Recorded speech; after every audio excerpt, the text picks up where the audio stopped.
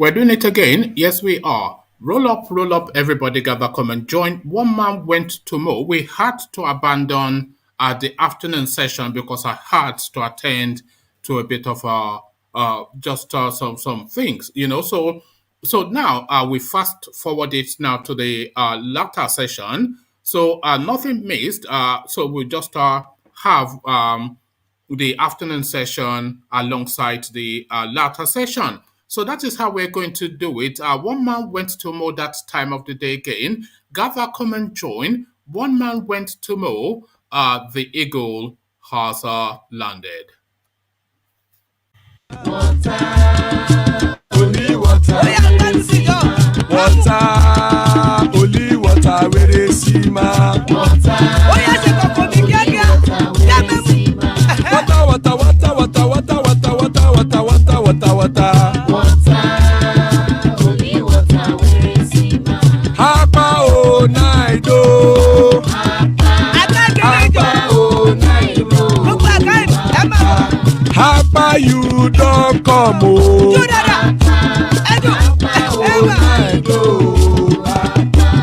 Hapa o naido.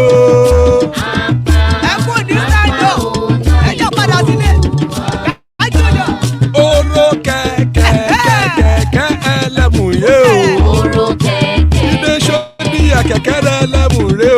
Oro kẹ̀kẹ́. Bobby master kẹ̀kẹ́ ẹlẹ́mù rẹ o. Oro kẹ̀kẹ́. Chief Wáìlà tí kẹ̀kẹ́ ẹlẹ́mù rẹ o. Oro kẹ̀kẹ́. Eruku lẹ̀lẹ̀ ẹlẹ́mù dé. Eruku lẹ̀lẹ̀ ẹlẹ́mù dòde. Eruku lẹ̀lẹ̀ ẹgbẹ́ ẹlẹ́mù dòde ó jàre o. Eruku lẹ̀lẹ̀ ẹlẹ́mù dòde. Eruku lẹ̀lẹ̀ Ghana ti dé ẹgbẹ́ pàtó. Ọmọ ẹlẹ́yẹ ẹ̀yẹ o ó dilé o. Ọmọ ẹlẹ́yẹ. Olúyẹ̀lá ẹ̀yẹ o ó dilé o. Ọmọ ẹlẹ́yẹ. Petrosonama ẹ̀yẹ o ó dilé o. Ọmọ ẹlẹ́yẹ. Petrosodunke ẹ̀yẹ rẹ̀ ó dilé o. Ọmọ ẹlẹ́yẹ. Ẹlẹ́kọ̀ ọ̀run mú ìní o. Ìgbàlà tí ẹlẹ́. Àkùkọ ọ̀run méjìkọ.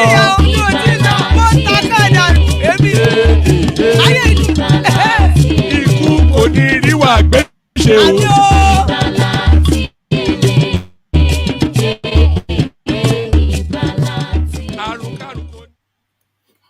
And there we are. Ikú kò ní rí wa gbé ṣe, the Kegites. Ikú kò ní rí wa gbé ṣe. By the way, there's been a news that broke just between me putting up the thumbprint and coming on stream. But I will hear about. Actually, go to that straight away. So this is a guy that I've been talking about. That anyway, listen to this, and then you know where we're going. This is a guy we've come across on the platform before. Nigeria's anti-graft agency EFCC arrests socialite Obi Kubana for money laundering, tax evasion. So remember Obi Kubana, of course, the one that did this just almost. Some people will say obscene, but some people will say elaborate funeral for his mother. So remember that period that we were throwing money into the air and acting wild and crazy, and we're talking about voodoo money. So it's the voodoo money guy. So voodoo money arrested. As again, Nigeria's anti-graft agency EFCC arrests socialite Obi Kubana for money laundering, tax evasion. So exactly what's going on there, we find out in the fullness of. Buhari's regime refuses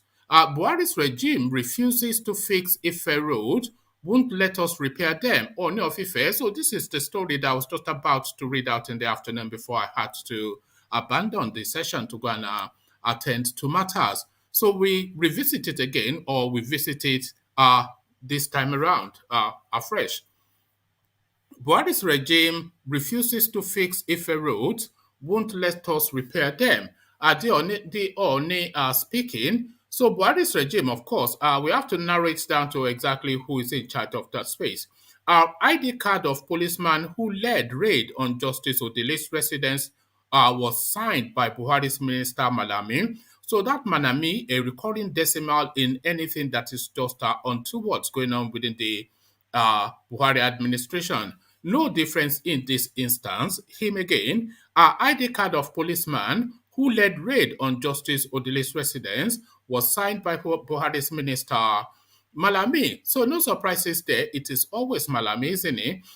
If you can't declare bandits terrorists, declare them as federal civil servants. So it's one way or the other. This is what SHEHU Sani is telling us now, or telling really the Buhari administration, that if these bandits now, you are recoiling from giving them the proper appellation, then you might as well give them some appellation, and that might as well be federal civil servants. If you can't declare bandits as terrorists, declare them as federal civil servants. Shehu Sani tells the Buhari regime. So it's just it never rains but it pours. Fulani are outnumbering Kwara indigents. Governor ABDULRAZAQ cries out.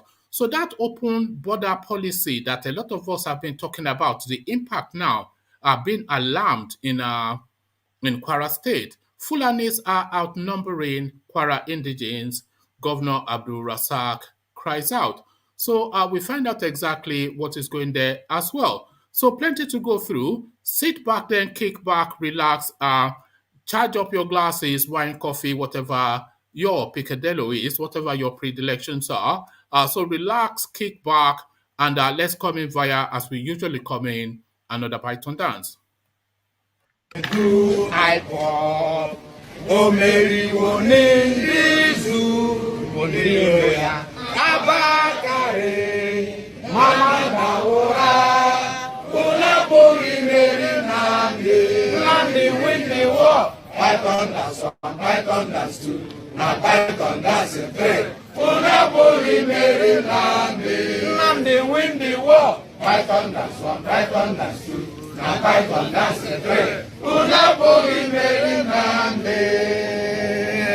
Nnamdi bụ onye du aịmọ. O meriwo n'izu mbiro ya. Abakare mama ndawura. Unabori meri Nnamdi win the war. Python dance 1, Python dance 2. Na Python dance 3. Unabori meri Nnamdi win the war. Python dance 1, Python dance 2. Na Python dance 3. Unabori meri Nnamdi win the war. Python dance 1, Python dance 2. Na Python dance 3. Unabori meri Nnamdi win the war. Python dance 1, Python dance 2. Na Python dance 3.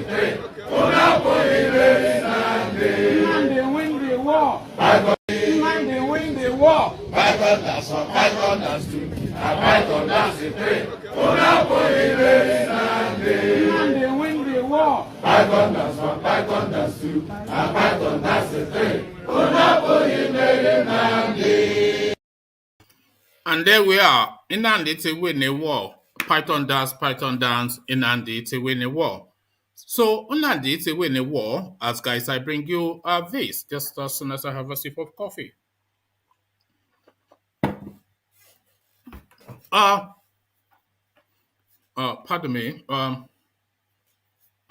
Breaking, Nigeria's anti-graft agency EFCC arrests socialite Obi Kubana for money laundering, tax evasion. Popular socialite and businessman Obina Eyagbu, aka Obi Kubana, has been arrested by the Economic and Financial Crimes Commission for money laundering.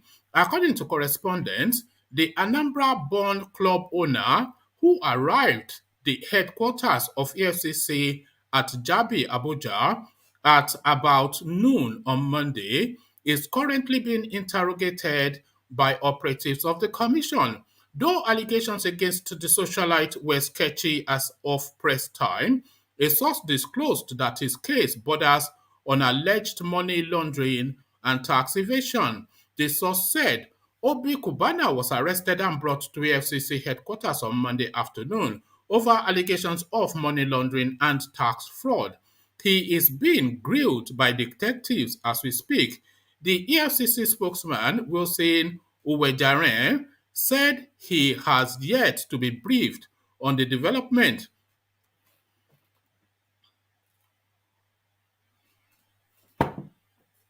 Cubana made headlines in July when he hosted an ostentatious burial for his mother in Oba, Anambra State, in which over 200 cows were reportedly killed. The lavish display of wealth set tongues the lavish display of wealth sent tongues wagging, with many Nigerians wondering about the source of his wealth. Several celebrities, businessmen, and politicians turned out in numbers for the funeral. So there you are, voodoo money. It looks as though EFCC now have nabbed him. So there we are. Um, Buhari regime refuses to fix Ife Road, won't let us repair them. The Ooni alarming to the space. The Ooni of Ife, Oba Adeyeye Ogunwese Ojaja II, has slammed President Muhammadu Buhari's regime for refusing to fix bad roads that litter his domain, Ile-Ife, whilst not allowing private citizens to rehabilitate them. I really do not know our offense in Ife to deserve the poor road network that surrounds us. It is not enough to call Ife the source. This city deserves to be treated as the true source of humanity that it is, Mr. Ogunwese reasoned. It is so bad that the same government that has refused to fix our roads is the one denying us access to do what we can do by ourselves. All we hear is that it is a government road, so we keep waiting. The monarch made the call on Sunday during the inauguration of a 700-meter road at the Odo Ogbe Market, Oja Tuntun, Ile-Ife. The road project was facilitated by the Ile-Ife born senior special assistant to the president on legislative matters, Babajide Omowo Rare. Mr. Ogunwese added, "We are aware that the government cannot do it alone, so we want them to put up a scheme like a form of concession on all major roads in Ile-Ife. We would look for able personalities within the community. They will fix the road and they will give them tax, that should say, credit. It is the same." He pleaded with the state and federal government to allow private citizens to fix the roads they could not repair. Let the government give us that opportunity and see whether we will perform. We can now replicate it in other communities across the country, the Oni further explained. We are willing and able to do that on all major roads in Ile-Ife. All we need is a form of concessioning into that regard. On the Odo Agbe Market Road facilitated by the President's Special Aid, the monarch described the politician as a committed son of the town, urging his political contemporaries to imitate his good gesture and shun unhealthy rivalry. Mr. This name is a struggle for me. Omowo Rare, but hopefully Ajamde Koko will be around to correct that pronunciation, said, I wish to authoritatively confirm to you in the newly presented budget by President Buhari, major roads, especially roadworks, will be done in Ife. I know of the Mayfair, Lagare, Iremo, and more roads, amongst others. So there you are. The Onin then alarming to being held hostage by the Aboki in Daura. So still with the Aboki in Daura and his acolytes, ID card of policeman who led raid on Justice ODILI'S residence was signed by Buhari's minister Malami. Fresh evidence has emerged that may have exposed the Attorney General of the Federation and Minister of Justice Abubakar Malami SAN, who earlier denied his involvement in the invasion of the residence of a Justice of the Supreme Court, Mary Odili, by security operatives. Justice ODILI'S family's residence at Imo River Street in Maitama, Abuja, was raided by fully armed plainclothes security men last Friday. The security operatives were said to consist of soldiers and officers of the Nigerian police force who identified themselves as member of a joint task force, even though he has denied involvement in the invasion of the house of the number two George in the country. Malami still has to come clean with convincing explanation. The identity card of the police officer who led the assault on the residence of Justice Odili was signed by the AGF. The correspondents learned that the name on the ID card is Ajodo FL of the Police and Asset Recovery Unit. His rank is CSP, Chief Superintendent of Police, whilst his position says OIC Investigation. Ajodo's ID card number is 001. The ID card was signed by Abubakar Malami SAN, Attorney General of the Federation. Correspondents had earlier reported that the Chief Magistrate of Wuse Zone 6 Magisterial Division in Abuja, Emmanuel Iyana, admitted that he was lied to, which made him sign the search warrant allowing the invasion of the residence of the Supreme Court Judge Mary Odili. Iyana had said he was misled by the Federal Ministry of Justice under Malami. The Chief Magistrate consequently revoked the search warrant due to misinterpretation in the first information application supplied by an ad hoc public asset recovery panel domiciled under the Justice Ministry and overseen by Malami.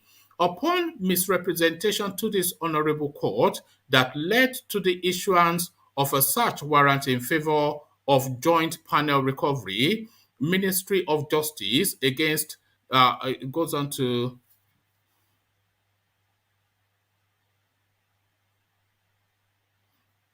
okay, all right.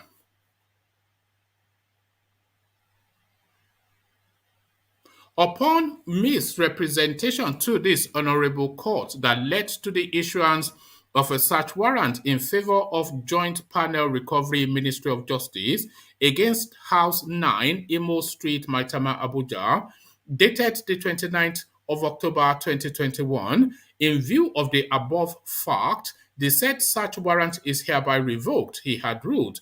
Armed operatives had stormed ODILI'S residence bearing a warrant that was issued based on information from a whistleblower, Aliyu Umar, an Abuja-based resident. Umar had deposed on October the 13th that illegal activities were going on at number 9 Imo Street, Maitama, which should warrant immediate action from law enforcement agents. Odili is next in line to Nigeria's Chief Justice, Tanko Mohammed, and stands to benefit from his removal should that happen before her retirement on May the 12th, 2022. Sources said the raid, approved by the Attorney General of the Federation and Minister of Justice Abubakar Malami, was to let her know she would not be allowed to succeed Mohammed as the head of the nation's judiciary. Odili, who was appointed a justice of the Supreme Court on June 23, 2011, was born on May 12, 1952. This means she will be due for retirement by May 12, 2022 on turning 70. But Mohammed, who was appointed a Supreme Court judge in 2006 and sworn in on January the 8th, 2007, was born on December the 31st, 1953, meaning he is younger than Justice Odili and will not retire until 2023 when he turns 70. Another source said regarding the raid on Odili's house, it was planned because they don't want her to become the next CJN. Though she's retiring in about 6 months, That is like 6 years to the cabal. They are planning to remove Tanko Mohammed before then and don't want the woman to even act as CJN for one day. The most senior justice after Odili is Olukayode Ariwola, but they claim he's got a terminal illness. He is expected to retire soon on health grounds. The fourth most senior of the justice who could take over as CJL is Musa Datigjo Mohammed, another northerner from Niger State. He is also expected to retire in 2023. They accused Odili of being a PDP judge and that her husband helps to fix lots of judgments at their home in Abuja. That was why the husband was also embarrassed recently. Forget also about Malami's denials. Forget also about Malami's denials. He was directly in charge of the raid. He chose the day President Buhari arrived from Saudi to do it because he needed to impress Buhari that he is still loyal as efforts are being intensified to remove him as minister. They want to force Tanko out soon and don't want the woman to replace him. They consider her too close to the PDP, so they have to embarrass her to ensure she doesn't get to replace him. So there you are. That is the politics of it. It's unbelievable, but there you are. It's just like a Gestapo style. The economists they describe Nigeria as a crime scene, and a crime scene indeed it is. If you can't declare bandits terrorists, declare them federal civil servants. Shehu Sani are speaking to space. A former senator who represented Kaduna Central in the Senate, Shehu Sani, has taken a swipe at the President Muhammadu Buhari administration over its failure to declare bandits as terrorists. A week ago, the 36 state houses of assembly speakers called on Buhari to declare bandits as terrorists and enemies of the nation. Also, Katsina State Governor Aminu Bello Masari and his Kaduna counterpart Nasir El-Rufai and the National Assembly had also urged the government to declare a state of emergency on the nation's security and declare bandits as terrorists. Meanwhile, the Nigerian government has said the need to follow due process is responsible for the delay in declaring bandits as terrorists. Expressing his displeasure with the delay, Sani on Monday took to his Twitter handle lamenting that the bandits are killing people regardless of religion and place of worship. They killed Muslim worshippers in their mosques in Niger and Katsina states. They killed Christians in their churches in Kaduna State. If the government doesn't want to declare them terrorists, it should declare them federal civil servants, he wrote on his verified Twitter handle on Monday. His comment comes after the attack by some gunmen on the Baptist Church Kakao Daji in the Chinkun local government area of Kaduna State, leaving 2 dead and some others abducted. So there you are, dead and abducted. This is just the daily diet of the Nigerian space are dead and abducted. So that is just the narrative of Nigeria. That has been the story, the headline since 2015 till date, dead and abducted. And the reasons why Fulanis are outnumbering Kwara indigents is the number one citizen of that state, alarming to space. Fulanis have spread into multiple villages in Kwara, with their population gradually outnumbering indigents. Governor ABDULRAZAQ has cried out.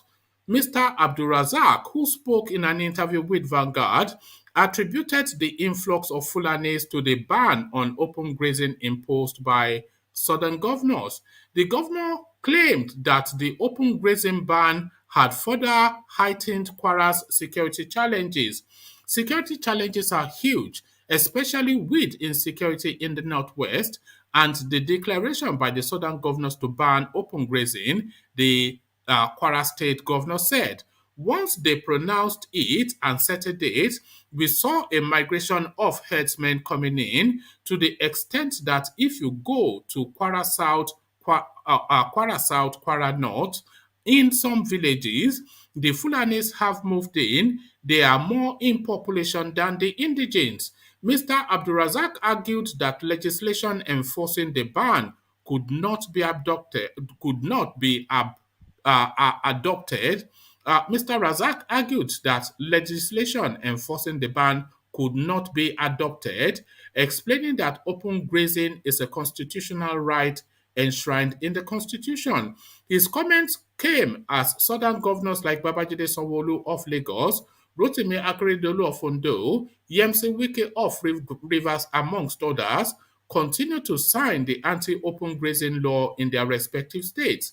The 17 southern governors had met on 3 different occasions this year in Lagos, Asaba, and Enugu, agreeing to enact the anti-open grazing laws to tackle worsening insecurity. However, Justice Minister Abubakar Malami said the southern governors' open grazing ban is illegal. According to the Attorney General of the Federation, the controversies surrounding open grazing are a constitutional matter that amending the Constitution will address. He advised the 17 southern governors to approach the National Assembly for the needed backing to effect the ban on open grazing. So there you are. They have completely subsumed and consumed Kwara State. Court adjourns Northern Governor's suit seeking referendum for Southeast region. A federal high court sitting in the Federal Capital Territory, Abuja, on Monday adjourned a suit filed by the coalition of northern groups seeking a referendum to allow the Southeast region to form Biafra, as well as freedom for other self-determination agitations. CNG had, in June 2021, sued the National Assembly and the Attorney General of the Federation and Minister of Justice Abubakar Malami, asking the court to compel the defendants to halt the ongoing constitutional review exercise and, in its place, conduct a referendum to determine Nigeria and its composition. Speaking after the adjournment, the spokesperson of the CNG, Abdulaziz Suleiman, told reporters that the court could not see it and the suit was subsequently adjourned to January the 20th, 2020.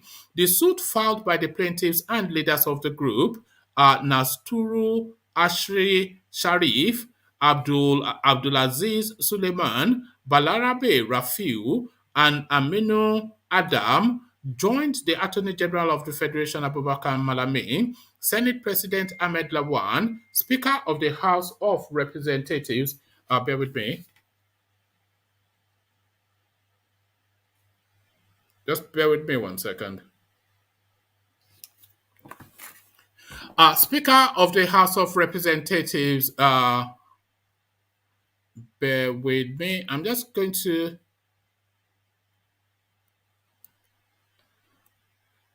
somebody's telling me there's no link, but I can see 1 or 2 people already here. But let me put the hyperlink in there again, just to make sure that there are people there. Otherwise, you know how it goes. Right, let me take it from the top of this paragraph again. The suit filed by the plaintiff and leaders of the group are Nasturu Asha Sharif, Abdulaziz Suleiman, Balarabe Rafiu, or Rufai, Balarabe Rufai, and Aminu Adam, joined the Attorney General of the Federation Abubakar Malami, Senate President Ahmed Lawan, Speaker of the House of Representatives Femi Gbajabiamila, and the National Assembly as defendants. The CNG said instead of constitutional review, the defendants should immediately provide a framework for the actualization of agitators' demands on self-determination. One of the issues for determination in the substantive suit has to do with the legal obligation of the second and fourth defendants/respondents to provide a framework that will pave the way for the self-determination of the southeastern states and other enclaves that want to go so as to leave the geographical entity called Nigeria before any further step is taken to review the constitution, Suleiman said. So this sort of a boju boju sort of thing by the Abokes, of course. And, the thing that Usman Danfodio had promised, and they are now just on the cusp of achieving. So they're now saying they're going to give it up. Of course, they're not going to give it up. So a total nonsense, just grandstanding and showboating and playing to the gallery. It's just a gratuitous, chest beating really by their bookies. But then, of course, this is a form that we know them for. So let's see now if there's anybody there to take it on. Thomas, we see you. Ajanle Coco, we see you. Ovie Whiskey and Charlie Boy. So good to see you, gentlemen. Let me come to you first, Thomas, before you start complaining, because I know you're a serial complainant. Are you not a serial complainant, Thomas? All right. Good to see you, Thomas. No. How are you doing, my brother? I'm well. Good to see you. Let me take you to this space, actually. I struggled with this name, and I'm hopeful. No, maybe Ajande Koko would know how to pronounce it, but I wasn't quite sure why I wasn't able to reach the name. It's OMO. I'll put the spelling in the comment section for anybody that wants to attempt the name. It's quite a convoluted sort of Oh, yes, let me put the spelling in for anybody that wants to attempt that name. So if you want to attempt that name, but before you attempt that name, Thomas, let me take you then to, you may not well be with the platform when we first came across this guy, Obi Kubana. He was this chap now that went around just a few months ago, spraying money in the air, shutting down the whole of Anambra State, bragging and boasting about how wealthy he is. Sudden money, of course, sudden money usually comes via dubious means. So in the custody of the EFCC now, answering charges for money laundering, voodoo money, Obi Kobana. So what are you making of that? The boastful guy gets his comeuppance. I haven't joined your chatting room, but I've been following you since.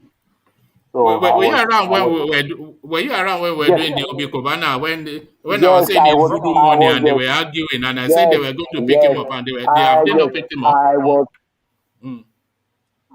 I was following you, but I didn't join the chatting room.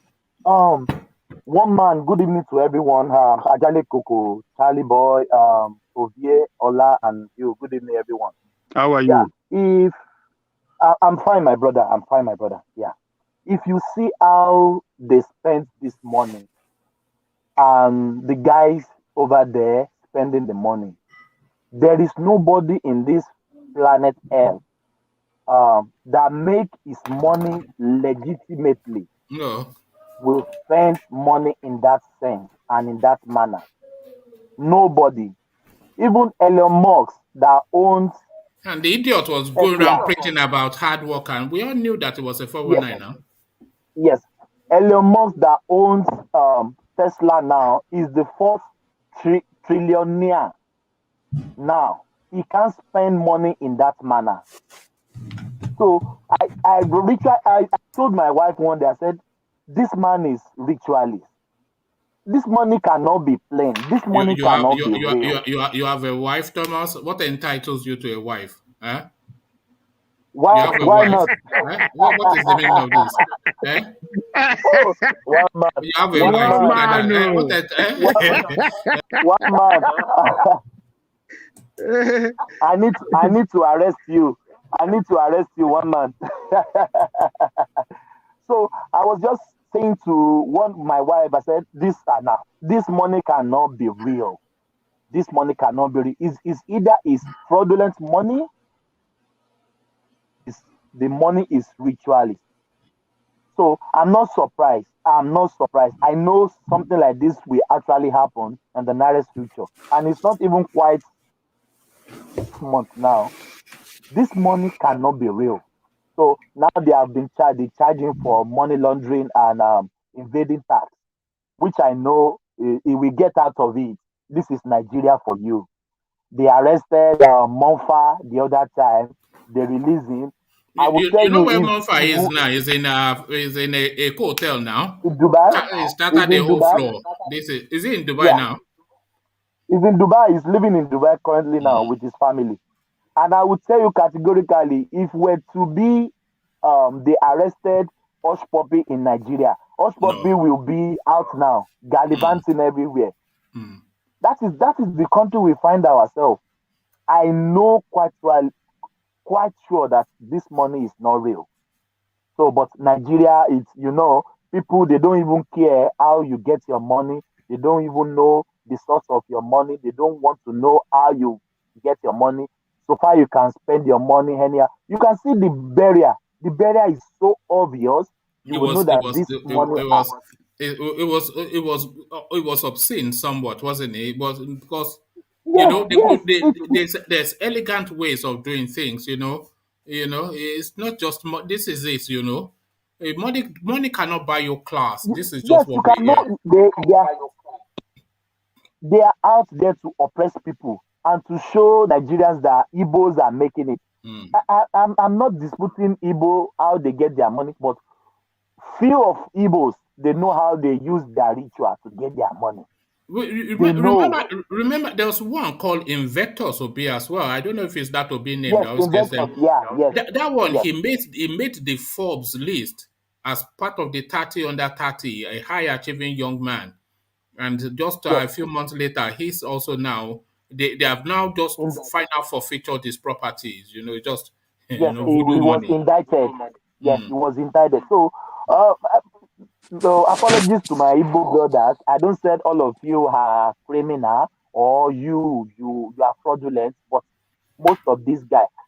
Let me It's cite all an right, example Thomas. for We you. already know you're an Igbo hater from yesterday. We know you're No, an no, Igbo no, no, hater. no, no, no, no, no, no, no. I'm not Igbo hater. Please, don't quote me wrong. Please, don't quote me wrong. I've saw many examples. Um, I was born. I was born in Ibadan, Oyo State. I'm from Oyo State as well. One day if you know this market called Dugbe in Ibadan, the guy, he has a boutique. Whereas the guy was a ritualist. So they carpet the boutique. They will take you inside to wear your clothes to know whether it fits you. But there is a hole under there. Immediately the guy entered the wearing showroom. He went there. There was a hole. The man was dig a hole.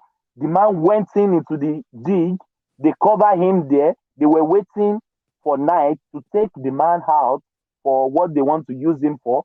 But unfortunately for them, the elder brother of the man was in a car in the front of in the other side of the boutique. He saw his brother when he went out of the car, went into the boutique, and he was waiting. What's wrong with this boy? Come out. What are you buying since 1 hour, 2 hours? This is coming crazy. The man came out of the car, knocked at the door. What happened here? My brother went into this showroom. He wanted to buy clothes. The man denied. He said, "No, your brother didn't come in here." I saw him with my eyes. So he called. Unfortunately for them, Iyaganku police station was not too far from Dugbe market. They called police from Iyaganku police station. They ransacked all the place. They couldn't find anything. The man said, "I have my brother in this room. He went in here. Later on, they removed the carpet. Immediately, the man is already dead, suffocated." So I'm not imposing Igbos, but we have many Was this examples. was But this Igbo people? Is the Igbo people in Okay, Ibadan. yeah. but here's the So issue I have I'm with not this. I'm not I'm not fighting Charles. I'm not fighting Igbo. I know, but I The Oh, have a but bad you are issue. not. to do it. Did you okay? Tell us a good example of an experience with an Igbo person, because all of your experience with Igbo people seems to be I don't have I have you don't Middle have good East example. friends. I don't have Igbo friends, but I have Edo friends. They are good. Igbo are good people. I don't say they are not good people. They Yeah, are good people. But give us one good example. You've given us about 99 bad examples now. Give us one good example with Have you had a good experience with This an Igbo table that person? they shake. Hold on, Lola. Let's pin this guy down. Give us one Yes. good example you've had with a good experience you've had with an Igbo Personally, person. personally, I haven't had any good encounter with You Igbos. say you are an But Igbo Igbos hater, are good but people. all right, you have not had a good experience. You've had bad ones, but they are good people. Well, All right. the one that I have an issue with this book, what I have an issue with it, his issue I have it. Why is the federal government wasting? He's a private citizen. With the federal government assuming money and being co-op, why can't they go to jail? That's the issue. Double standard, and that must stop in Nigeria. Double standard must stop. It's double standard for them to arrest a criminal. Yes, double standard. It's a double Were you standard not to here arrest when a we were criminal. when we were saying that this guy will be picked up? Were you not here? One man, That come is on, man. voodoo money. You know Bryce is a One criminal. man, can Bryce I co-op. Why say did he go to something? jail? Voodoo money has been arrested now. So One man, can I say something? Thomas just gave you another example. We all know what we all know. We all know that space now. Voodoo money. But One man, yeah. let me say something. All right. Now, I know you. Anytime that anybody is critical of Igbo people, you immediately Wait. CBD, you are there again. As soon as you said that, I knew it would come on. As soon as you said you had some bad experience with an Igbo person, it's CBD the cutlass is parking on the ground as it charges into the room to say, "We wait till you talk." Oh yeah, it's CBD. Oh yeah. Cutlass go fly for sky, yo. But you know that's why I waited for him to finish so that you don't accuse me that I'm trying to manage his thoughts or something like that. Oh yeah, carry on. So I hope he has finished. If not, I can still wait for him to talk again about the experiences he's had because I just want to say something. Okay, first of all, your interjection, don't let it long. I remember yesterday your interjection go to almost 5 minutes. My brother. But there's no interjection now. Are you still talking? I can let you finish, Thomas. Do you No. still The guy insisted that the brother is in there. They went in there, removed the carpet, then they found the guy dead. So they took the guy out. He said, "What are they doing?" They said they do sell parts. They do sell human parts. So they are waiting till evening. They will evacuate the corpse, then take it to when they want to take it to. They are using the corpse for ritual. So I'm not saying Yoruba to do ritualists, Hausa do ritualists, but this is some experience I've seen with my naked as I was there when it happened. So I don't say Igbo people are bad, but this Cubana of a thing because I don't even know who is Cubana until this mother's burial. I don't know who is he, but till the day of the mother's burial, I saw how the lavish money show their strength.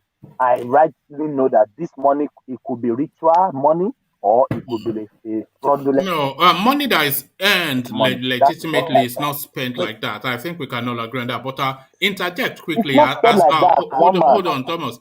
Interject quickly. You stand accused that you labor on your interjection. So interject quickly in CBD. Tell him off and then we'll carry on. Oh, so okay, no problem. I'm not telling him off. I'm only I'm saying this. As regard to Obi Kubana, I thought the statement that they put out there was that they are inviting him for money laundering and what. So where's all this thing about ritualists coming from? Yeah, or it's just our own imaginations? Okay.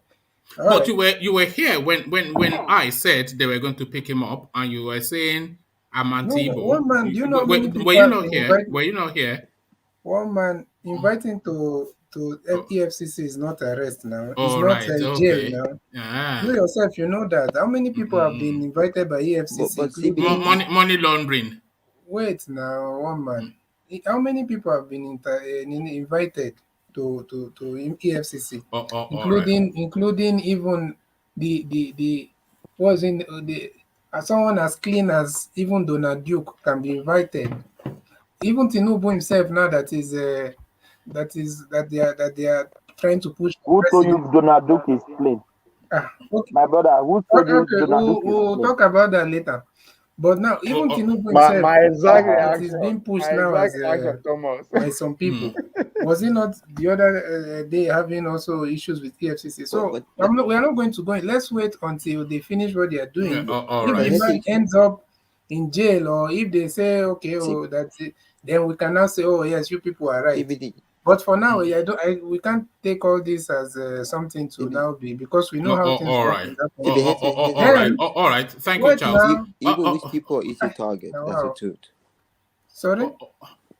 He's saying Igbo rich people are easy targets, but Charles, let him land so I can go back to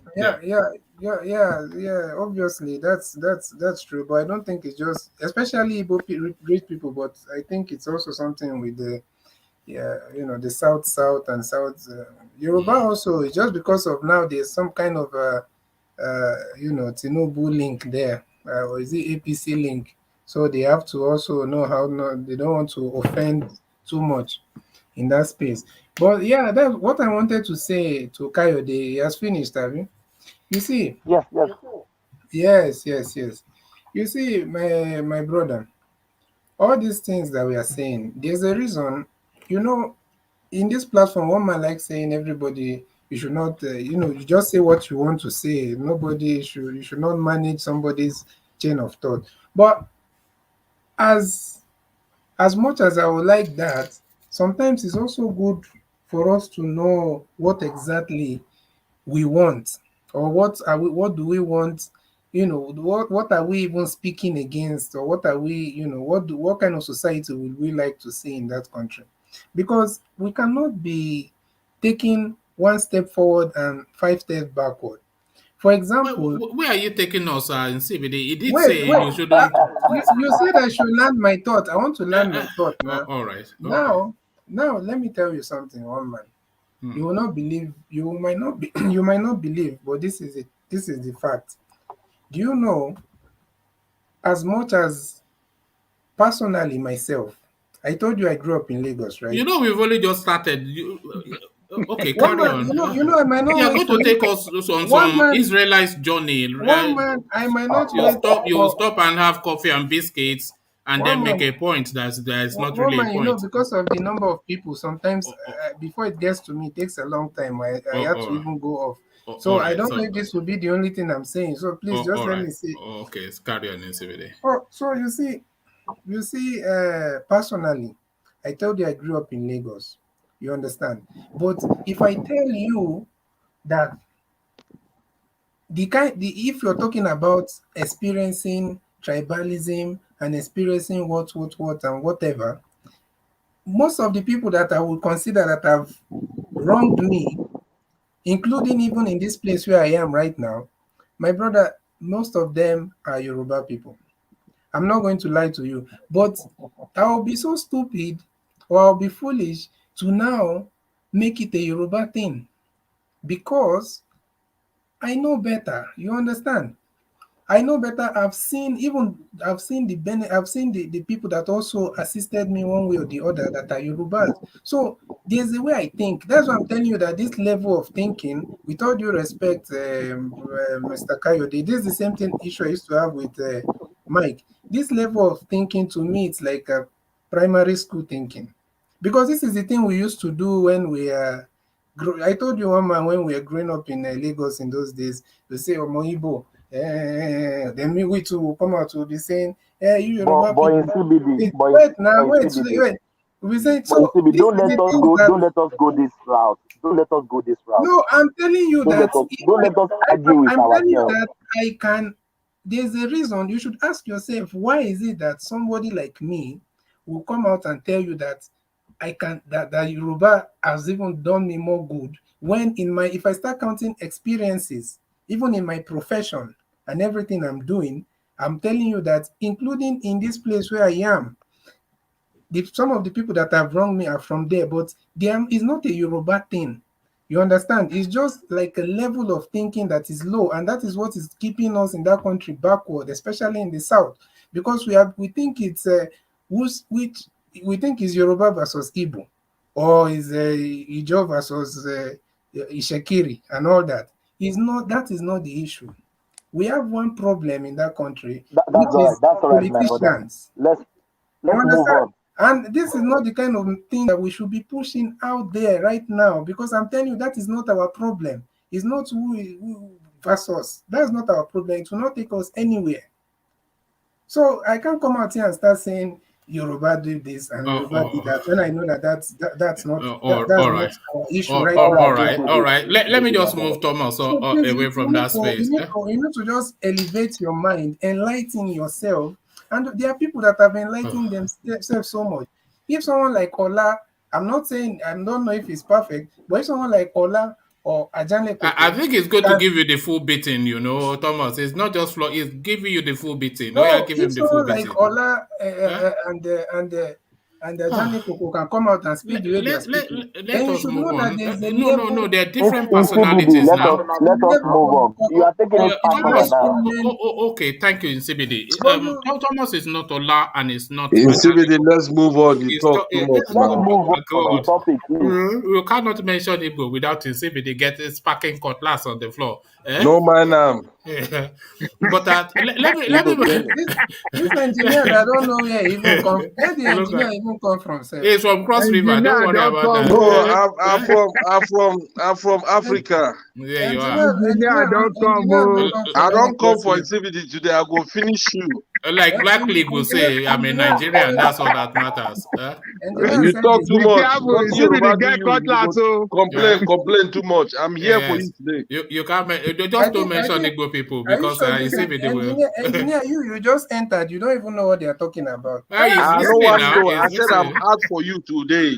Yeah, all right. You don't even All know. right. Okay, what was I talking about? Yeah, Who did I what you interrupt? always talk about now, You dey talk about Yoruba. Kilo day. defender of Man, the. I'm trying to cause to bring unity and harmony here, and you're saying you're here for me. You should be here for me. Chonu there. Chonu. Metono. You should be Don't know. which Mechon. Let's move on, Mama. Let's move on. Engineer says from Benue State. Don't So I worry, never engineer can understand be what from you're wherever he talking wants to about. I be. love my brother. My brother is in Engineer is an CBD. Oyo Nobody man. can take me away from CBD. That's just the truth. Engineer is an Oyo man. Don't worry about that. Thank you, CBD. But please, so now you have vent your Please spleen. let We us. will I'm still. not. I did not come attacking. I'm saying, please Uh, let us enlighten. Let us know our problem in that country. Let us be enlightened now. Let's not be doing this primary Even school things. Alexander is begging you. He says, CBD, No. We can't be. yeah, whatever, something. He says, Obviously, yeah. we know these things is personal. Why are we lying to ourselves? These are the things I don't like. If we're on this platform, let's not be. Okay. It's not personal. Hold on, Thomas. We know that Let Thomas me is let me personal just about address. it. No, When it's Mike not talk personal. also, we know Hold he's on. personal about In it. So CBD, why you are we cannot say lying to that. ourselves that In it's nothing CBD, personal? in CBD, when this guy Please, broke into I don't space, lie to ourselves. and I said it was sudden money and it was voodoo money, I think you even spoke No, longer than I don't this care in about that. anguish. I don't care And about that. By the now way, it's imagine that it's maybe one not man, voodoo I money, don't but care about certainly. what they are talking about. You have been saying that I don't care about. You have not understand me. I don't care about whatever. I'm talking All about right. all As those. long as you don't mention When the man start talking about he went to in Oyo State, the only ritualist he saw is one Igbo people that have shop. Then you know, But that was his experience now. That was his experience. coupled with what he was saying yesterday, and in fact, the issue of what is it called?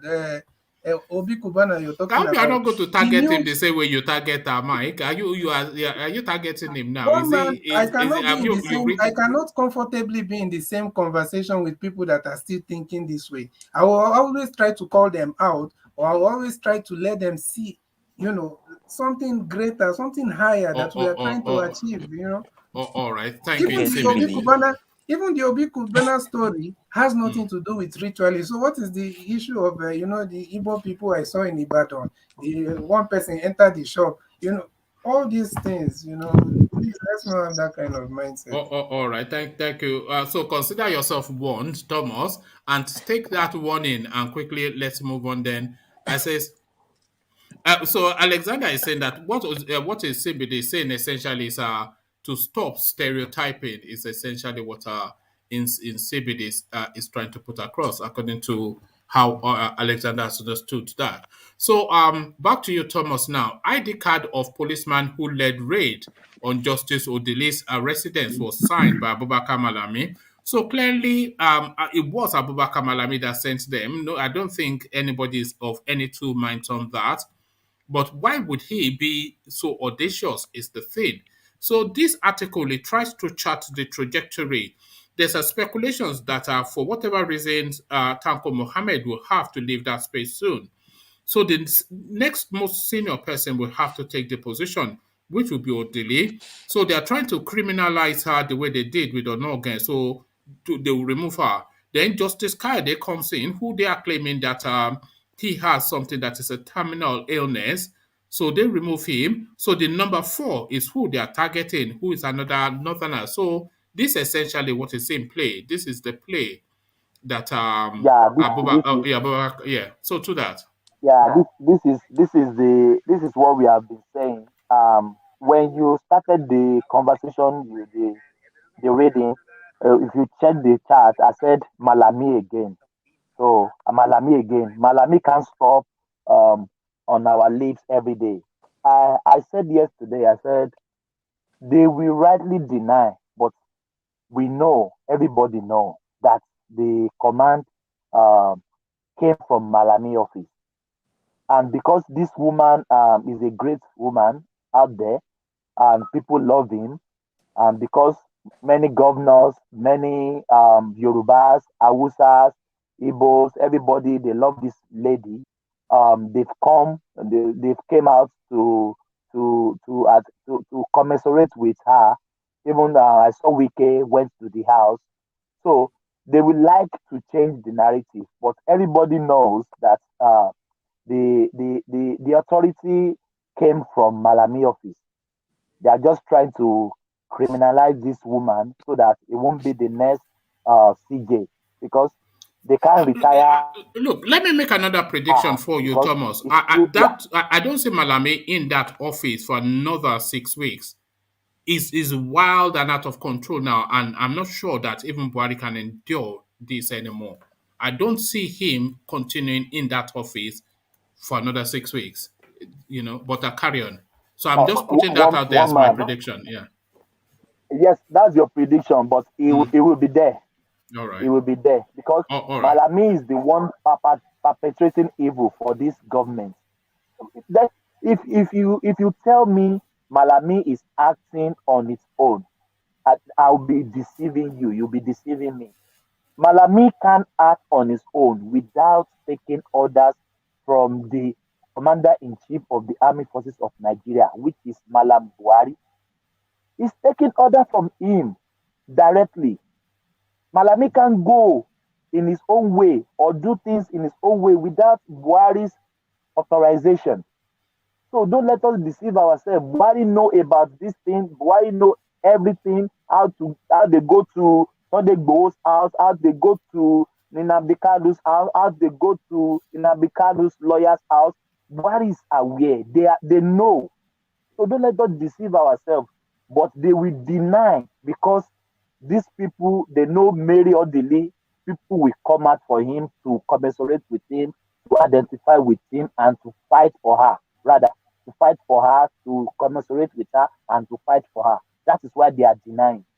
But the truth is on the paper now. Even rightly before, after 24 hours, what Malami said has been debunked because they got the person that sent them there and the signature of the police that lead the team down there. So don't let us just deceive ourselves, my brother.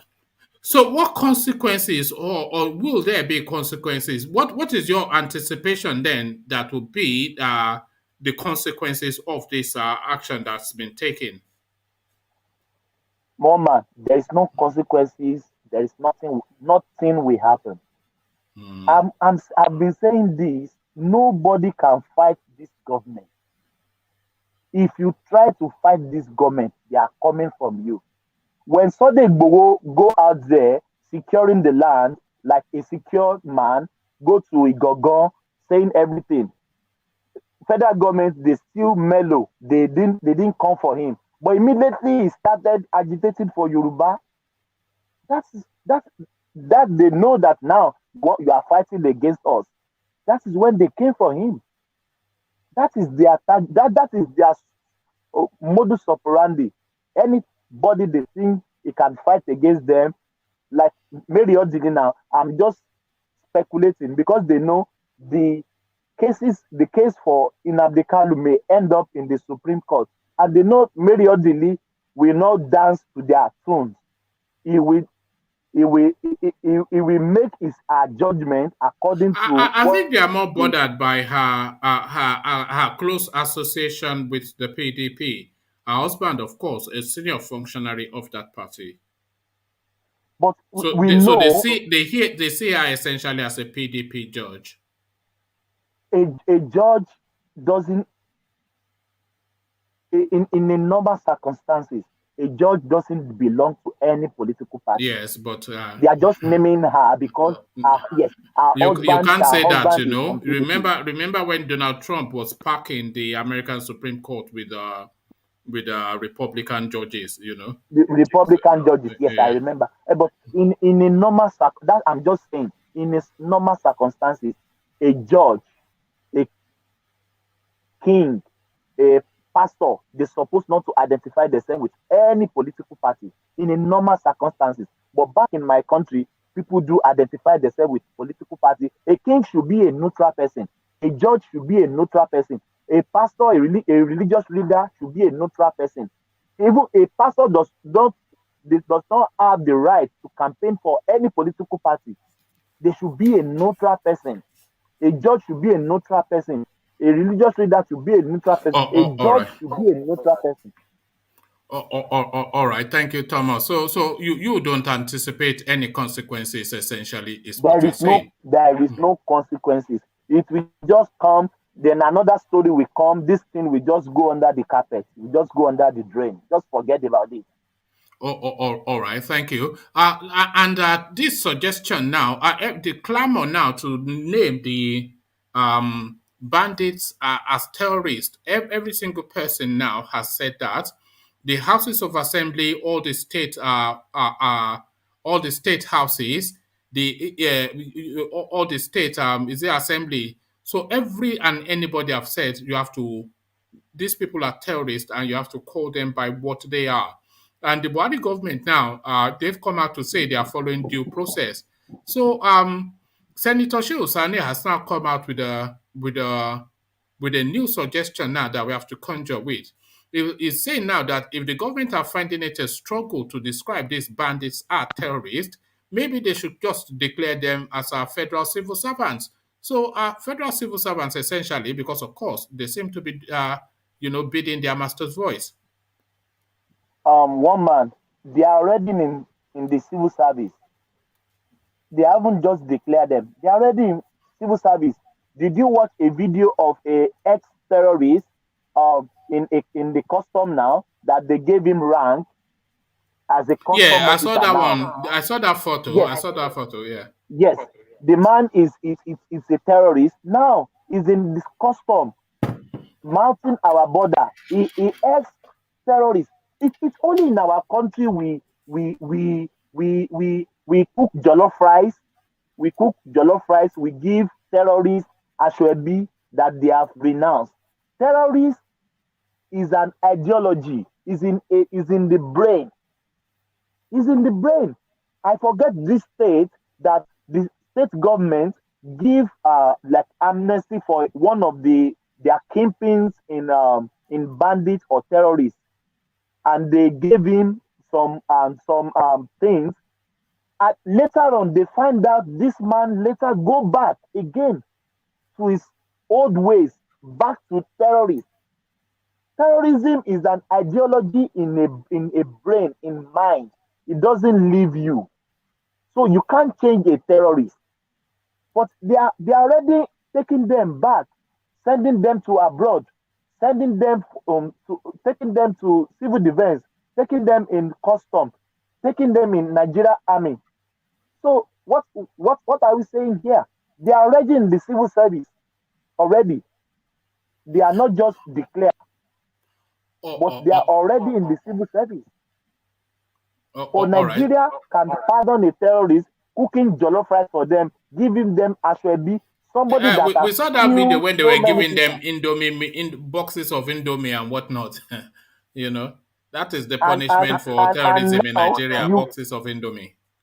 Yes, and now Nnamdi Kanu that has never killed somebody, you never find gun in his house. You can't take it forgive easy. him. What do you mean? You can't forgive him. You can't forgive him. This is what we are saying. That some people they are citizens, some people are less citizens. We are not treating ourselves equal. It's crazy, one man. It's crazy. All right, thank you, Thomas. In CBD, Thomas is talking good about Igbo now. You see, he mentioned Kanu. You are quiet now. You didn't hear that one. He's about to give kudos to him now. Yeah, I can see my conversion technique is working. This is a criminal. He is, isn't he? Yeah. All right. Thank you, Thomas. Yeah. Let's just call this spade, my brother. That's just it. It's not rocket science. Exactly. That's why I always tell one man, it's just common sense. I used to tell Mike, it's not what is it called? He said they are is it brainwashing? It's not brainwashing, it's just common sense. You know, some of these things that is happening in that country, you just need to reason as a normal human being. It's not something you struggle to know. All right. Thank you, Thomas. Thomas, for reasons of time, let me go on to Charlie Boy. Charlie Boy, are you there? I am here. Okay, so to that space, then your homeboy Obi Kubana. So we were saying you were here when we were saying when he was flashing money all over the place, and we were saying that money that's legitimately earned is not spent in that manner, and he goes around lecturing about hard work and perseverance and how he slept on the floor for so sudden money, of course, is never legitimate money. So EFCC now. They've asked him to come in and take a seat in a cozy cell. Yeah. One man, one man, is it possible you, as you're telling someone the point to talk about, you should tell him also what EFCC is accusing him of, so that he can know what to talk about now. No, they had me read it out. Don't worry. No, so that he does not think that is ritual. Or something. It's voodoo money. It's voodoo. Thomas, did you know hear what Thomas told us? Burying people inside the ground on the show. Or you ask him if he had you reading the usually read the stories before people come on. You ask him if he had you read. No, before you come on, you don't speak for other people now. I read. I know. I read the story before I came. Seem to be on fire today. Yeah, exactly. He wouldn't let anybody get a word in. But to you, Charles, he wants to manage what you say. So go with what Insibide has told you to say, Charles. I'm not. No, for my opinion, I think Western is bad. I think Western is bad. Here's the reason why I say that. Igbo people are easy talking, and that's the truth. Why do you say that? Because most Northern don't like the Igbo, so for them it's easy target. So they can steal the money from them. That's the truth. What? Are you saying crime should not be punished, Charles? No, I say you should ask him if he even knows the story first. No, I think it's double standard in Nigeria. No, that wasn't the question, Charles. People not steal money. No. That has to do with the question. I'm sorry, that's the truth. I can't lie to you. Okay. I've seen that's the double standard. If you watch the Igbo guy, why can't we say Yoruba guy who score? Why can't we say the guy knows who score? That's the problem. That's the problem. Nigeria double standard. Nigeria, stop that. This is a modern world we live in. You get with all the core people. Why should be what's it too? You can't be doing that double standard. No. Okay, Charles, I'm going to ask you a question, and I want you to answer the question that I ask you rather than whatever it is that you want to answer. So the question, and don't go off on a tangent. So should crime be punished, Charles? Yeah, I think crime should be punished, but I think you shouldn't target a tribe for no reason. You shouldn't keep targeting a tribe for no reason. You shouldn't show hate to a tribe for no reason. I don't believe that. No hate. You shouldn't target it. That happened to APC. happened to the APC guy. He was targeted, and nobody behind that. Let me ask you another question, His hand Charles. behind the target of APC. Let me ask you another question, Charles. Yes. Should an Igbo man who commits a crime, should he be arrested? If an Igbo man commits a crime, should he be arrested? He should. The only time he should be arrested if they arrest Buhari and other court people. If they don't, okay. So if they don't arrest Buhari, then an Igbo man can commit a crime and not be arrested. Because for the Igbo people, you think that for the Igbo people, they've seen that it's they're attacking our tribe. For them, people live there. You see, double standard. You must stop. All right, thank you. The double standard must stop. How can you? And this is the reason why the UP won't be happy. This is the reason why double standard. Look at the APC guy. They're almost a Western guy for no reason. He's only could in like the Western because the Igbo guy. I'm sorry, Tom. That's the truth. That's the truth. Igbo rich people are easy target. That's the truth. Okay. Why can the idiot Buhari be arrested for killing people and stealing money? Shame on that idiot Buhari. All right. Okay. So still with the East, Charles, our court adjourns Northern Group's suit seeking referendum for the Southeast region. So a coalition within the Northern space have gone to court in Abuja to try and force the government to give the Igbos a referendum to determine then if they want to leave. Because I think they are getting a little bit fed up with just all the noise making. So what are you then making then of the move by the Northerners? I'm so happy thinking that, yes, we should leave this country. This country is shameful. This country is shame to humanity. We should leave this country. Now you should that your boy people get away. You should leave too. Don't be saying this nonsense Nigeria. It's a shame to humanity. Nigeria is the disgrace to Africa. Nigeria make an African image be disgrace to the whole world. Charles, have you ever been to Igbo land? Yes. It's sad. I went there. I was crying. It's sad. When did you go? A few years ago. It's sad. To me, it's sad. How long for? How long for? How long were you there for? 2 weeks. Okay, and that is the totality of your experience of Nigeria and Igbo land. When I went to Nigeria, I was sad.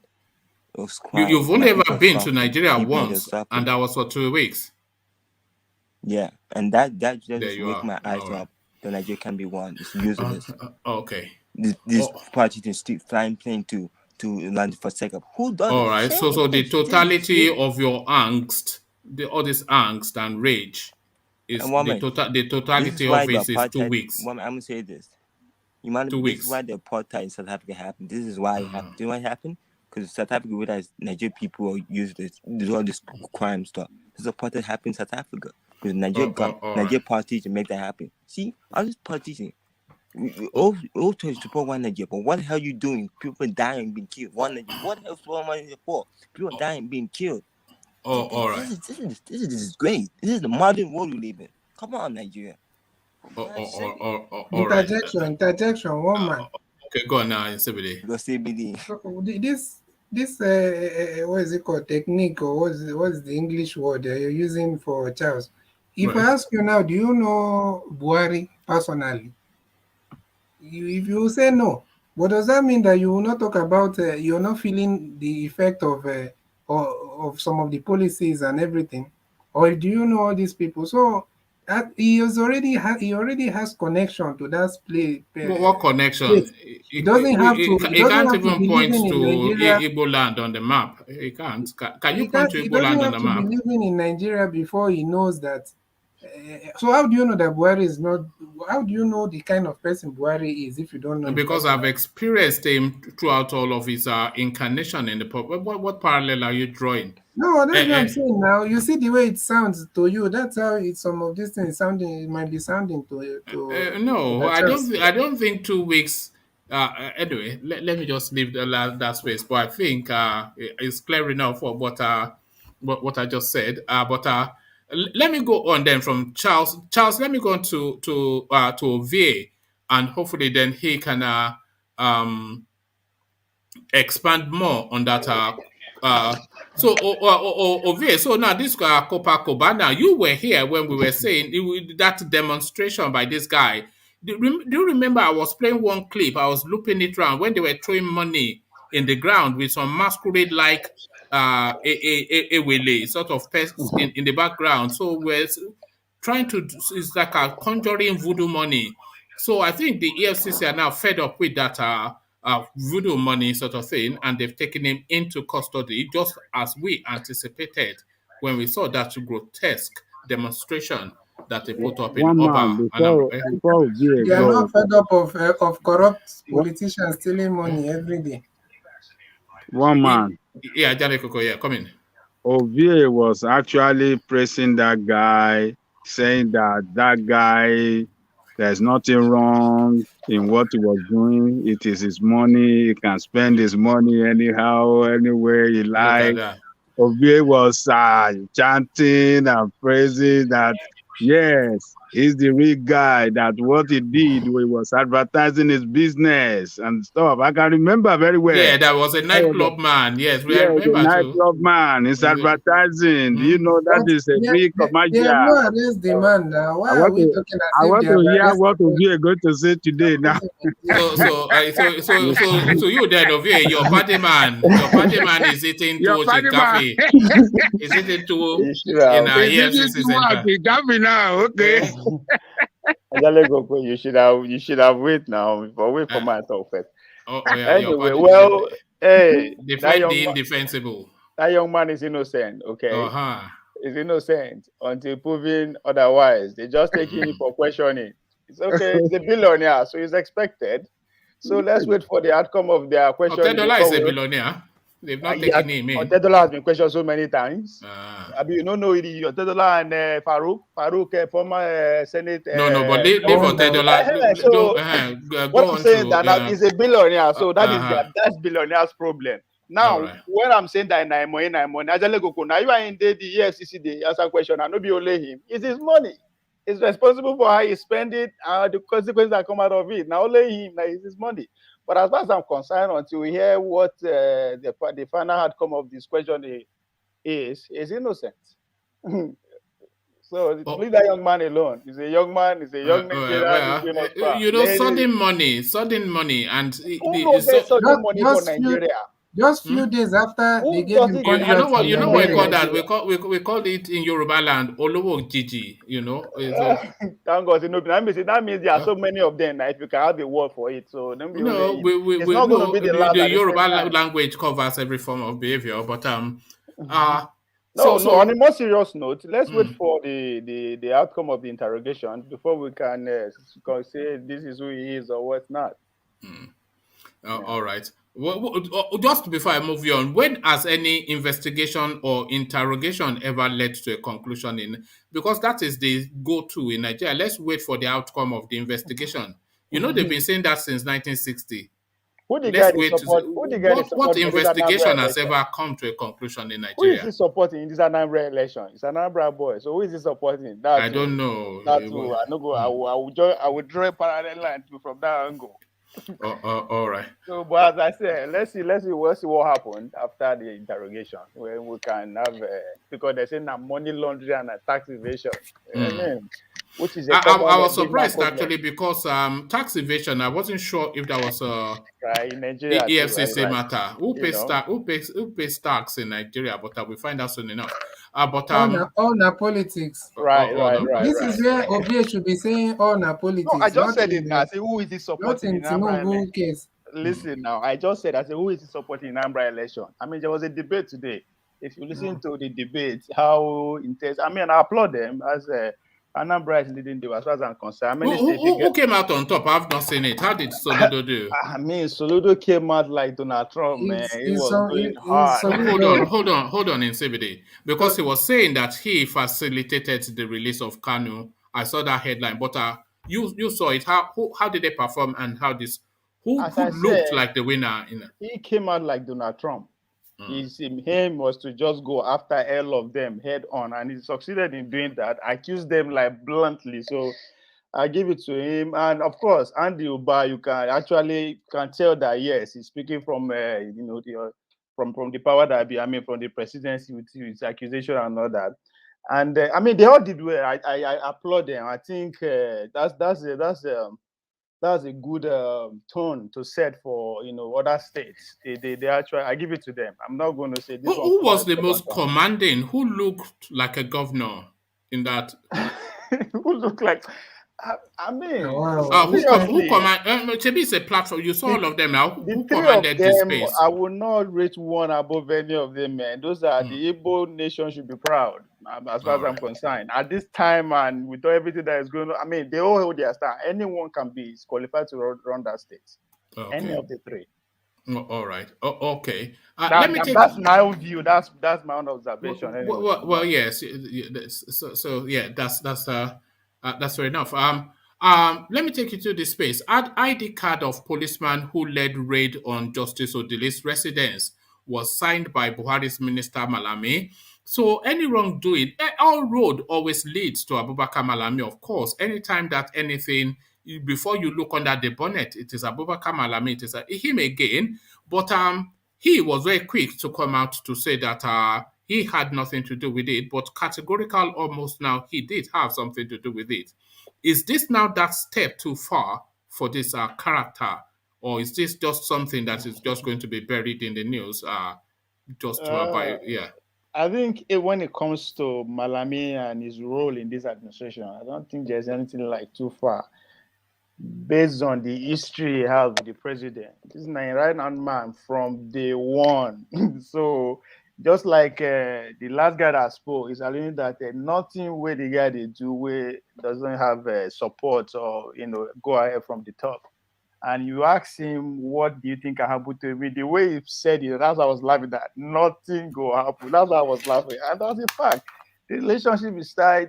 If you say Buhari na Mumu, quote unquote, then Buhari na Malami na MBD, now they lead the whole pack. So, just as I was trying to paint the political aspect of what happened there, there's just a motivation from either angle, that when the thing happened. And I'm not surprised that Malami, and I think, why is he doing it? Is what I'm interested in. Is it what you just narrated that the succession of the woman, the judge, or the fact that they have political interests and their key front runner? I mean, the man no be any politician. He's one of those. Even Obasanjo just recognize the power and what that man can do if he's freely allowed to throw. You see, there's no sacred. What concerns me is that there's no sacred space anymore that's not been desecrated by these characters. No. We saw Maman Daura roll out troops on the National Assembly. That I'm surprised that he got away as like because that was a coup. Because the seat of democracy in Nigeria is the assembly, and you rolled troops to shut it down. So that essentially was a coup. He did that, he got away with it, nothing happened. So this guy now, he goes and raids the residence of the second most senior, most judicial person, justice in Nigeria, and he walks away, nothing happened. So nothing seems to be sacred anymore. So they keep ratcheting it up and ratcheting it up and ratcheting it up. So where is the tipping point? What tips this thing over?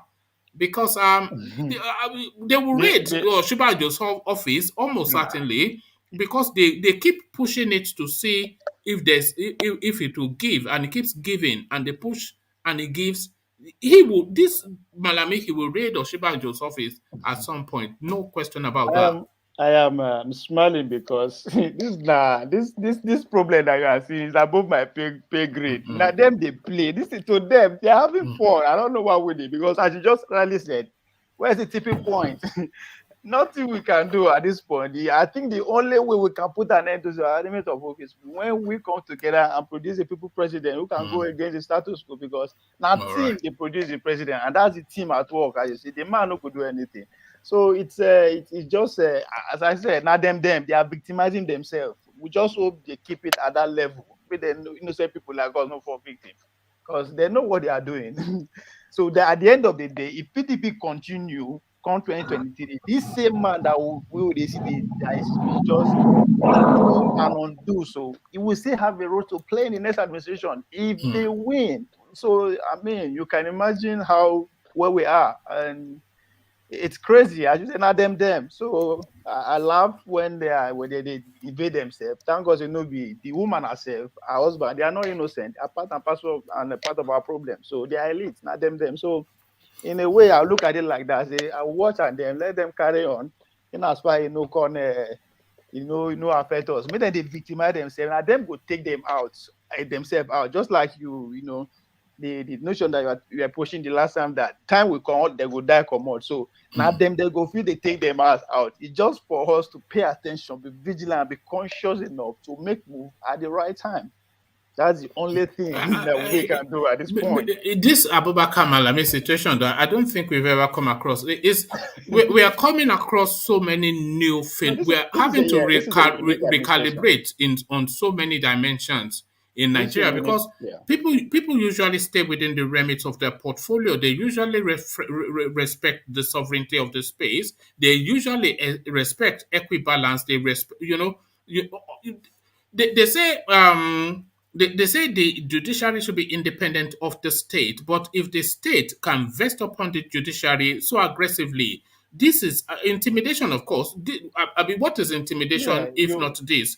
So if they are able to cower, this is not the first time they've raided their justices' homes. Yes. If they're able to cower the judiciary, then that's it. We're done. You make reference to how Trump was loading his own cabinet there at that time with justice, and so it's a team thing. It has not necessarily has to do with the main guy now, Buhari. It's a team. That's why I say we should pay attention to how these people move, who they visit, where they go. Because now then go be our chief justice, whatever.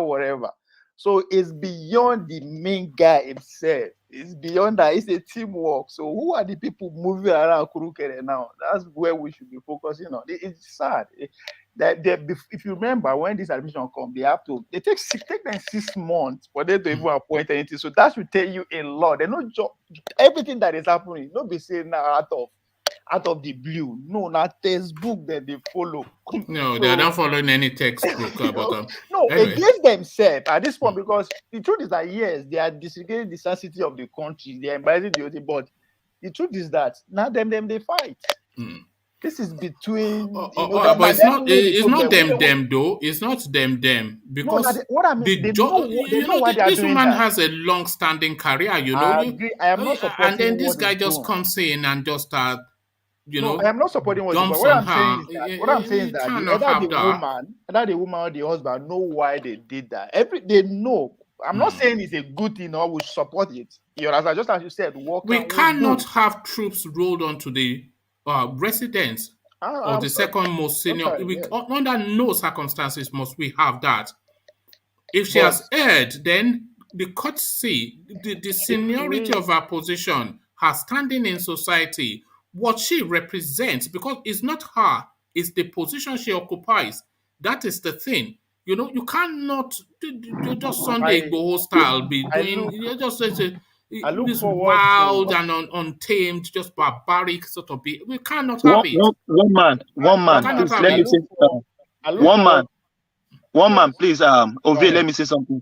If Nigerian government can stop the lawyer, which a court is their own office, stop them not to go into the court when Nnamdi Kanu was taken to court.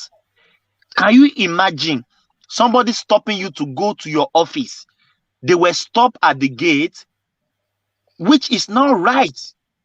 A whole lawyer, a whole son of a country were stopped.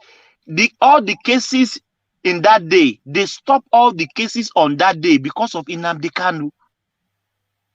You can imagine this impunity that is going on with this Buhari government, stopping a lawyer to go into a court, which even a normal citizen has a right to go into a court to see what is going on there. Continue, my brother.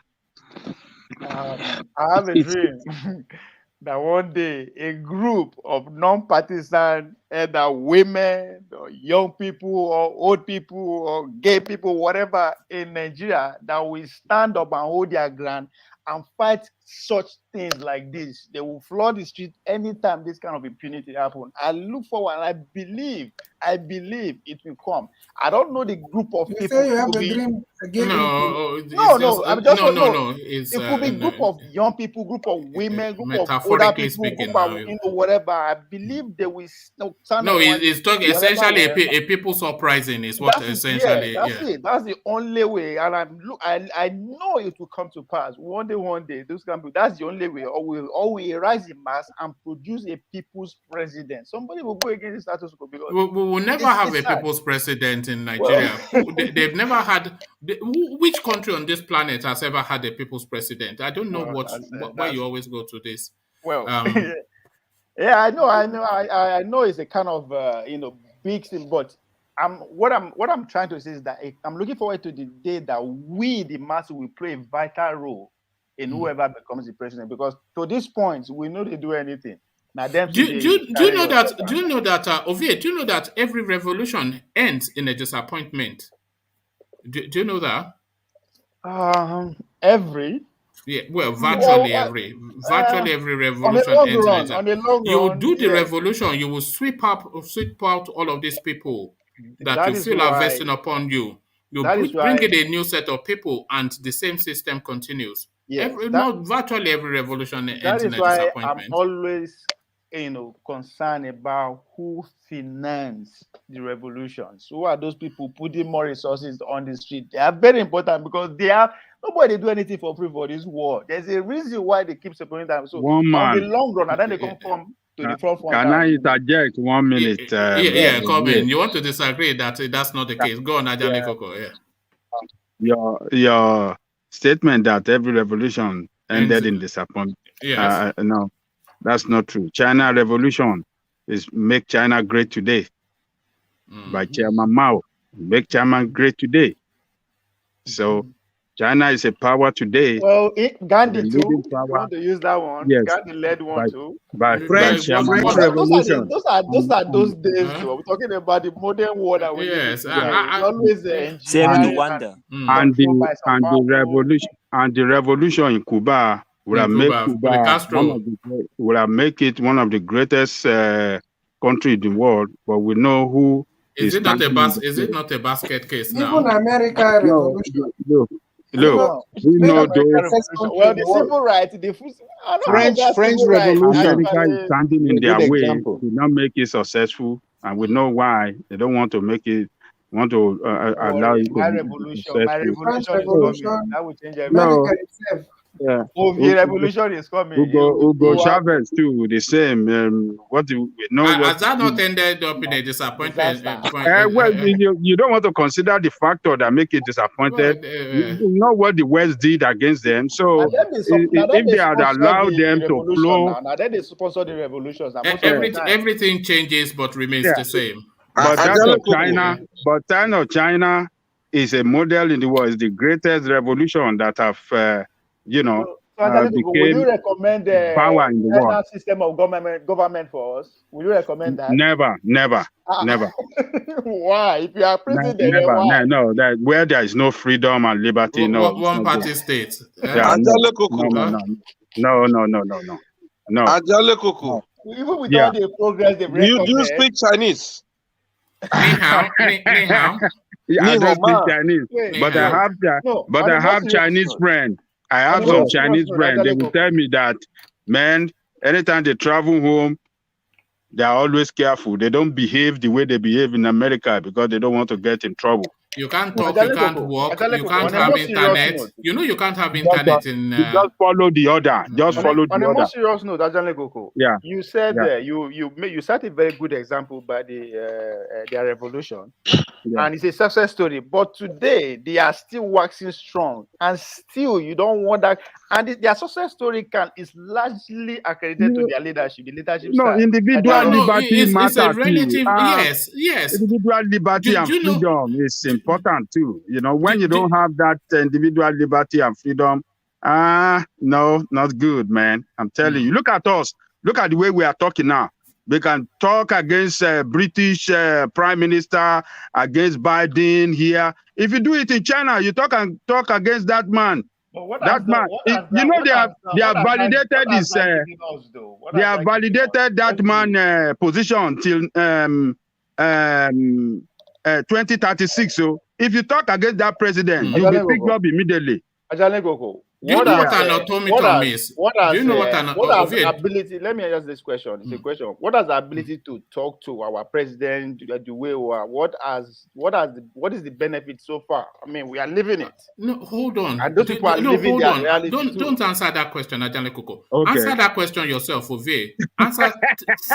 think about what you said and answer that question yourself. What are you talking about? That what? Okay, Ajale Koko, explain to him, please. Explain but to we can him. see evidence in China. We can see evidence of their standard of living, everything. I mean, all right. We are talking about this freedom. All right. Sorry. Okay, no. Hold on, Ovie. You put the question to Ajale Koko, so let him address it. Address what he's saying, Ajale Koko. You know, in democracy, when you challenge the power, it brings change. You challenge them, you criticize them, and you see, changes will come in your direction. Positive changes. That is what it does, you know, and it gives some other people that want to go for that position. Those are in a position that are not performing well. It gives some other people the courage to say, "Oh, this man is not performing. I want to contest for the same position in the next election," and that person can make his case well, and we give. The platform will be there openly for everybody to vote for whoever they want to vote. So it brings positive change to the society. But when you have a society where you cannot criticize the leader, you can't do. I mean, that is authoritarianship. That is what they practice in China. It's not that good. Can I interject? Sorry, let me add on to what Ajale Koko was saying. I was asking Ovie if he knew what an automaton is. It is essentially like a machine-like sort of person. You are devoid of thought, you are devoid of opinion, you are devoid of association. Your right to act as will is restricted. That is an automaton. That is not really a human being. The right to have as free as you can be to act at will is what makes you a human being. The right to act at will is what makes you a human being. Nobody can act as will in China. What are you talking about? I have not been to China, but I've dated a Chinese girl for years. I have been to Everything China. you are saying too is alien to as in it's alien. It's not true, It's not. I'm telling you, it's not. Unless you don't go there and live, or maybe, but if you never go there and live, this is not true, one man.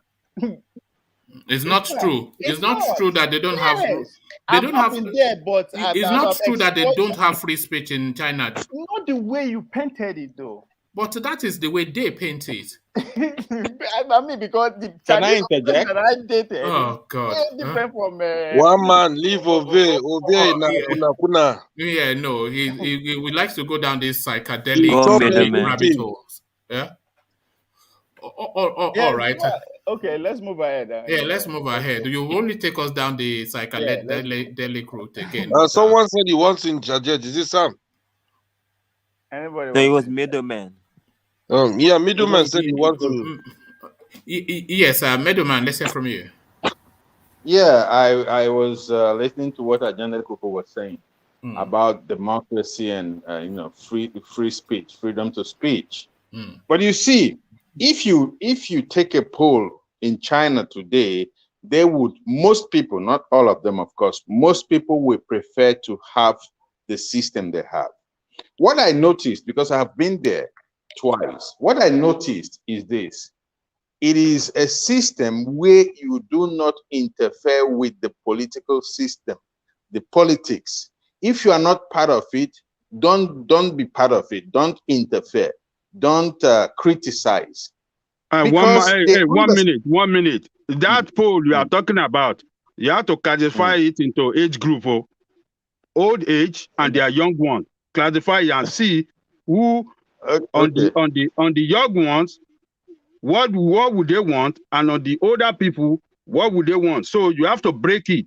Don't say this thing. I'm telling you, 95% of the young Chinese want to live like Americans. They want to have freedom of speech, freedom of association, freedom of everything. Why the old what one? I wanted to say is this. A country like China. Let me tell you a story. Let me just finish. Because I have some of them and I know what they tell me. One man. Of course.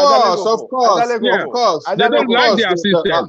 They don't like their system. The school where I go. Sorry, Ovie, you can hear Middleman. Let's move on. But you can hear Middleman though. So, did you think what he was about to say is not important, or? Oh, sorry, I didn't even. No, let him run through. Middleman, carry on. Yeah. So this is a country of 2 billion people, right? They cannot have a disorganized society, people doing things. That is why we have to be careful when we prescribe the Western-style democracy to other societies. The system that worked in China after the Mao Zedong revolution was the only system that will bring about the progress you see in China today. Just take India, their neighbor, as an example. You see? Which has adopted a Western-style democracy, and we know how that is going for them. So yes, they have people's individual rights are restricted. Yes, that is true. But then on the other hand, they have the dividend of that sacrifice. Of course, a young person wants to live like American, yeah, that because the neighbor's garden is always greener, right?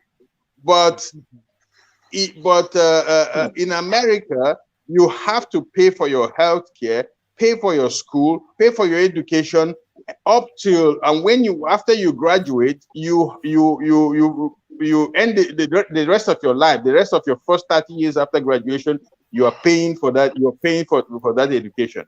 While in China, it's different. So yes, individual rights are restricted. And what I observed is that people do almost everything. This thing about not having internet in China is not true. VPN, they use VPN. No, you just no. They do have some internet. Yes, they do. They are monitored. And yes, they do.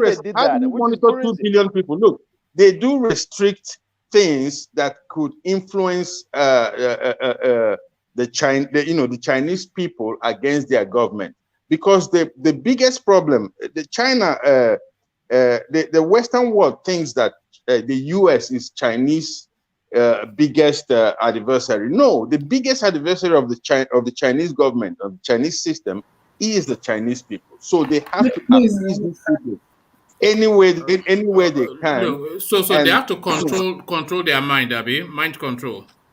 No, I'm not saying it's good, but an example from a communist country. I don't know. We are not even the same in any way with those people. That's a communist society now. How will we survive in this our present condition? Say, Baba. You see, I recall. Sorry, Ovie, I cut you off earlier on. You wanted to come in. Sorry, I just wanted. It's still about the freedom, because Angelica was referenced about the people here. The school that I go, Digisi State University, at a point, they are the largest international community in my school. Everywhere you did now, them. And guess what? Now, them be the true international student. This is what I mean. During holidays, even though now 2 days holidays, we go the far where we go take hustle, make ends meet. These people are just flying around the state and the world in the name of vacation. And you can't tell me they don't get freedom. I don't get it. You don't what you are saying right there. What you are saying right there. You don't get it. They were sponsored by the government by the government of China to come and school in America to understand American system, American technology, American ingenuity, and then they will come back to China to develop their country. That doesn't mean that. Yes. Hold on. Okay. Everything is under the control of the government.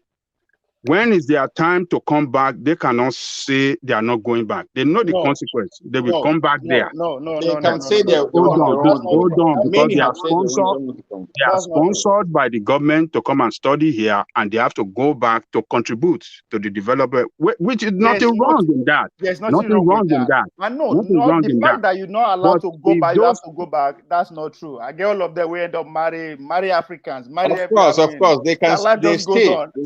You can't look. If they have parents here and their parents sponsor them, you can. Not here. I am if they are sponsored, even in Nigeria, when Nigeria was sponsored here on scholarship, they have to return to Nigeria after the completion of their course. That is the system. What are you saying? I'm not disagreeing with you, but not all of them. Not all of them. I know a lot of them today. Not all of them return. Not to go back to China again. Their parents live in China, and only them guess. Why did they stop? Why did they remain here? Why didn't they remain here? That's what I'm saying. Some people even they like the system here. They claim that they like the system here. They like the system here better than their country. That's why they stay. All of them. Why they stay here in America is because they like the system here. It's because of the freedom. Hold on, Ovie, you are saying why did we remain here? We are here for economic reasons. They are there for freedom. It's the freedom, really. It is not freedom. Now, why are you? I think I want to go into where you're saying. Why are you generalizing it? It is not all of them. The vast majority. I get person from my family. Nothing you won't give a making come out for Nigeria. Nothing. Okay. You don't come up for Nigeria, come to America for 2 weeks. We are not saying every single individual. I don't know what you're talking about. So it's not everywhere. I know Chinese people that that's just who they are. They like me. They have but Ajanle Koko, just think about it this way. Just think about it this way. Yeah. Some you say some will go to the US and they will study there and they decide to remain there because of the freedom, right? Freedom, opportunity. Yeah, that is because they decided. What do you say about those majority of them, especially those students that decided to go back to China? Do you think they are compelled to? They are compelled to. How? Why not compel the rest to go? No, because those ones they went rogue. They essentially. It's not right if we say they are all compelled to go back. That cannot be right. If you went rogue, you cannot be moving around. Okay, one man. Let me use one instance here. Let me use a scenario here. We have all seen what happened in Hong Kong recently. Yes. Why those young guys were demonstrating against China rule, right? Why do you think those guys went to the street for several months demonstrating that they want to continue on that system that runs in Hong Kong? That the system run in Hong Kong. Okay. But you see the way they were crushed, the authority in China, crushed those guys, they enforce their authoritarian rule on them. You don't know what freedom means. You guys are freedom is the best of freedom and liberty. America is a symbol of freedom when it comes to among the community of nations. Guess what? There are Americans who are living in America every day, say freedom, no day here, they know that they riot everywhere. Will you say it's bad? Which America they live? Which America they live freedom? Which America they live say freedom no day? What about no carry that kind of Which America can spiral you down some rabbit hole? Let me give you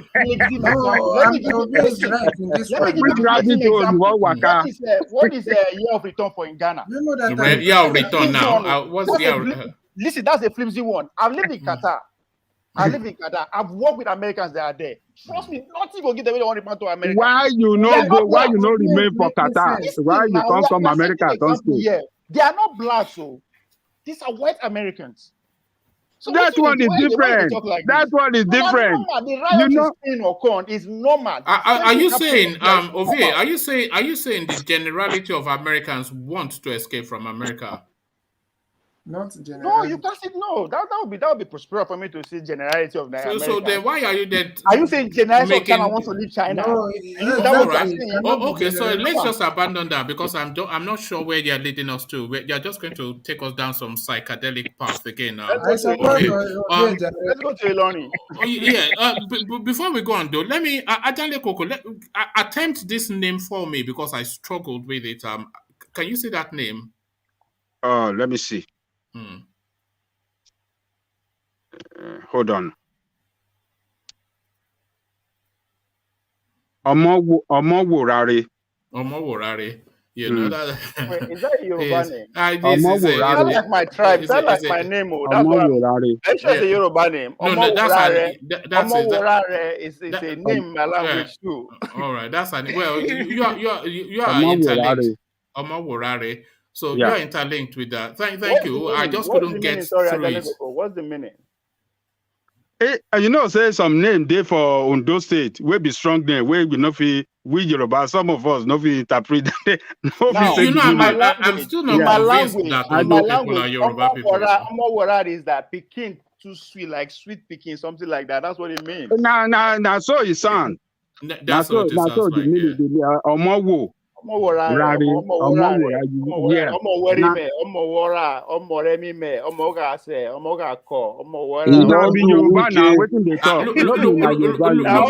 at Ajale Koko, a different spin now. So according to Mumuni, if I'm the one now, people accuse me of grabbing land. Now people want to grab Ovie. That is Yoruba. No. When he said his language is Yoruba. This is what Abdul Mumini is saying. It says Omo wo arare. This is his own breakdown of it, but a tongue twister of a name. But thank you for that. No, but the spelling right there is not Omo wo arare. He's just breaking it. It's Omo. Oh, is that the meaning he's talking about? It's Omo wo arare. It's Omo wo you pronounce. Yeah. It's not Omo wo arare. Omo wo arare ya o yato. Ele o nse Omo wo arare. Oba o lomo se ma wo arare. Yeah. O yato. Take care of himself. All right. Thank you, Ajale Koko. So Ovie, let me move you now to this space. Fulanis outnumbering the indigents in Kwara State. It is the governor alarming to the space. This is something we've been anticipating, but very quickly now it's taking shape. They are changing the demography of essentially what is Yoruba land. This is, me, I always thought learning now. Fulani has come kind of learning, but with guns and grenades, now they take come after me. I mean, if you know the story of Afunja, in the early 80s, this is exactly what is happening when the Fulanis are taking over everywhere, back in the early 80s. So if the governor is coming out in 2021 and say Fulani has taken over, I don't think, I hope Jalingo will not come and argue with me that Ilori no be Fulani territory. That's an Fulani empire. It's over. The argument is over. All right, thank you, Vic. So let me take you next to this final one, then I'll go on to Ajale Koko. Court adjourns Northern Group's suit seeking referendum for Southeast. So this push now, it looks as though it's not just the Biafrans that want Biafra. The Northerners too want Biafra, and they have taken to law to try and force that through. So now the Northerners now take to law to say all this noise making now is rather an irritant. So just get out and get out now. So what are you then making of the get out that the advocates are saying to the Eastern Quarters? If you remember, Jafar is the first person that made reference to that, a couple of weeks ago. And I think 2 days afterwards, there's a publication on that yes, the Northern elders, or there's a group that say yes, they're putting a publication together to say, okay, yes, if they should allow them to go and all that. So, but I again, what do you think is going on there? Is it just showboating, or I want to take it like that. I don't think it's. I mean, it doesn't make. I don't think it will ever happen anyway. After all they have suffered to actualize Danfodio's plan, now that they're about to complete it, they will hand it back. Yeah, so I don't. That's just to push the narrative to a different angle and all that kind of thing. But I hope they are serious and see, because the first step will be a referendum, and that would be a very slippery slope. Do you think we should have that referendum in Nigeria and just settle this matter once and for all? Yeah, exactly. If we're going to settle the issue once and for all, fine. But I don't think it doesn't make sense, because then what next? Then tomorrow, the Yoruba said will stand up. Everybody will be getting up. It's not an Eastern referendum. It's a Nigerian referendum, because the country is at war with itself. Nigeria will win. Well, it doesn't matter. Then we know then that is what people want. Yes. So then we know then that is what people want. Yes, to give us some direction. Yes, I want that too. I hope. But this narrative is gone on for too long. It's gone on 60 years now. This same storyline. It's not a cash cow. It's not a political tool. Everybody now is just keying into that. What is going on? It's sad, but they created it, and they have to find a way to nurture it. But one man, do you think Nigeria can break? No. Do I think Nigeria can break? Well, Soviet Union broke, Sudan broke, every country breaks, Nigeria will never break. What's so unique about Nigeria that cannot break? What I think will happen in the near distance future is, did you think the USSR could break? Nobody thought the USSR could break. The world now is moving away from nation states to individual sovereignty. So colony will be springing up everywhere and there. So that's what I think is going to happen. And I think the Biafra nation can do that from their own colony, even within the state. It will happen. By the time as time goes on, that will happen. But all this country is going to be fed out. Nigeria will never break. If military take over, all this agitation will stop.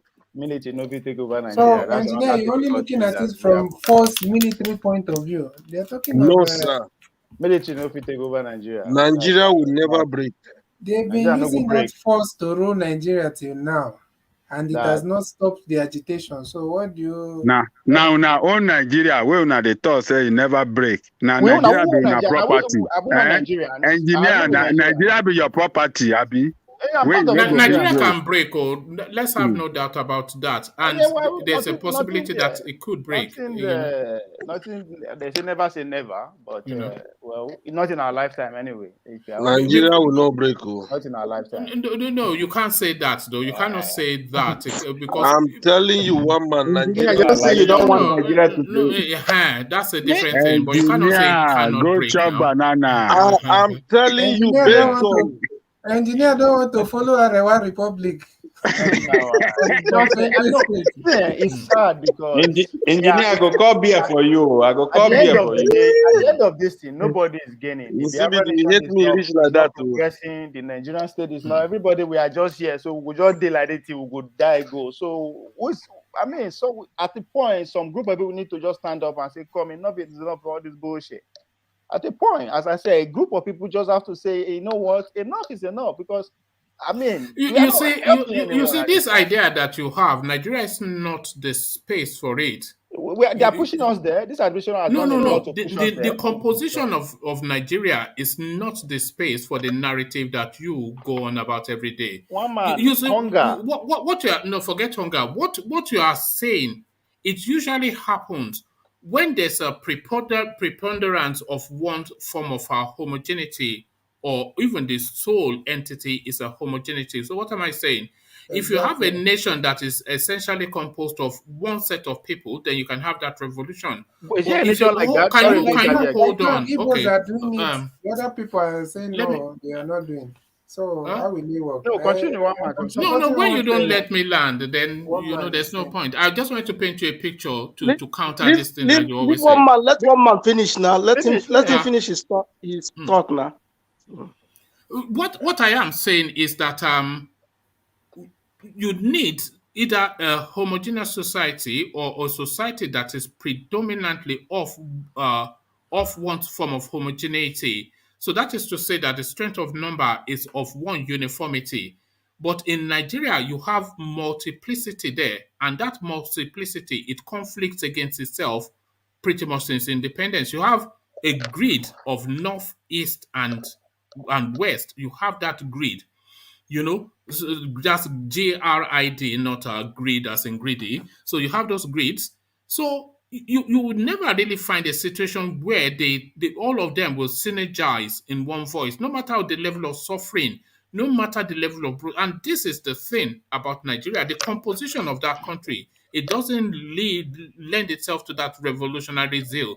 Young people, you can shout young people all you like, but young people are still human beings, and the function is just there. That's just how it works. But then, of course, you have your own thoughts. I see your point, but I mean, I'm not old enough to know about the past revolution. But if there's anything that gives me hope that it is possible, is Donald Trump election.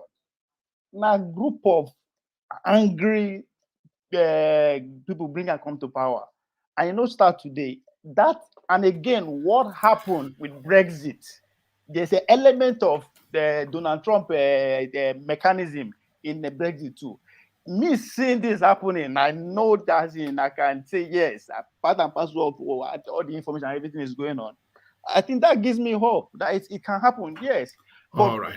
I never see any country will be, homogeneously as you are, no, I'm not saying. Well, most countries are homogeneous anyway. But which country is configured like Nigeria? Apart from maybe even places like India, they are predominantly of one type. Yeah, most countries are predominantly of one type. Yeah, another thing that gives me hope again is the war we are into, this information world. It's out there. No, all right. No. You've taken us through that part before. But which hope they talk about? It's just going to do that psychedelic thing. When the young people in Lagos were demonstrating against SARS, they were demonstrating end SARS, and the young people in the north were demonstrating pro SARS. What is bringing you people together? What are you talking about? Again, I'll keep using. See, you don't give up saying no phone happen again. I keep using this example, but I didn't contest. I just give you one. I just give you an instance to say that you are not the reason the same way. I acknowledge what you just pointed out, and yes, it's a factor nobody can ignore, and that's something to work on. And if you listen to my grievances against the advisor of NSAS, is that singular act of them not taking charge of their activities and try to mend this division that was obvious at that time. That's my argument. Well, yes, this division how will they have mended the division for people in the north? See, I think the problem is that, and I understand the urgency. Everybody wants it to just what happen now. It's getting worse every day. What are you going to bring? How do you want to bring it when the division is growing more and more? It's just a ridiculous argument. You're just going to hold on. You're just going to scramble people's brains again. Let me answer what you just said that it's getting worse. I agree it's getting worse, but it's a good thing. Okay, but we need more people to be angry. We need more people to fall into that poverty scheme. How would they grow in numbers? It will get to a point that I don't think they divide more. They divide more along ethnic line. What every day and day is growing. And you are saying you are going to come together. What are you talking? That's my problem with you on this platform. You guys keep hammering on the problem. I don't care. The problem is out there. What is responsible for the problem? How do we get up in this? What I care about. You can measure the problem as all you want. You can stay on the problem. Yeah, but you don't have a I know it. You don't acknowledge anything. You are praising the Japanese youth for taking over that capital for years. You think we cannot do it? Did you not hear what I said about homogeneity? Did you not hear what I said about homogeneity? One man, we didn't do it last year. We didn't succeed this year. We didn't succeed next year. That doesn't mean you just said that nothing like is never. Doesn't mean we're not going to succeed tomorrow. But this kind of mentality that always getting more that's what is killing us. No, you're not hearing it though. That's the thing. You're not hearing it. Do you want to hear it? Do you want to hear it? Then you can. I know what is affecting me. I know the problem. I'm feeling it. I'm not immune to what is happening in Nigeria. You don't though, Ovio. You think it's just arguing right and wrong? No, how do you mean? Hold on. We're not picking winners. It's not an argument on who gets the victory. No. It's to understand. So if you understand, then you be of the thought to think. Should I not give up? If I understand, I should give up. No, I'm not going to give up. I understand it. But sorry. Let me ask you a question. Let me ask you a question now. Ovie, have you smoked? No. Because if you have smoked, then after.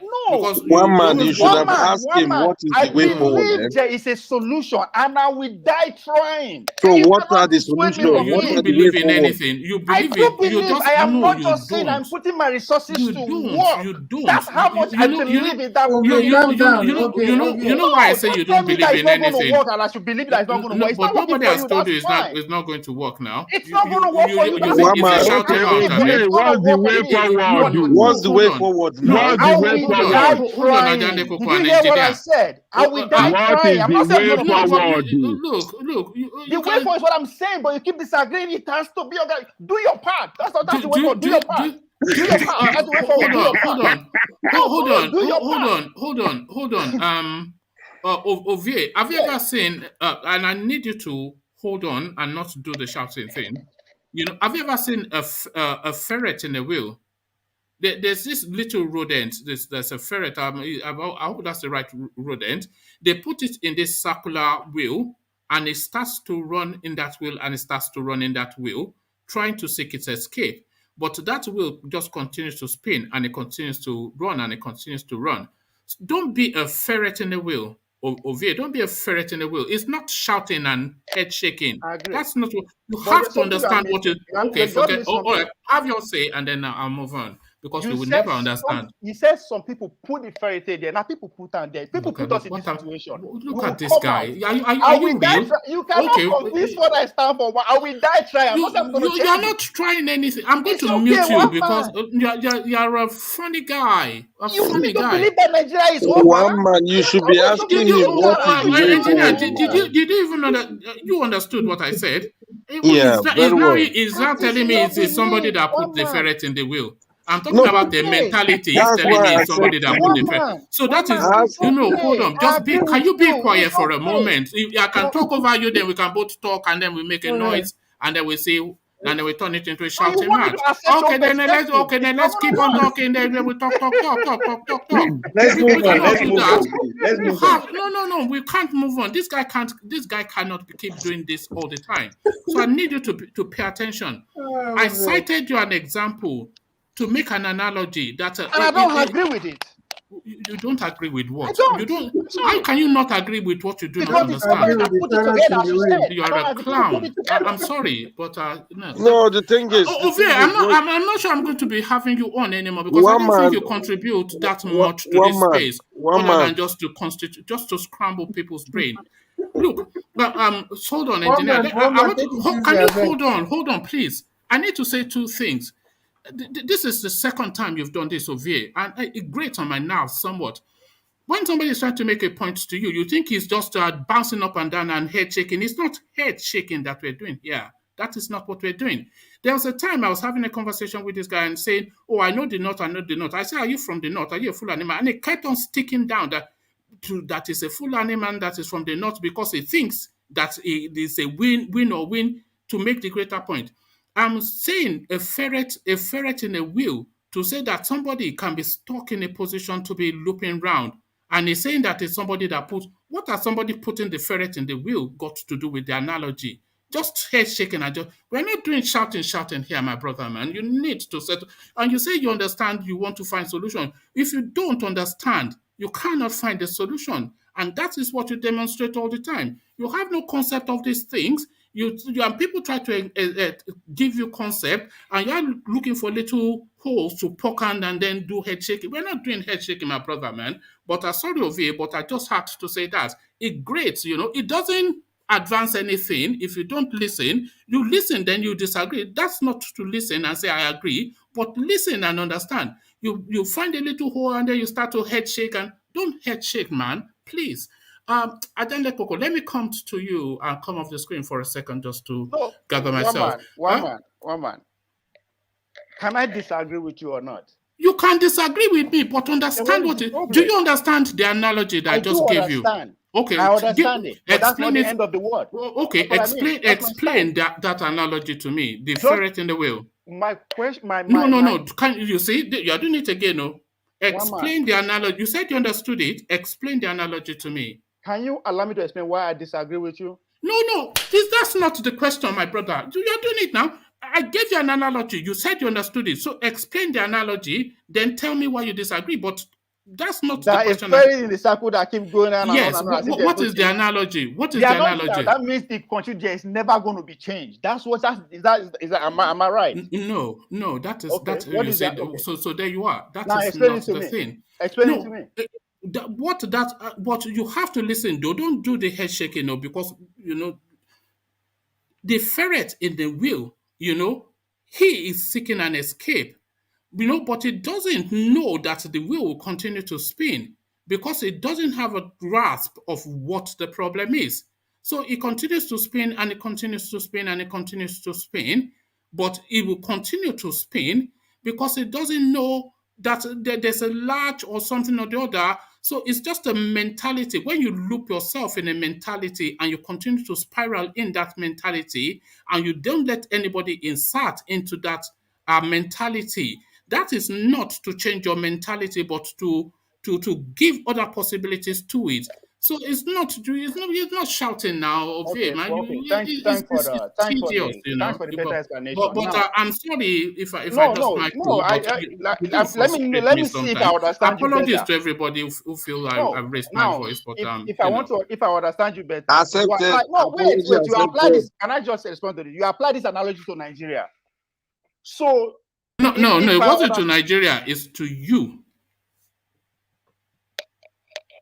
Okay, now I'm confused. Yes, that is exactly my point. You are confused. Why? That is what I am saying. We are talking about Nigeria. We are not talking about me. I'm talking about Nigeria. It can be fixed. That's what I'm saying. It's not about me. Why are you focusing on me? I may be getting it completely wrong. The problem right there. You're focusing on the character. Forget about me. Yes, we're talking about Nigeria. How can we fix it? Okay, you frustrate me, man.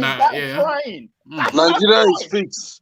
Nigeria is not going to break. Simple as that. All right. And I'm sorry, Ovia. I apologize to you because I should. And if I was threatening, you tip me over the edge all the time, Ovia. You tip me over the edge. I have to say. I don't know. You are focusing on me. I'm focusing on Nigeria. Nigeria problem can be fixed. I believe it can be fixed. That's what I'm going. Who is arguing? You see, but that's the thing, though. Who is arguing with that Nigeria?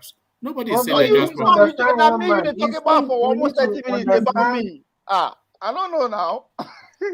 One man, can you round up on this so that other people will speak as well? Because let's move on.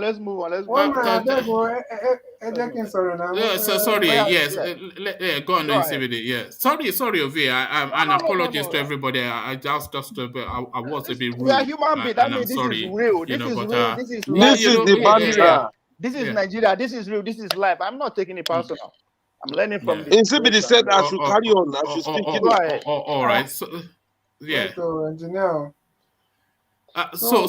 Ovia. Sorry, CBD, you wanted to come in. All our politics. All our politics. You just give me a chance to say those my own now, so that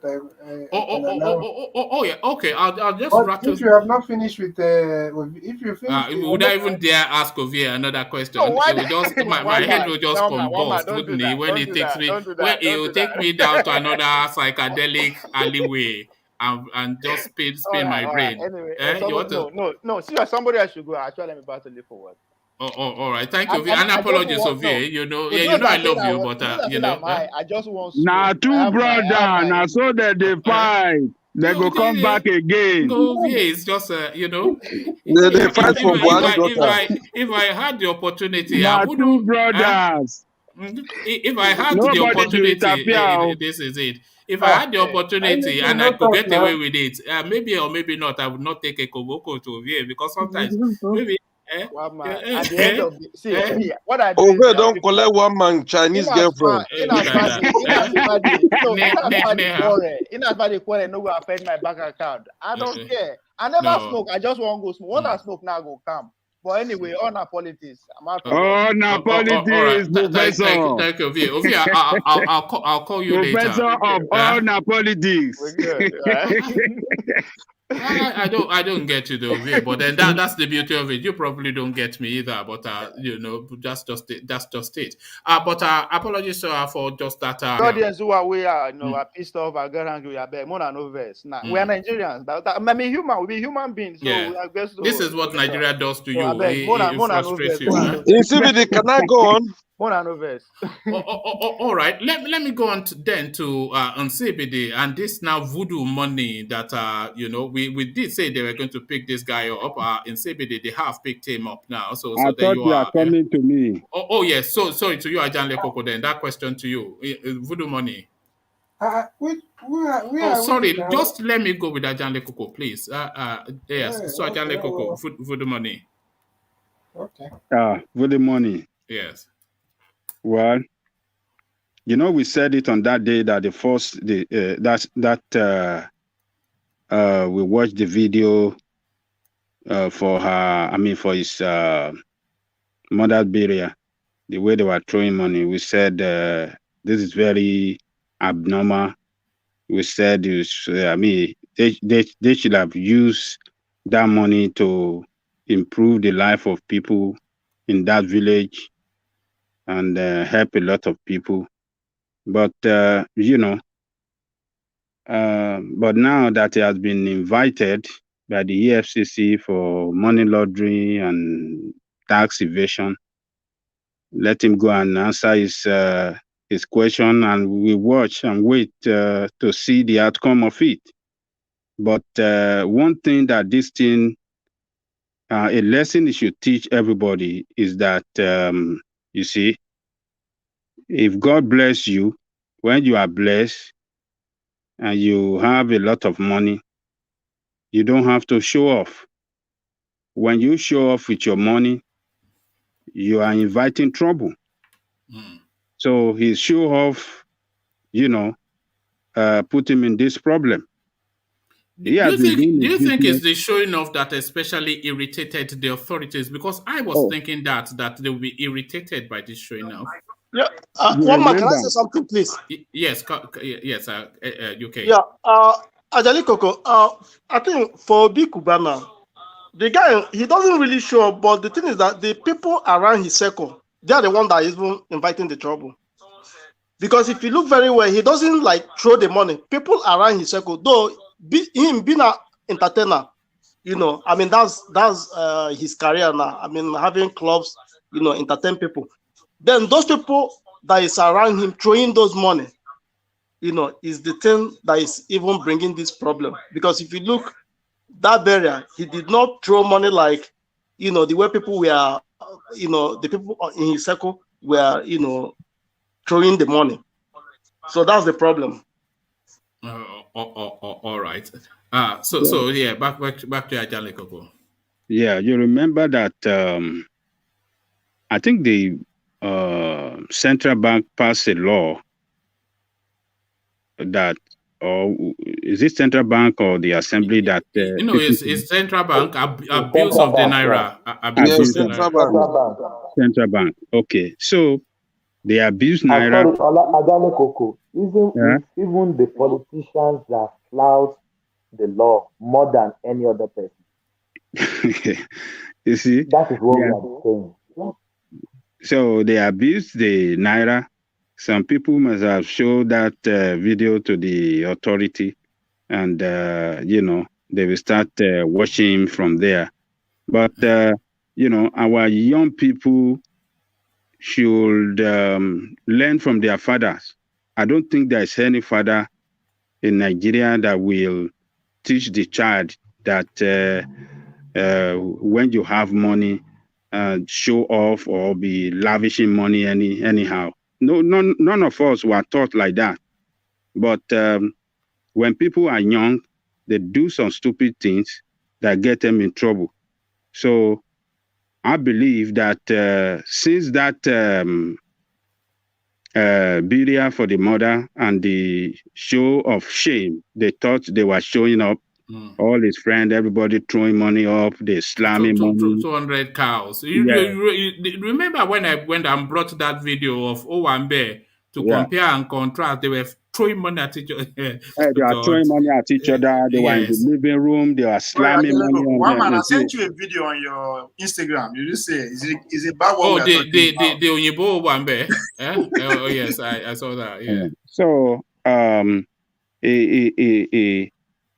people, our young people should learn from this that just keep your head low. When you are blessed by God, keep your head low. Help people around you in your community, in your village, just help people, silently, don't show up and just enjoy life. That guy, I watched another video when he told the world how the way he was started, he was struggling and he was running from here and there, and God bless him. So, but we should learn. We shouldn't be doing that. It's not good for anybody. It's not good for anybody. Yoruba sọ wípé teach you any better. Man forward bojeni. There you are. So just to add on to that, Ajanle Koko, guess who was there at that funeral that he had that got him into trouble? Abba carried that police officer. And then guess what has happened now? They are now reinstating him. They are now reinstating him, Abba Kyari. So that's just the Nigerian space, isn't it? Total. Well, Abba Kyari is you. We just have to wait. He cannot, no matter how long it will take, if he has some kind of shady deal and some bad dealings with all these guys, one day they will expose him. But I thought when what's the name of that hush puppy came out, and we had a report that they sent extradition requests to Lagos to send him to US, but now we are hearing that they did not receive extradition request. But they invested. We had in a report as well that he was put on administrative leave while he was investigated, and now they brought him back. So they know the game they are playing. We just have to. That's Nigeria for you. We just have to keep watching. It's a funny space. Court adjourns Northern Group's suit seeking referendum for Southeast. So they are fed up with just the belly aching from the eastern quarters, and they are just now telling them to get out. So their bookies go to the courts to tell the Easterners, the eastern quarters, to get lost. What are you making of that? It's an effort in futility. You cannot achieve anything. There is no court that will rule that Nigeria should break up or one part of Nigeria should be allowed to go. No country, no court will rule in favor of that of their prayer. So, but it's good that for legal reason, it is good to test to test Nigerian constitution and see what will come out of it. But on the other side, I could look at it that maybe they're trying to achieve a kind of purpose that will always be. They're trying to achieve a purpose that when the courts rule against it, that will serve as precedent that some people have attempted this before and it didn't go through, because they might take it to the Supreme Court. They might take this suit to the Supreme Court. So when they hold on, woman, is it not okay? Yeah, they are taking it to court so that the assembly could look into the case, right? Yes, no, they are trying to. What they're actually seeking the court to give them is to have this constitutional review that is going on, have it halted, and instead have a referendum to decide if Nigeria actually wants to be one, are setting that as within the Eastern narrative, their agitation to secede. So just to say that this referendum that the Easterners are saying they do want, let them have it, and then by extension, the country decides if it continues as a corporate entity. Well, we never know. We don't know what could come out of it. It might work out right, and it might not. If they argue the case that, the component of Nigeria is from different nations, Yoruba nation, Igbo nation, Tiv nation, everything. So, and if they present the case very well, like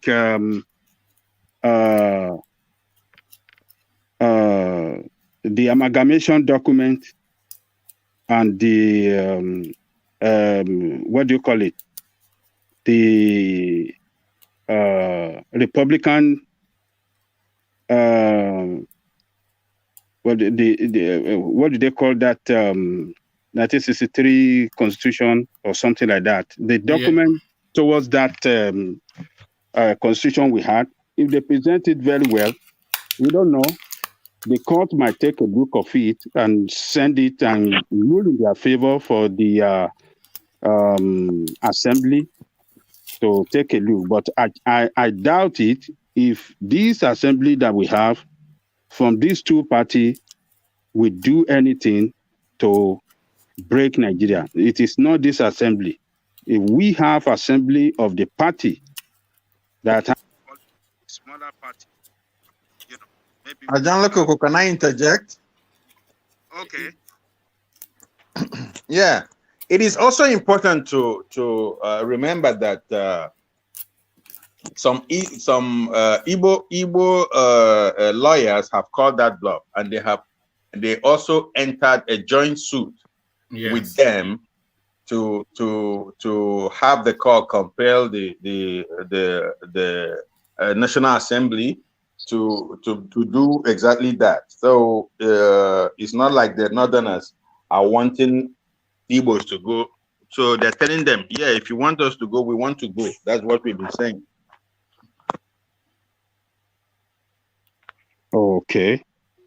So, Yeah. but let's see, but I don't, even if the court rule in their favor of this suit, this assembly, I doubt it. Politicians will not they won't do it. They're not going to do it because they know they will never do it. They will never do it. But it's a good lawsuit that we should support and see if we achieve the purpose of the suit. Oh, all right, thank you, Ajanlekoko. So, Ajanlekoko, finally to this space, ID card of policeman who led raid on Justice ODILI'S residence was signed by Abubakar Malami. So you recall, of course, we at length discussed who was responsible for this raid. Everybody just in an orderly queue, exonerating themselves. So Abubakar Malami, the last to come out, is spokesman something Gwandu. He gave this lengthy. Remember, we were saying that his denial did not cohere. So the lack of coherence is now coming out now with evidence contradicting that he does know the person that led the raid was somebody that is under just almost his direct control. So what are you then making of this ODILI'S space now? Is this another taboo that is just going to be crossed and nothing happens? People are saying there will be no consequences. Do you believe there will be no consequences? And should there be consequences? Well, I think that something will be achieved, if not a serious consequences against the state. But I know that Wike, being the governor of Rivers State, standing up to this occasion and calling on the government to do something. You know, Wike is a man of law. He like taking this federal government to court. So I believe Wike, with people of Rivers State, their senators and the rest, will pursue this matter strongly and see that the assembly, the National Assembly, do something about it. And they are taking steps towards that direction, because today it looked like some assemblymen, maybe they went to the judiciary. I mean, they went to the Chief Justice of the Federation. They were talking. I didn't follow that report very well, but I think something will come out of it. If you know, we talk about separation of powers in Nigeria. So now nobody is above the law. Nobody is suggesting that anybody should be above the law. But if a senior member of an administration goes to a magistrate court and strong arms a magistrate to issue a warrant on dubious grounds that are some Aliwu Umar, a resident of Abuja, says. So is this not intimidation? What's that separation of power? Is this not intimidation? And is this not grounds to have this guy relieved of his post? Is his position now untenable now that the finger points firmly at him that he's behind this? You see, the person at the center of this crime is Abubakar Malami. And just like you reported, they found the person that came there to invade that house, carried an ID card with Abubakar Malami signature on the back of the ID card.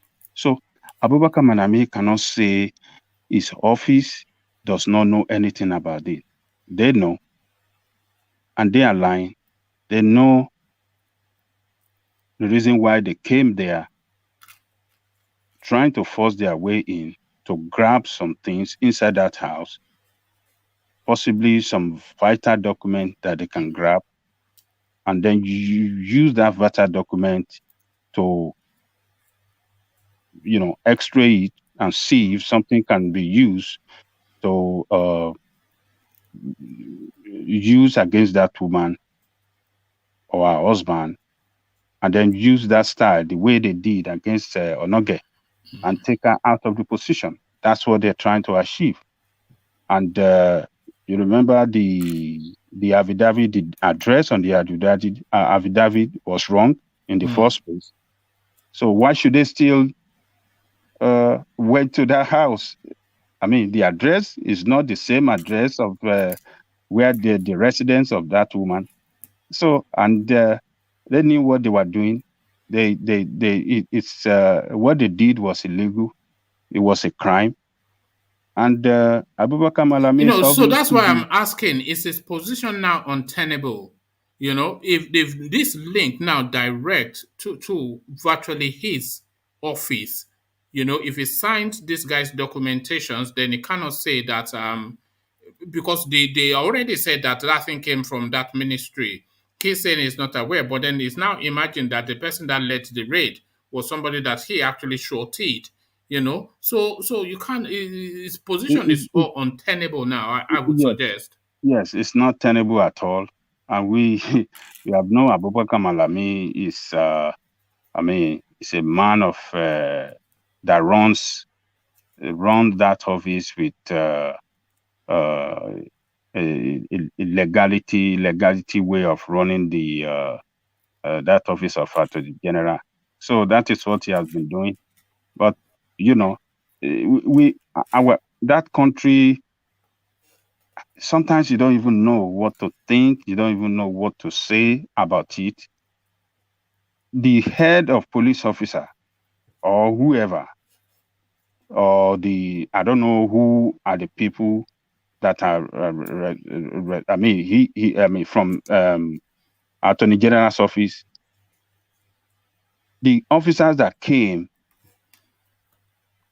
they should have I mean, the police and everybody say we don't know, and now the police is saying that they are going to set up a pro panel or something like that. I don't know who went there, but they just running the state with all illegal way they can run it to achieve their purpose, their hidden agenda, and what's not. So it's just a shame again to this administration that they went after somebody that have not done anything wrong against the state. They're trying to intimidate her to one. They're trying to humiliate her. They're trying to, just molest her for no reason. So if they are doing do you think it was targeted, as you hinted at earlier on, that they were specifically after some particular form of documentation that would be incriminating, and then they can use that to privately intimidate her, and use that she was targeted. Yeah. She was targeted. If not for the police officer or the security officers in that house on that day, they would have went in and ransacked the place, and ransacked and savaged whatever they want to, and they will take away a lot of documents from their house. They will have taken away a lot of documents. But if not for the police officer or some officers that were there in that house that resisted them, that no, you can't do this. This is wrong. And during that time, information phone call went out, and people, the senators from Rivers, Wike, and all the rest of them, run down there to say, no, we will defend this. We will not allow this to happen. They will have, if it were to be somebody, common people like us, they wouldn't have even taken search warrant in the first place. They would have just went there and just do whatever, and they will just classify it as unknown policeman or what. That is what they wanted to do, but unknown gunmen, or no gunmen or something, or whatever. Yeah. So they will say they engage you in a gunfire. That is to say they came to assassinate you. Unknown one man. We are in a country that is not run by rule of law. The criminal we have in charge of power does not follow rule of law. They don't respect human rights. They don't respect anything whatsoever.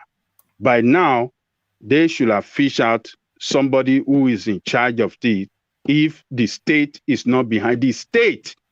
Nigerian state is behind it. Nigerian state is behind this criminal act. Simple. And I believe that Wike and others that are saying they're going to do something about it, I believe they will continue to stand up and do something about this thing. I mean, we should just stop this nonsense. This is absolute nonsense. It's been run like a mafia organization, I mean, you cannot just... It's been run like a mafia setup. And I think judiciary all over the federation should stand up now. Because, number one, this useless state does not follow the court rule. The court asked them to bring Kanu to court. Twice, they didn't bring him to court. Twice, they did not bring him to court until the judge have to assert authority and said, oh, if this time you didn't bring it, it's going to charge them for contempt of God. That was when they brought Kanu to court the last time.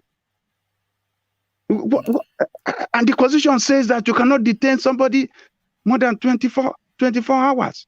But they will detain you forever. Look at those guys that they pick up at Sunday Igboho's house. Yeah. They were detained for about 244 days. Yes, that's what Koiki... I didn't know they were held for that long until Koiki was just saying it when he came to join us just that last time. 144 days? Yes. Under democracy? How many days? Really that's half a year, isn't it? Huh? Are we really running democracy? No, we don't know what we're running, but it is not democracy. It is not, it is. But our elder said it, democracy. Demonstration of grace. This is. I mean, we are not heading to anywhere in that country when we have people like this. We are not. I mean, a state cannot be run like this. A state cannot be run like this, except we are deceiving ourselves, and it's shameful. It's shameful. All right, Ajanle Koko, to Senator Sani's idea. We know that they are not armed robbers or common criminals, so they are not that, and you cannot really call them bandits because their activities are not consistent with activities of bandits. The consistency is with activities of terrorism, of terrorists, but the Buhari administration are telling us that they are not terrorists. So Senator SHEHU Sani has come up with a middle ground. He says if you cannot declare bandits as terrorists, declare them then as federal civil servants. So to Senator SHEHU Sani's idea, these people, they work for the government, so are they not essentially civil servants? One man. Hi. One man. Yes, sir. Yeah. Can I just interject one thing? Yeah. Come in. Yeah. Why is it that? Yeah. Why is it that? One Mr. David that did an investigation investigation about all these people that were involved in terrorism, that we are sponsoring terrorism. Why is it that the government have not done anything since that time? You mean that conflicts or biscuit something? The conflict, NASCO something. Why is it that when it comes to other section, then they'll be showing their muscle? You know the answer now, UK. I mean, you don't know. You say there's a I think it's Welsh or certainly British writer called George Orwell wrote a book called Animal Farm. All animals are equal, but some are more equal than others. So that is the thing. All animals are equal. All Nigerians are equal, though, but some Nigerians are more equal than others. That is the Buhari system. If you can't beat them, you join them. That is the thing. They did not hear for they say that he had Fulani blood the name, so everybody now is a Fulani. This is where we are now. They want job money. If you can't beat them, join them according to engineer campaign slogan. Oh yeah. So to that comment by it's a cheeky comment, but what are you making of SHEHU Sani, Ajanle Koko? I hope they will not go for SHEHU Sani. He's talking too much, isn't he now? Yeah. I hope they will not go after SHEHU Sani. So, but that statement is just like Thomas said earlier. He said they are already civil servants, and he mentioned places where these people, this bandit or this Boko Haram has been fixed in custom and all the rest. So this is where we are in that nation. A nation. Did you see that photograph that Thomas was referencing? The bandit was with Governor Masari when he was a bandit, and he was negotiating with him, maybe the payoff or something. Mm-hmm. And then in another photo, this guy was dressed in a customs uniform with the hat and everything lined up with fellow custom officers. So they showed him as a bandit, and then they showed him as a functionary of state. So yeah. That is sad. But you see, the person we have as the president in that country and the people he surrounds himself with, including Malami. Malami is the law officer he's using to carry out anything that has to do with the legal aspect of the of their criminality. Anytime they want to carry out their criminality, Malami will prepare documents to justify it, and that is what they did they were trying to do against Justice Odili that failed. So they are running that state. Bandits have killed a lot of people across the northern space. They have anti-aircraft missiles. They have shot down Nigerian Alpha jets. And people, the Kaduna state governor has called on the president to designate these people as terrorists, this bandit. The same thing with the governor of his state. The governor of the state has called on him. These people should be designated as terrorists so that the military can go after them and wipe them out. The National Assembly have called on the president to designate them as terrorists so that they can go after them, the military can go and wipe them out. Yeah, but because the way you can go after them as banned terrorists is different from banned, because as a terrorist now, you can use all of the machineries of nations to go after them. But if they are bandits, that's just a law and order criminality. Law and order, yes. So, but he didn't want the state to go after them. And the reason for that, I don't understand. I do not understand. This man, some people still see as their president. This is not my president, and it can never be. It can never be. And he's surprised. Nigerian politicians, those people are most unpatriotic people in this world. Nigerian politicians, particularly the people in APC. Let me present something to you. This is an argument that some people have, that people just recoil from Buhari mainly because he's a Fulani man. It's just that is more like an ethnophobia that really propels the resentment against this guy. That is just a form of bigotry. It's just bigotry that underpins the resentment that comes in the direction of this guy. And what do you say to that argument that people just hate him because it's Fulani and it's ethnic bigotry? Yeah, stupid people will think like that. This man is running the country down. He is running the country down.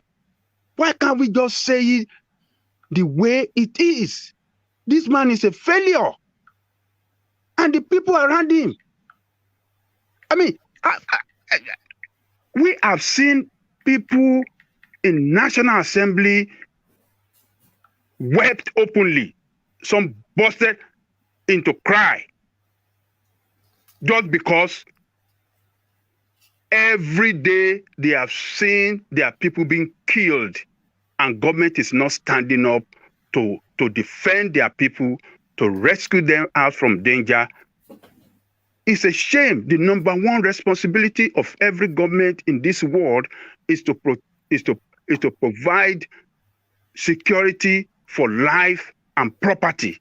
When government fail on that one alone, that government is a failure, because there's nothing that government can achieve when there is no peace in any country. There's no peace in Nigeria, and that is why the nation is suffering. The nation economy is suffering the consequence of it. And if they continue to go down, as long as this man is there, there's nothing that can help that nation.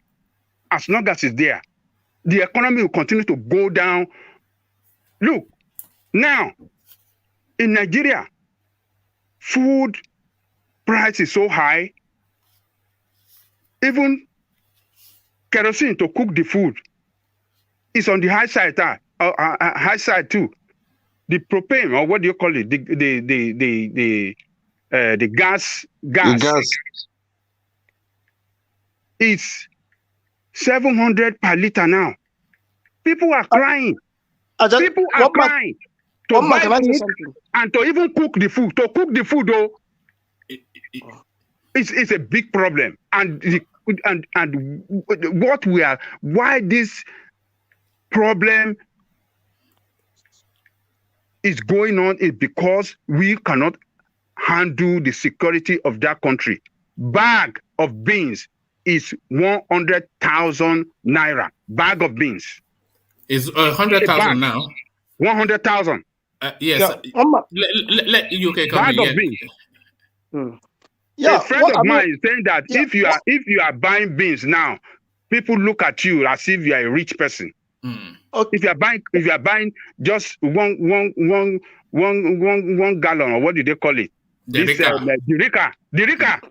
If you buy dirika in the public, people walking by will not say, God they don't come bless and this rob you one. at night. That They you might have rob money. you now. Look at this guy is buying beans. We have to go and rob him at night. Beans.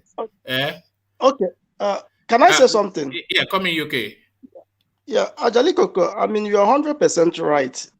Because there's a place, I'm developing, and we are doing the fencing. Do you know that last week we bought a cement at the rate of 3,300? But today, do you know that a bag of cement is $4,000, 4,000 naira? I say $4,000. You know, so Ajali Koko, if you're not if you don't live where you're making your money in a high, like a kind of where the value of money is heavy, for you to construct in Nigeria is very, very difficult for you to do anything. Even my cousin who is taking care of that place, the guy said that sometimes he even afraid to come to the site. So what he does, so what I told him, if you want to pay them, just get all the account, pay the money by, like you credit them. Don't bring physical cash. If you bring physical cash, they're going to lynch you in that place and take the money and kill you. So the poverty is very, very high. So the economy is ruling the economy. A nation that there is, why do we have beans so high like that? Because people from the north that produce these beans, they can't go to farm. They cannot go to farm. This man failed completely, and we have politicians around him in that same party, and they cannot stand up against him. And they can't stand up against him and let him know that, look, I keep telling you guys, what we are practicing in Nigeria is not democracy. Because under democracy, the party authority, where you see democracy, the party itself is the party that always win the election. Personality of the president is different. The party have power. Under normal democracy, the party have power than the president. When it comes to their party matter, is the program of the party that is executing in the government, is representing the image of their party in the government. And when it's failing, the party can draw him back and say, no, Mr. Man, this is not the way we want it. But you see, what do you see in Nigeria? Collusion and follow, just because of what everybody will eat. Because everybody want to grab here and there. They believe by his mercy, they'll be able to get something to eat. But they are killing the nation. I mean, it is frustrating. That nation is dying. And I keep telling our people, what we see going on in the north, the ravaging of villages, the killing of people in the north could extend downward. It could extend downward. That is why you see... Ajale Kuko, please, can I interject? Do you think the president know what is going on? Because I watched an interview of Buhari. They asked him, he said he doesn't know how many years people in the secondary school they are using.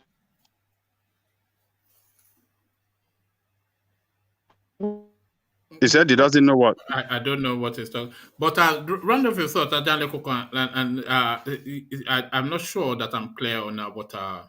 Yeah, his audio is not good. Yeah, so it's calling from Australia. So yeah. Well, it's calling from another planet. Yeah, so Australia, it could well be another planet. It's 24 hours from everywhere. Australia, skipping the kangaroo.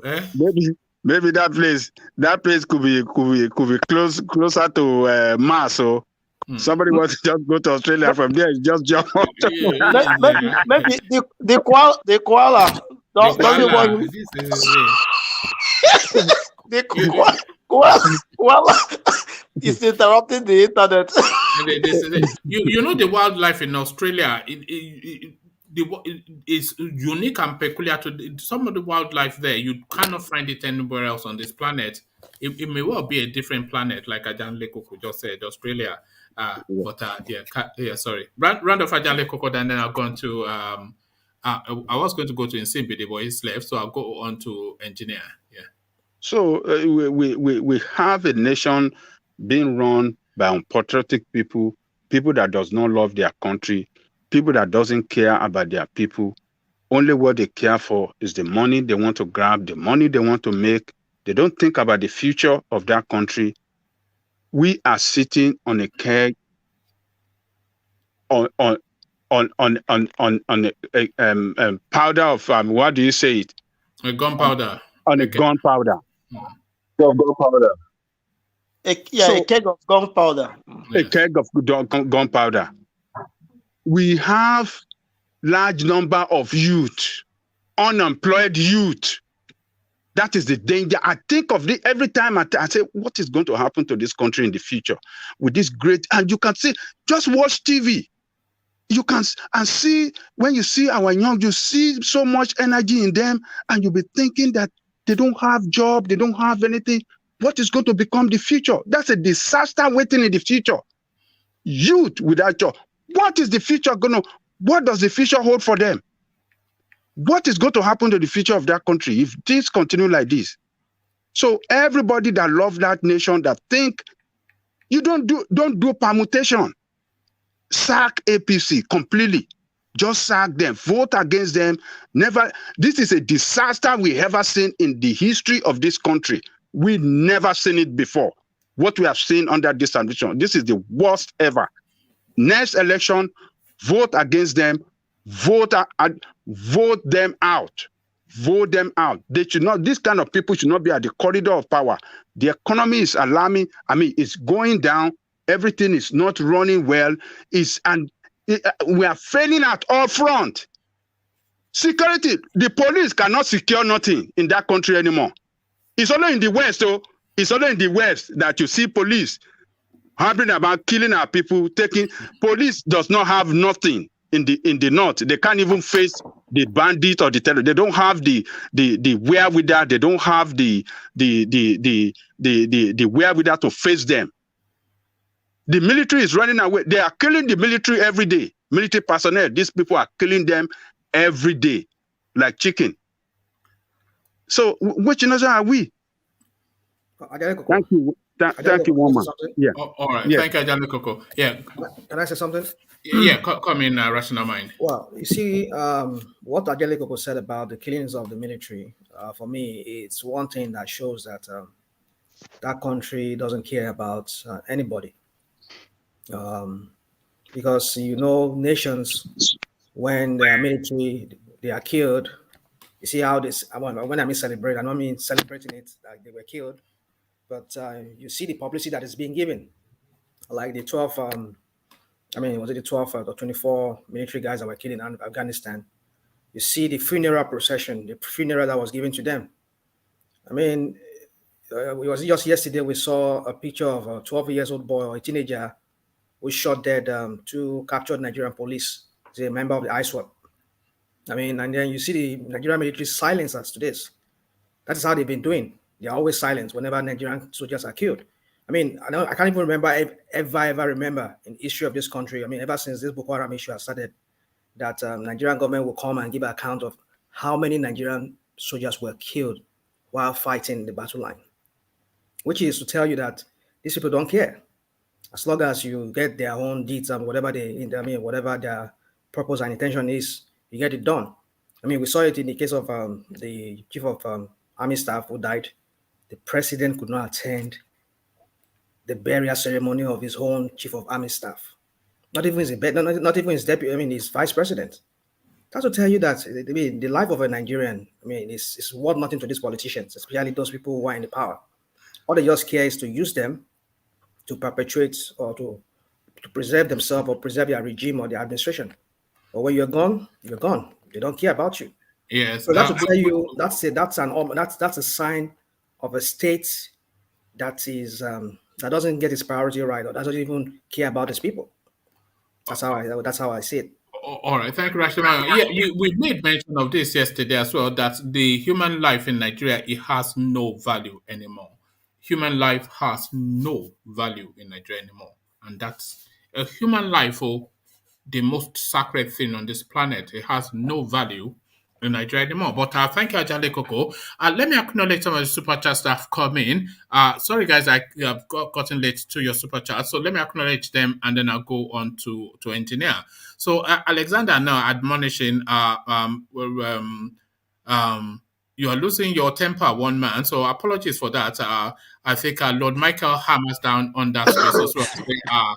Or your man don't vex, so calm down. So sorry about all that. It's just it gets like that sometimes. You know, we are. That just goes to tell you that we're just humans. So I'm not an automaton. Obey took your Chinese girlfriend. That's all. I can be triggered too, but apologies for all that. But so we go on then to you, engineer. So, can I come in quickly? Engineer. Yeah, Engineer. Yes, Engineer. sir. You're too funny, man. You know, engineer has been trying to push that narrative. That's the third time he said it, but I'm pretending not to hear because it's not going to take me down another avenue. Are you back home now? Are you back home, engineer? Yeah, I'm back. Okay, good. Yes, you wanted to call me middleman. Was that middleman? No, it was me, Mr. One Man. Oh, right. Okay. Yeah, let me ask a quick question to engineer and Ovi seemed to have disappeared. I hope you're not going to spark up the place again. We've already had enough excitement for today, but carry on. This is what makes the one-man show fun. No, it's not a shouting match, but carry on. Yeah. Yeah, I want to ask engineer and Ovi, who has disappeared. I'm sure he's in the background somewhere. But you said that, engineer, you said that Nigeria cannot break. So why do you think Nigeria cannot break? And another question is, if you're a Nigerian president, how would you deal with the Boko Haram people, IPOB, Fulanis people? How would you deal with them as a Nigerian president? All right, thank you very much. The reason why I said to you Nigeria would not break. Are you not going to query his credentials? Who is Fulani? Who are Fulani heads people? What are you talking about? No, don't worry, one man. It's Fulani, not, it's my this question. Is another it's not your question. This is another Charlie boy, isn't he? Never been to Nigeria before. Okay, carry on. Yeah, thank you, my brother. What we need to Nothing understand like here, Charlie boy. all right, what we need to understand here, the reason why I said to you Nigeria will never break. If we look at what is going on in that country. Yeah, industrial scale genocide of indigenous people. Carry on. Yeah, look, our colonies, they would never allow that to take place. You know it. I know it. Why wouldn't they allow Nigeria to break? But because the same question could be put to you would they allow restructuring of Nigeria to take place? They will still not allow that. Exactly. So what do we do? So anything that will make something that is coming through their pockets that will spoil them, that will spoil the show for them, they will definitely put a lot of atrocity. People who lost their lives. This is who they are. You understand, my brother? So these people, regardless of anything, they will never allow Nigeria to split. And if today they are not Nigeria to restructure. If today they are not there in that seat, if today they are not there to say, okay, we take our hands off Nigeria, Nigeria will split within 24 hours. No. I disagree. Nigeria can break, and it can break even today if we gather enough of this white creation.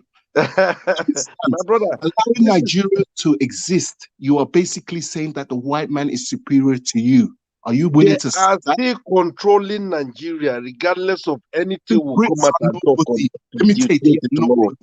If we gather together, we will chase them away from Africa.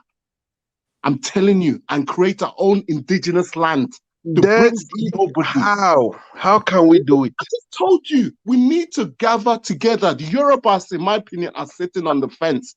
If these people stand up today and join with the Biafrans and say enough of this Nigeria, we want referendum, I guarantee you, though, that Boris, that ginger head in the parliament will make a... Hey, excuse me, can I interject? Yeah, can I interject? Come, let's give them a referendum. I'm telling you today.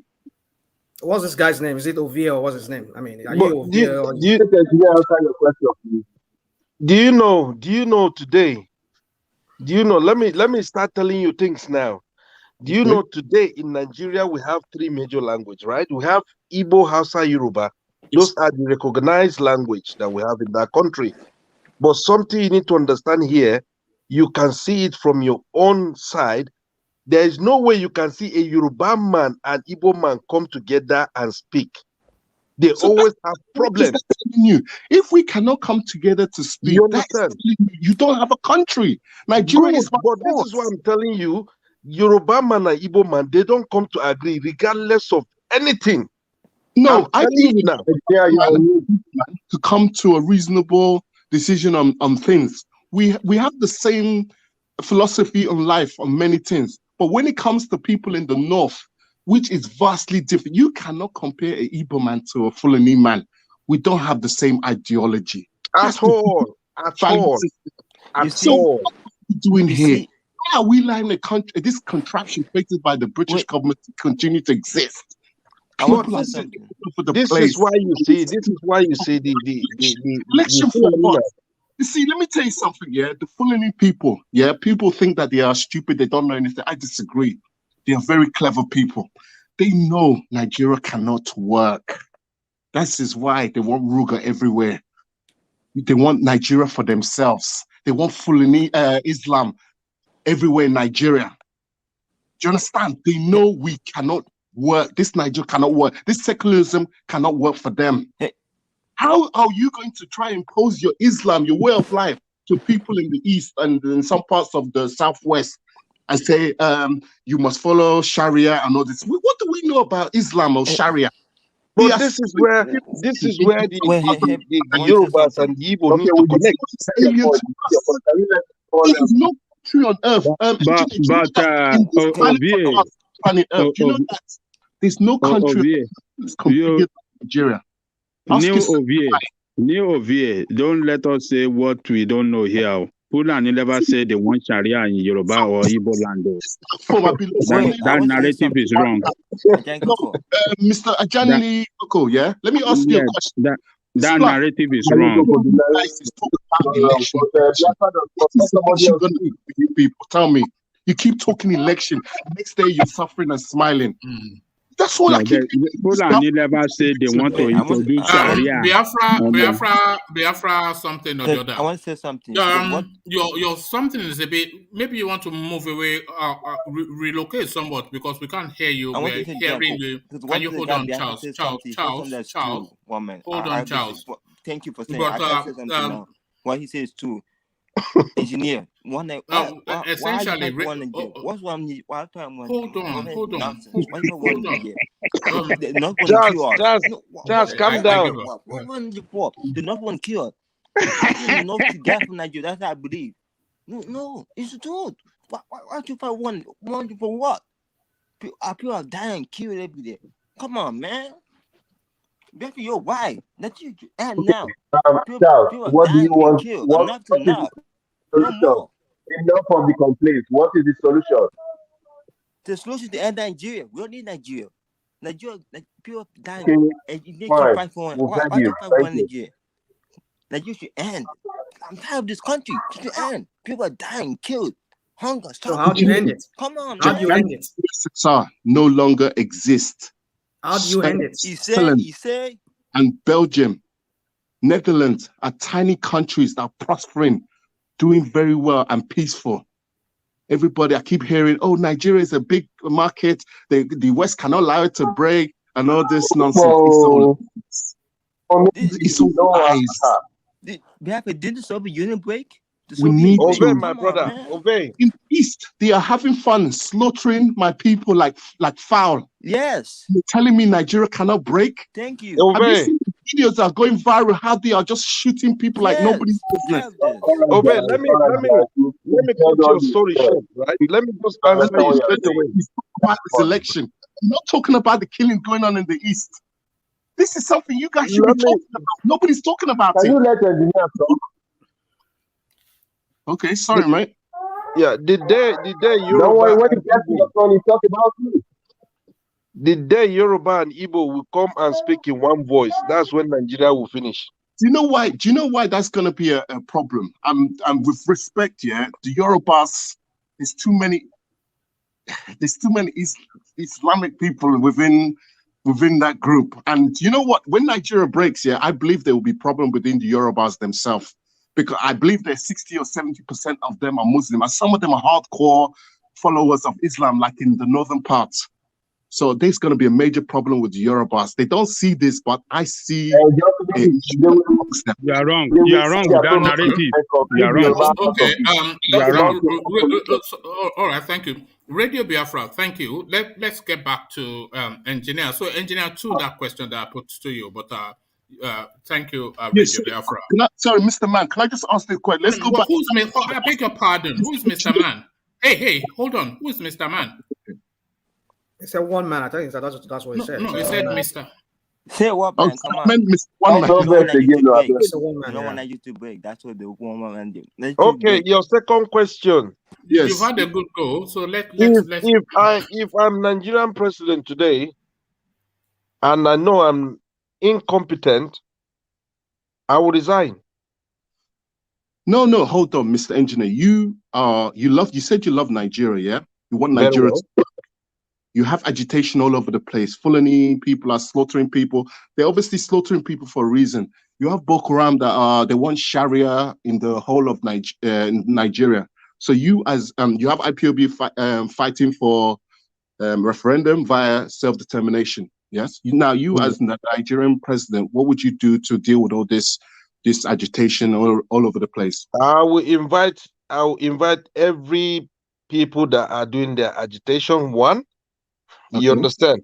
Two, I will let them know that they shouldn't hold me accountable. They should hold their leaders accountable. So you're saying that you will just hold them accountable, but you have the power to. They should not hold me accountable. They should hold their elite accountable. Fulani has people, IPOB. What would you say to them to try and deal with their own issue? Give me specific what you would do to deal with Boko Haram. Would you kill them off? Would you Boko Haram give you Sharia everywhere? Let me start from Boko Haram. Boko Haram, they are not real Nigerians. That's number one. You understand? That's something you need to understand that. During the campaign, we know what happened. If you do the research properly, you know the people that troop into that country to back the president. And the people, so what you're saying, is that the Boko Haram, you as the president, because you believe they're not Nigerians, you will what you will do, you will gather them, deport them to wherever they come from. Is that what you're saying?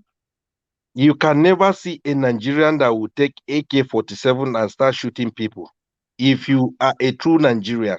Answering my question, man. Please answer the question. What would you do with Boko Haram that are killing people? What is your plan to deal with Boko Haram? Or send them back to where they come from. This, because this to me is very important. I know allow you to answer the question. Oh, carry on, please. Yeah, I will send them back to where they come from. So that's how you would deal with Boko Haram. That's it. You just gather them and send them back, yeah? They will pay for their consequences. Oh my God. All right, what about Fulani Hearst people? Fulani Hearst people, the same thing. I will apply that to them. So you gather them and say, that's what you do. Just gather them that are killing people and send them. Anybody who killed by sword will die by sword. Oh my God, man. The reason I asked this question is because you don't understand what the engineer is telling you. He said he will set them packing. You don't know. You don't packing. Yeah. How do you plan to do this? Do you know how many of them? He will crush them. He will crush them. That's what it means. He said he will crush them. It's not going to work, man. It's going to work because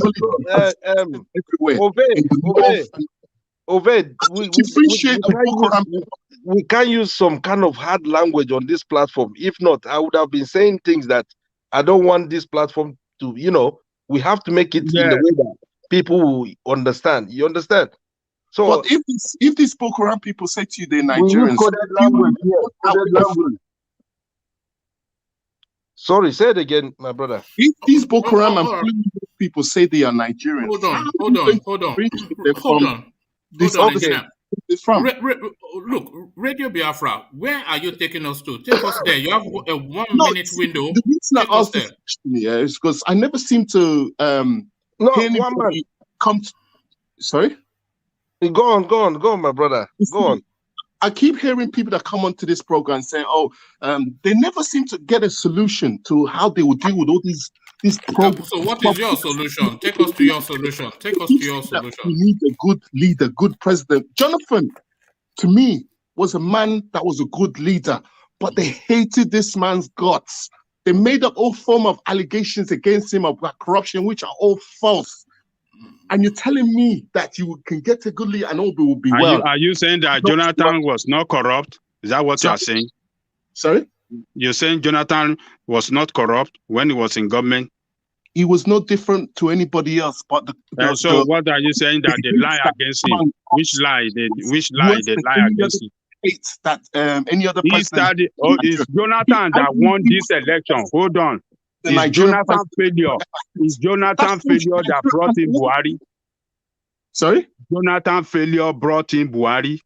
Oh my God. No, Jonathan failure. He failed. That is why Buhari won the election. The Western media. Don't let this one carry up to that side. We'll be going around in a second. Let's just go on. Ove. Exactly. Let's just move on, please. One man, where are you now? Okay, engineer. So to the question. question. If he has a solution, tell us. Otherwise, somebody else will take it. Are you asking me, Lord Michael? Exactly. Yeah, my solution. Yeah, what is your solution? I'm going to tell you my solution, I believe, is that... Okay, hold on. Radio Biafra, hold on. Don't go to the solution, but answer these questions that I put to just Charles earlier on. So just your voice I want to hear. Have you ever been to Nigeria? Yes. How long for? How long? How long for? Nearly 7 months. You were there for 7 months? Yes. Okay, all right. This is the thing. I heard the chuckle, so that tells me that you're not telling the truth. Ask me how I find my time in Nigeria in that 7 months. No, you've not been to Nigeria before. You've never been to Nigeria before. That is the thing. It's just Radio Biafra, isn't it? Why you just want Nigeria? Yeah, but Mr. One Man, you should ask me, which is important. How was your time in Nigeria? You have never been. I asked you. You said 7 months. Hold on. You said 7 months, and then you chuckled, which tells me then that you just made it up. Because your question was a weird one to me. I expected you to say, "How did you find your time in Nigeria?" Which should have been more important to you. Well, you can't find your time. Okay, do you want to tell us? I'll answer that question. No, he's just going to paint a picture that I heard on Radio Biafra, isn't it? Oh my God, man. Okay, paint that picture. You just don't want to hear the truth. When I went to Nigeria, it was a disgrace. Okay, Ove. What is the solution for Nigeria? How did I find Nigeria? Yeah, what is the solution? It was a very sad place. You seen children at the age of 10 hawking streets at midnight. Wow. Yeah, that's commonplace in Africa. That's a third world narrative. What are you talking about? That's a third world narrative. I thought Nigeria was progressing. Some people, like Ovi, one time... It's a third world country. One time in the early days of your platform, he used to say Nigeria, there was nothing wrong with it. He doesn't know what people are complaining about. But I saw a lot of sad things, horrific things. If you travel to Brazil, it's the same thing. You see 10 years old. Go to Thailand. Go to India. I've been to India. I was in Chennai when I used to work in banking. Yeah, it was one of the most horrible experiences. But Nigeria says it's the giant of Asia. So why do we see this? Nigeria is the giant of Asia. This is what I said. I told you he has never been there before. Nigeria is the giant of Asia. All right, thank you. Okay, enough, Charles. So Radio Biafra, thank you. Charles, I said enough. So thank you, Radio Biafra. So now to your engineer, the question. Okay. What was let me speak on behalf of our brother Wiki. Was it Wiki? Well, let me put you the question then. ID card of policeman who led raid on Justice ODILI'S residence was signed off by Malami. So now all the our fingers point in the direction of essentially Malami now regarding the ODILI incident. So is this now that step too far, engineer? Yes, and 99 days for thief, 1 day for the owner. So whatever Malami is doing, he signed for it. And the big shock is the ID card was found there and it belongs to the same Malami who signed it. One thing we need to realize here is, I said in this platform some time ago, is it since Nigeria is a failure, the elite, the House of Rep, the House of Senate, they are not doing well. They are all the problem of Nigeria. Why can't they allow women to take over? I asked this question, nobody answered me straight away. Because look, a woman is there doing her job just to commit a lot of, normal atrocity that Nigerian elite, they always do. Sending people to go and savage her house just to look for a document or whatever to do. They just want to do things that will pull her down, that weigh her down. But it's unfortunate that when it's unfortunate that things are happening now that the truth is coming out slowly. And I keep saying this, Malami is working for Buhari. Regardless what is happening, Malami is like one of the key players of Buhari. So he will do anything to please his master. This is what is happening. And this is what he will be doing till 1 year, I think 18 months, till that 1 year plus will come and go. I keep saying this, they are a failure to that state. What this man is doing is they will be diverting people's mindsets just for Buhari tenure to finish, to complete. So Buhari will have it in record that yes, he has served that country and he did his own thing. That's what is happening. Because as of now, everybody knows that. Can I paint? Sorry, go on, my brother. Can I paint a scenario? Okay, this is what I heard. I heard the Chief Justice, Tanko Technicality, the one that drives aeroplane. I heard he's sick. And if you notice, he has only made one appearance in a long time. And according to the source I heard from, they said he's suffering from dementia. So this elderly woman is the number one jurist of the country, which is next to the Chief Justice.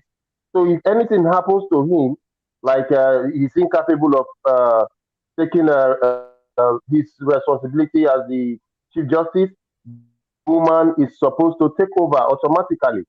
So according to the Salafist movement, a woman cannot rule them, and the Southerner cannot be there.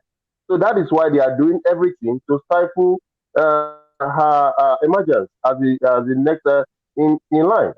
So that is what I heard from my own source. Okay, Michael, the engineer, 1 minute, please. Okay, go on. I don't know if that information could be right, too, because I watched that man on the news today.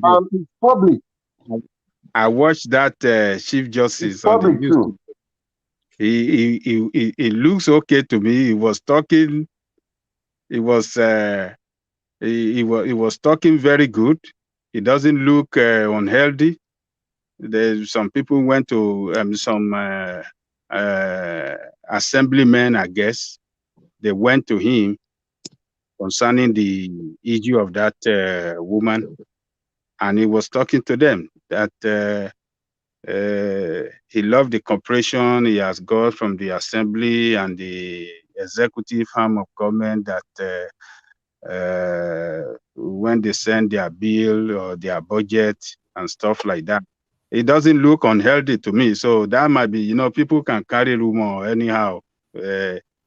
It look really good, and it sounds really good, and it looked healthy to me. So one man. Let me say something. Sorry. Let me say something.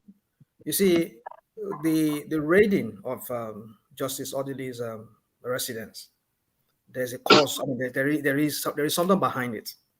We can only speculate, like Lord Michael is saying here, that possibly it could be this Islamist thing again, narrative trying to play again in this case. But then some people say maybe because Aso Rock, the Kabas in Aso Rock, they wanted the man, they wanted to use the man for some things, and it seems not to be, according to Sahara reporters, I think they say it's not really as fast as they want him to act on some issues for them. And so they want to push him out, and the next person will be the lady that had her resident raided. And then they were thinking that she's pro-PDP, it's more of PDP because her husband is PDP. And if you look at most of the ruling that this lady has been involved as legal advisors to some of the PDP candidates, she has been instrumental. So that way they look at her as somebody who will not be able to carry out their own agenda, perhaps. So they want to push her out. So whatever be the case, either of any of these reasons we've just given, there is something behind it. There's something fishy now. You see, Lord Michael, thank you. It's not just because, sorry, engineer, I'll let you continue. It's not just because there's something behind it. But it could be any of the speculation we just made, or something entirely different. But I know it's because they just don't want that lady taking over. That's what I think about it. Okay. You see, Lord Michael, thank you for that very good information. Something we need to realize here. This is what I always say about how these people they operate. Fulani men, when they're coming to do things, they will do it. They will make sure they do it. They come in one voice. They come in convoy. If they come to attack, they will do it. This is the challenge that we are facing in that country. And this is why I keep saying, when will the Igbo and Yoruba sit down together and come and speak in one voice? Without that, I'm telling you, the country will still be the way it is. You understand? And now look, these people, they knew that this lady should be, let's say she's the second in command. Back to Ajale Koko, they may dress this man, they may rob him pancakes, everything to pretend that he's well, he's fit. The gospel truth, maybe he's not fit. It's just to make sure that they dress him and to make sure that, he comes on air to pretend that he's doing well. This is what is happening. Nigerian, the way it is now, I'm telling you, these people, I keep saying it, they are not sleeping. They are planning ahead of us. We will go to sleep. But Nigerian politicians, as they are today, they don't sleep. They have their plan A to B to C. They know what they're doing. It's sad, but let's see what is going to happen. Because if the engineer, 1 minute, please. I'm not saying that there's nothing fishing why they send those crew to go and invade that woman's house. But I was just reporting in response to Lord Michael that maybe the man was sick. But the man I saw on the TV today, it doesn't look unhealthy. He sounds very good than Tinubu. He sounds very good than Tinubu because I watched Tinubu too. I watched Tinubu too. That the person they want to put on us again, Tinubu, it sounds good. He talk. He look a lot. He look healthy than Tinubu. Because I watched Tinubu video when he was talking. He was still doing all those this thing. I don't know if you watch it, one man. You're right. Yeah, man. It's let me put it. Huh? It sounds better than Do Tinubu. you know what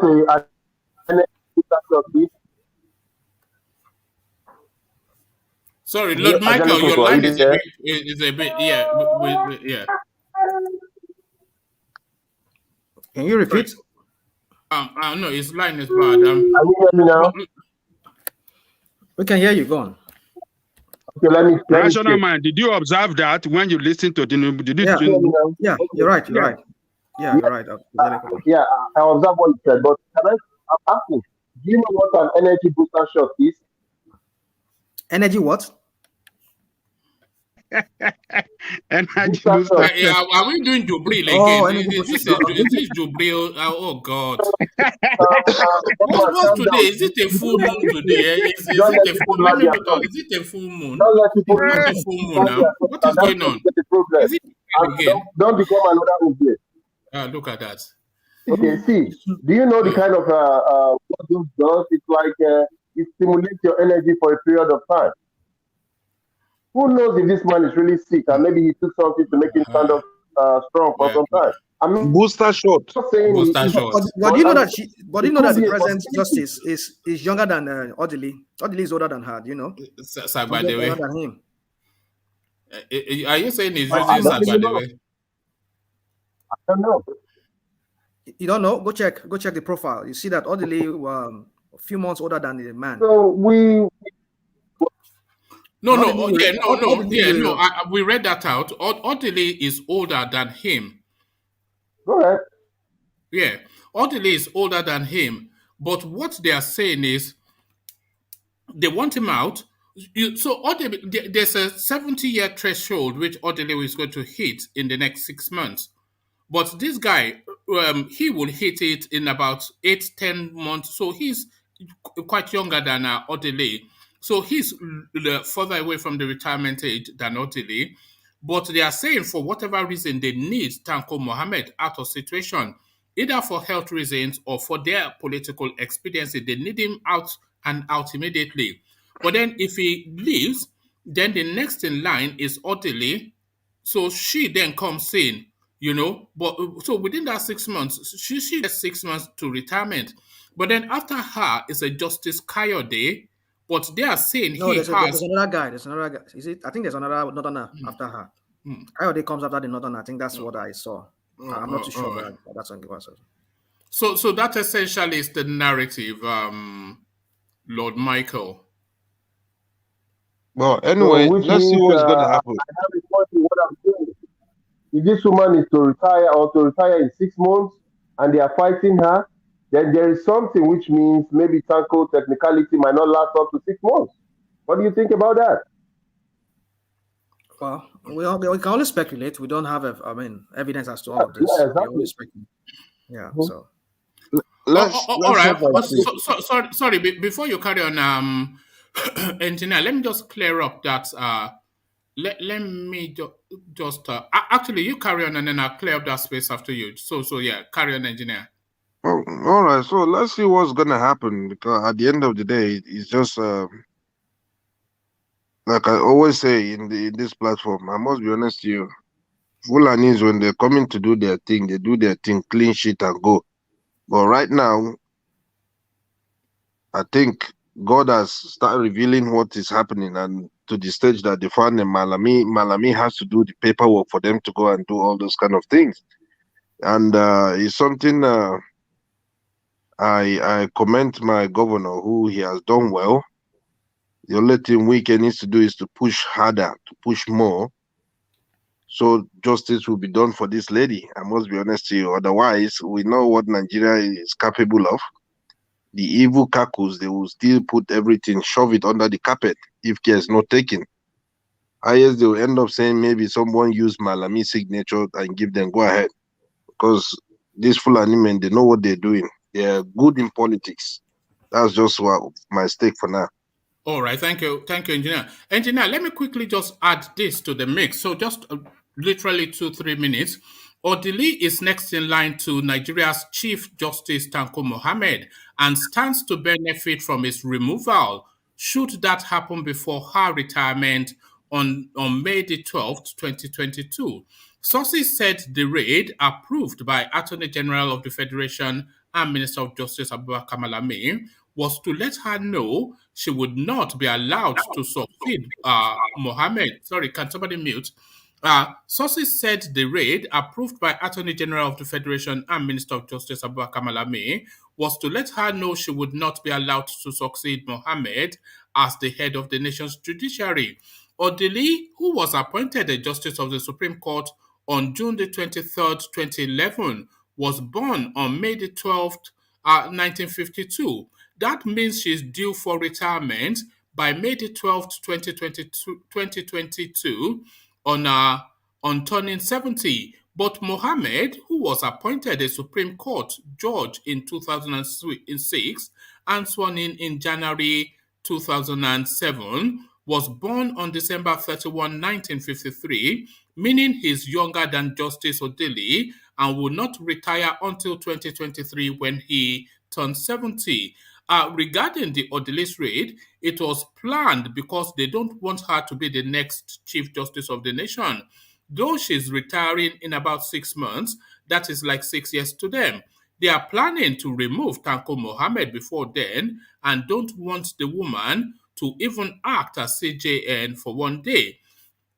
The most senior justice after Odili is Ola Kayode Ariwo Ola, but they claim he has got a terminal illness and is expected to retire soon for health reasons. So that's the permutation. Let me just give you this last sentence. The fourth most senior justice who could take over as CJN is Musa Datijo Mohammed, another northerner from Niger State. So essentially that same old trick, the same trick that they used to have the army guy. So they retire everybody in between the man that is living and the next Fulani in line. So they retire everybody in between the next Fulani. So that same technique is essentially what is in play. So it's unfortunate that now they want to take 3 justices out to replace with another Fulani man. This is exactly what they're telling people, that this is what they're trying to do. And that's why now, Tanko one is easy to get rid of him. Odili one, what can they do? The same thing now, they have to raid her house to find anything that will implicate her, to say, okay, since you have limited time, it's time for you to go. Then the third man is the Yoruba man. They will end up saying he's ill, he is not competent to be there. If they come out and say all those kind of things, our president is ill as well, isn't it? So why can't he vacate? But this is all down to what I'm saying. Buhari wants to finish his tenure to say yes, he did his 8 years. This is what is happening. He has but Buhari's 8 years is not in threat anymore now, so it's a different permutation that they are playing to, because I don't see anything stopping Buhari. I mean, he only has a year left, and that's it. So they have 1 year plus. So it's time for looting.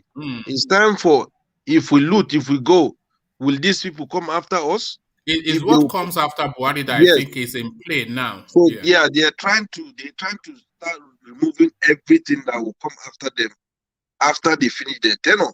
So this is what they're trying to do. We have to get rid of all these people, because they are aware when we get into that power, they will finish serving that country.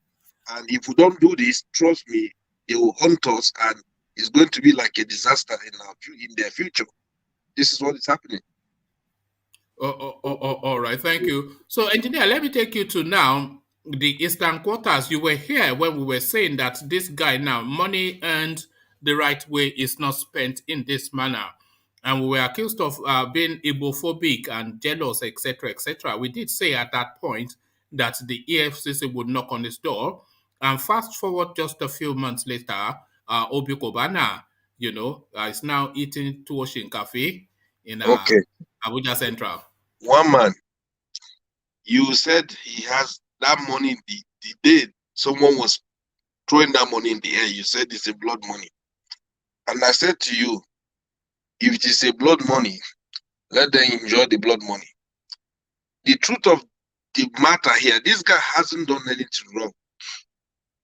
People playing with money is all maybe his friends and co. They inviting him now. They won't do nothing to him. That's number one. Number two, they'll end up telling him to warn his mates, to warn his friends. the way they are playing with that money is like they're tarnishing the name of that country worldwide. But when it comes to reality, I'm telling you, one man, they won't do nothing to this guy. This guy will end up coming out and he will still speak to the media that nothing really happened. He just clarified himself and he's good to go. This is what is happening. Whether EFCC, they capture him or whatever, believe me, I'm telling you now, they won't do nothing to him. Highest they will do to him is to tell him, warn your friends, warn your business partners, they should stop flying with money the way it is, because they're pulling him in the office, sitting him down or talking. Come on, let's call a spade now. People, if you want to catch all these kind of people, look, the money Nigerian government have been borrowing, calculate that money for 6 years. If they tell you how much is the money, that money can build Nigeria twice or 3 times now. So let's be honest, at times, you see, they're coming out, calling him or arresting him. It's just like, I'm telling you, nothing will happen to that guy. Because by men looking at him, you know that he didn't do anything wrong. So it's his money. By mere looking at him. Yes. You were doing so well by mere looking at him. How does mere looking like him? And do you believe that FEC will co-opt that money? That money? Look, the guy, if you look at this guy, when last did you see him taking money and be throwing on the air? Impossible. It's just the people around him, the circles around him. They are the one using money to play with. But I'm telling you, they won't do him nothing. Highest they will tell him, warn your circles, they should stop playing with currency like that, because it's like kind of they're abusing the country. That's highest they will do. One man, can I say something? Engineer. Yes, sir. They invited him for money laundering and tax evasion. You say they go say make it go one in friend. Is him or they invited him? Not a friend. They invited him. I'm telling you, whether they call it money laundering, that's the language they will end up saying. But what I'm saying to you, Ajale Koko, how many of the Nigerian elites, they come on, they do money laundering in Nigeria. Them now. You don't know whether you don't go step on one elite. So where they won't punish him. And they will do it behind closed doors. This guy will come out clean. He will definitely come out clean. I'm 100% guarantee and sure. I'm telling you now. He will come out clean. I think Well Toby has it right. EFCC wants settlement. But are UK you wanted to come in? UK.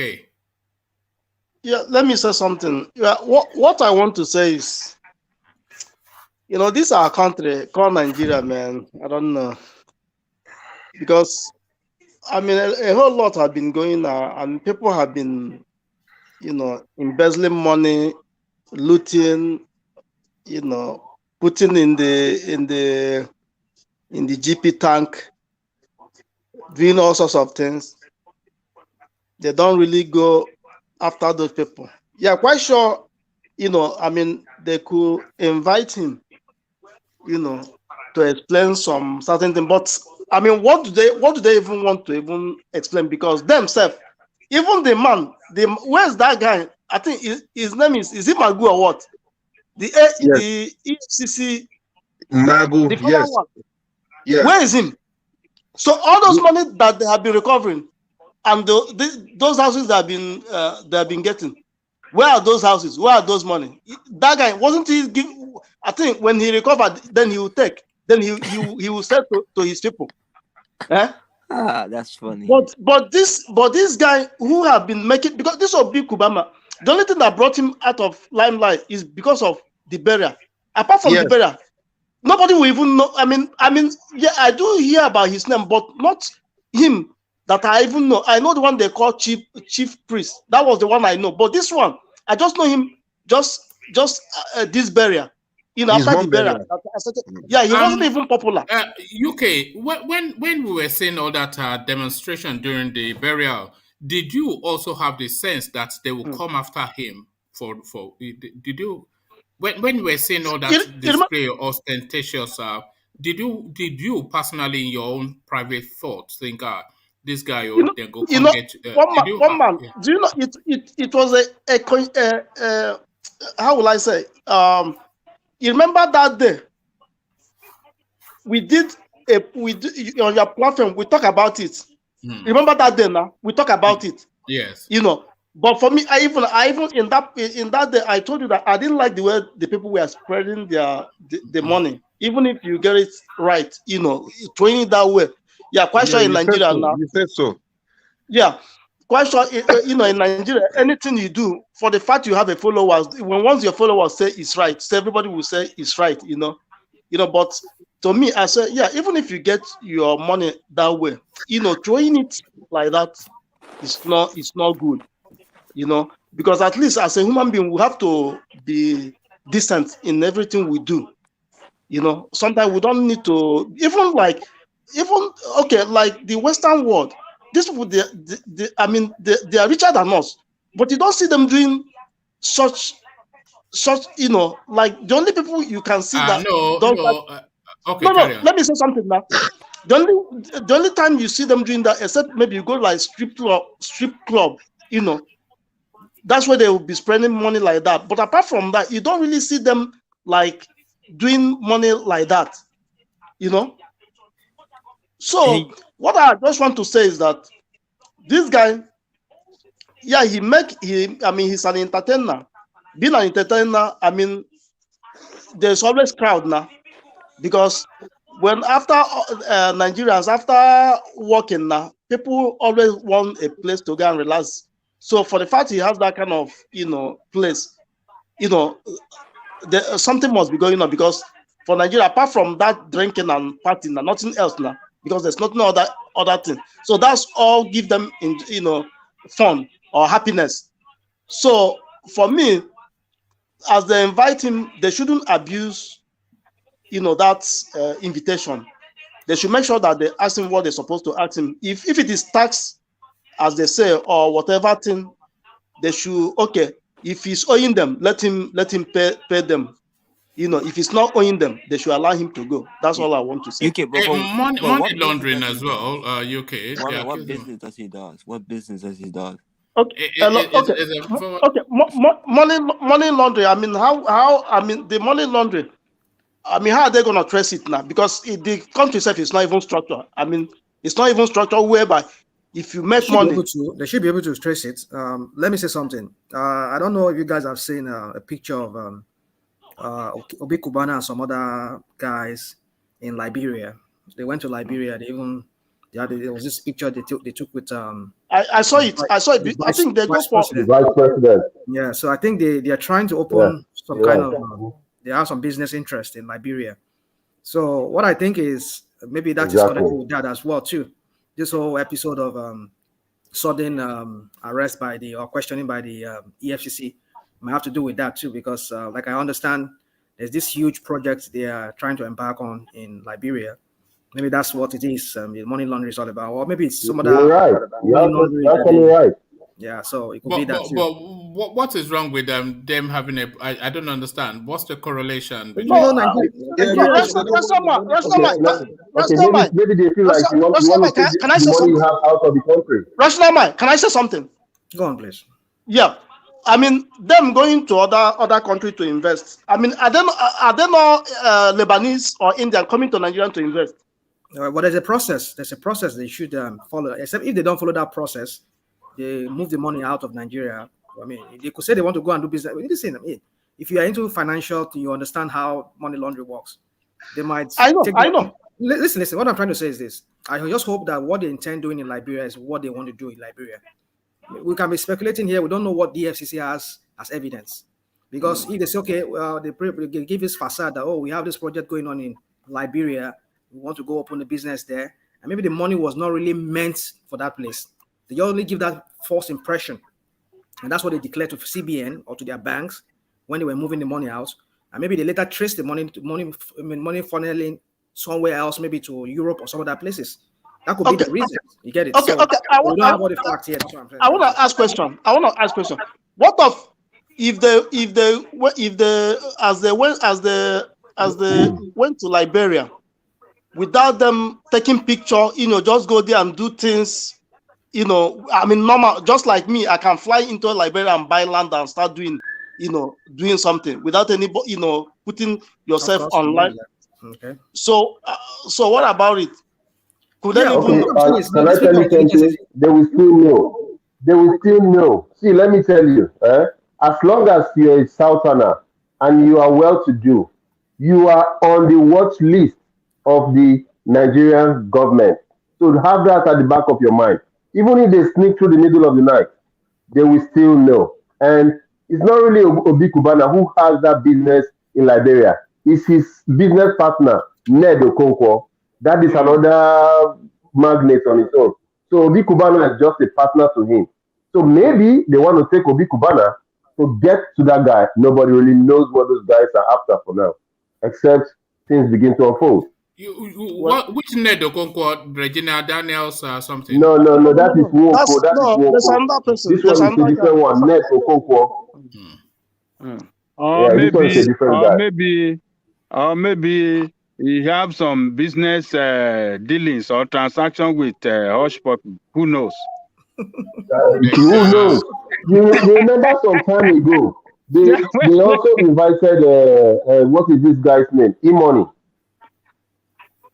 And he ended up settling it with the Inspector General of Police.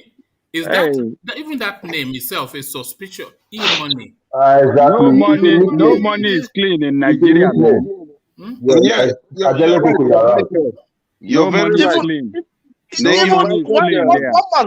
don't hear about white money. White money. Yes, that's part of that group, isn't it? It's part of that group. White money is a small boy. White money, they just want to build him up with the white money. He's just a small boy. Just coming up. It's just coming up. Look at that. Yeah. It's a different world, isn't it? It's a different world. He said we punch. Yeah. Are you hearing all this? Money, white money. Yeah? I'm telling you. What did you say? One man. It's the guy that says I will punch 350 point something $billion in your. I said I'll punch it. I mean, there's this comedian guy. Is it not the same guy we're talking about? The white money. White billionaire. No. That one is different. That one is just a small. That one not get money. Now comedy. Comedian. Now wow, Michael know all of them. Michael know all these people. I know them now. One man. Nigeria is video. Nigeria is Nigeria is the whole country is a movie set. Everybody is an actor. No clean money in that country. I'm telling you. No, what we need to understand. No clean money, man. What we need to understand, I think it's high time one man should change his name. So one man money. Thank you. No my money. That would be a false description now. No, you can say one pound because when they hear that pound. I beg, make una leave one man, like Wala. The only person that have money next to his name is Alexander Gomez. No. We prefer Chief. Chief, that's what we like, Chief. One man. Like Chief. You see, one thing about financial crime in Nigeria, with the way Nigerians, they funnel money abroad, there's a way they launder their money, some of them, they move the money out on, different reasons they give to central bank or their banks when they're moving out this money, but then the real destination will be disguised, kind of. So, the EFCC, they have trained agents who can trace money. And I think within the central bank, they have what they call financial crime units, something like that. They have a desk there. Yeah, so there's a way they can trace. If you declare EFCC EFCC has an office in central bank. Yes, they have a desk. EFCC inside of central bank. They have office. So the thing is this guy we're talking about, Obi Kubana. Sometimes some of our Igbo boys, they have this propensity to just be loud, to be loud and everything. If you're rich, just keep it and then keep a low profile. But then I think it's part of the game. When they promote themselves, maybe they want people to see them more, and that will bring them more customers or more maybe contract or whatever it is. I don't even think it's a customer call. I think it's culture. I think there's a culture of one-upmanship. If you go to the average Eastern village, if you see some of the mansions that they built there, your eyes will pop. So it's a culture of trying to outdo each other, one-upmanship. I think there's a strong element of that in the East. People just want to now maybe big boy for town kind of Yeah, one man. One man. Let me put something to you. No, there are so many boys in the Igbo land that are richer than Obi Kubana, but you will never hear their name. You see, there is an adage in Igbo language that says "Oka Fanebu Kita," which means a big name that kills the puppy. That is what is wrong with all this e-money and others. They just want to be loud. Now maybe this. They have no needs. One man. Showmanship. Yeah, can I say something? Yeah. Do you know I have a friend? This boy, do you know what he does to Ajib? He's the one that designed their oil well. This guy is stinkingly rich, but you can never hear this guy. You can never hear this guy, and nobody knows. I mean, sometimes when I look at this guy, I say, man, but nobody knows you. But I like as the way you keep yourself in Nigeria. Nobody knows you. Which what Lord Michael is saying. You know, this guy, something had happened to him that taught him a lesson. So for him, he can never give up that kind of this thing because one, he's very smart. Somebody who developed a gas well for a whole Ooni, and he taught Indonesia. From Indonesia, he come to US. You know, so there's some people who have that money, but they can never expose themselves, to that level. Okay. So sorry, hold on. I have UK. Earlier, you were just saying about that about the way they were handling money in during that Obi Kubana's funeral, and you were saying this is something that is unique. But let me show you this. Are you okay? Hopefully, I don't get kicked off.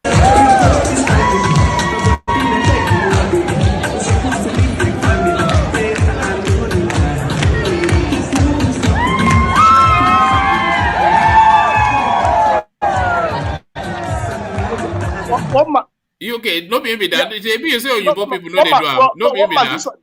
This one is small. Even this one is small now. Even when my friend not a black man around though. So yeah. No. This one they copy from us. They even copy this one, but they are copying from us. Then they copy from us. UK, because I remember when my it's a lie. UK. We're the ones who copy from them. UK. You should have said asked, something. You should have asked one man what kind of music were they playing on the background. It's Nigeria now. Thank That's you. why I said they are copying from us. It's Nigeria but there's no blackface there now. Look, can you? No, it doesn't matter now. Show me one black man. But there's spirit of black there. Yeah. It matters. It doesn't matter. It matters. Hey, see black. See okay, black. one black. Okay, they have one black. And an APC member. Look at that. But there you are.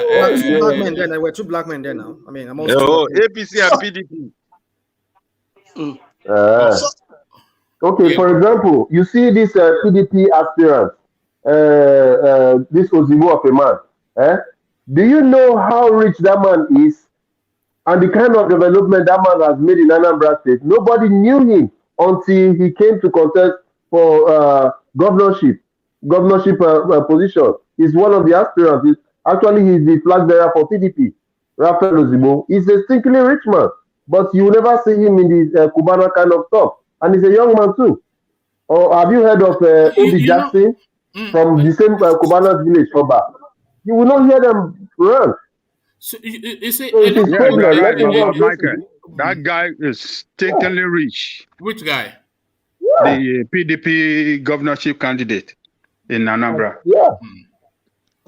A lot of it also to do with education and background, the sort of home you come from, and yes, I think a lot of it to do with that, So if they come from like some just mommy, professor, daddy, doctor sort of home, then they can be as rich as they like, but you wouldn't see them out in town.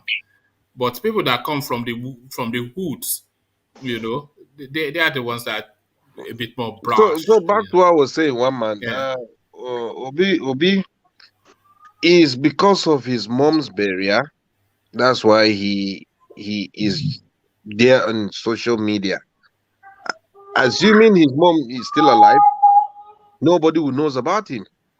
That's just no. Engineer, he said they were preparing to do that thing to her mom at her 80th birthday, but unfortunately, the mother died before 80th birthday, and that's why they decided that okay, then go show up for the burial. So they will have still do the same thing.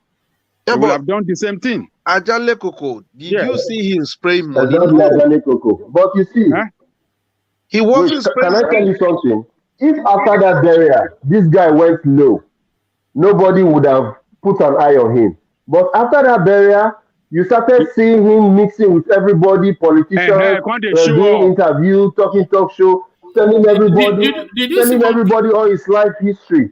So they traced him that this guy just graduated and did NYS in Abuja yesterday. Then all of a sudden he's now rich. So he's the one who brought this on himself.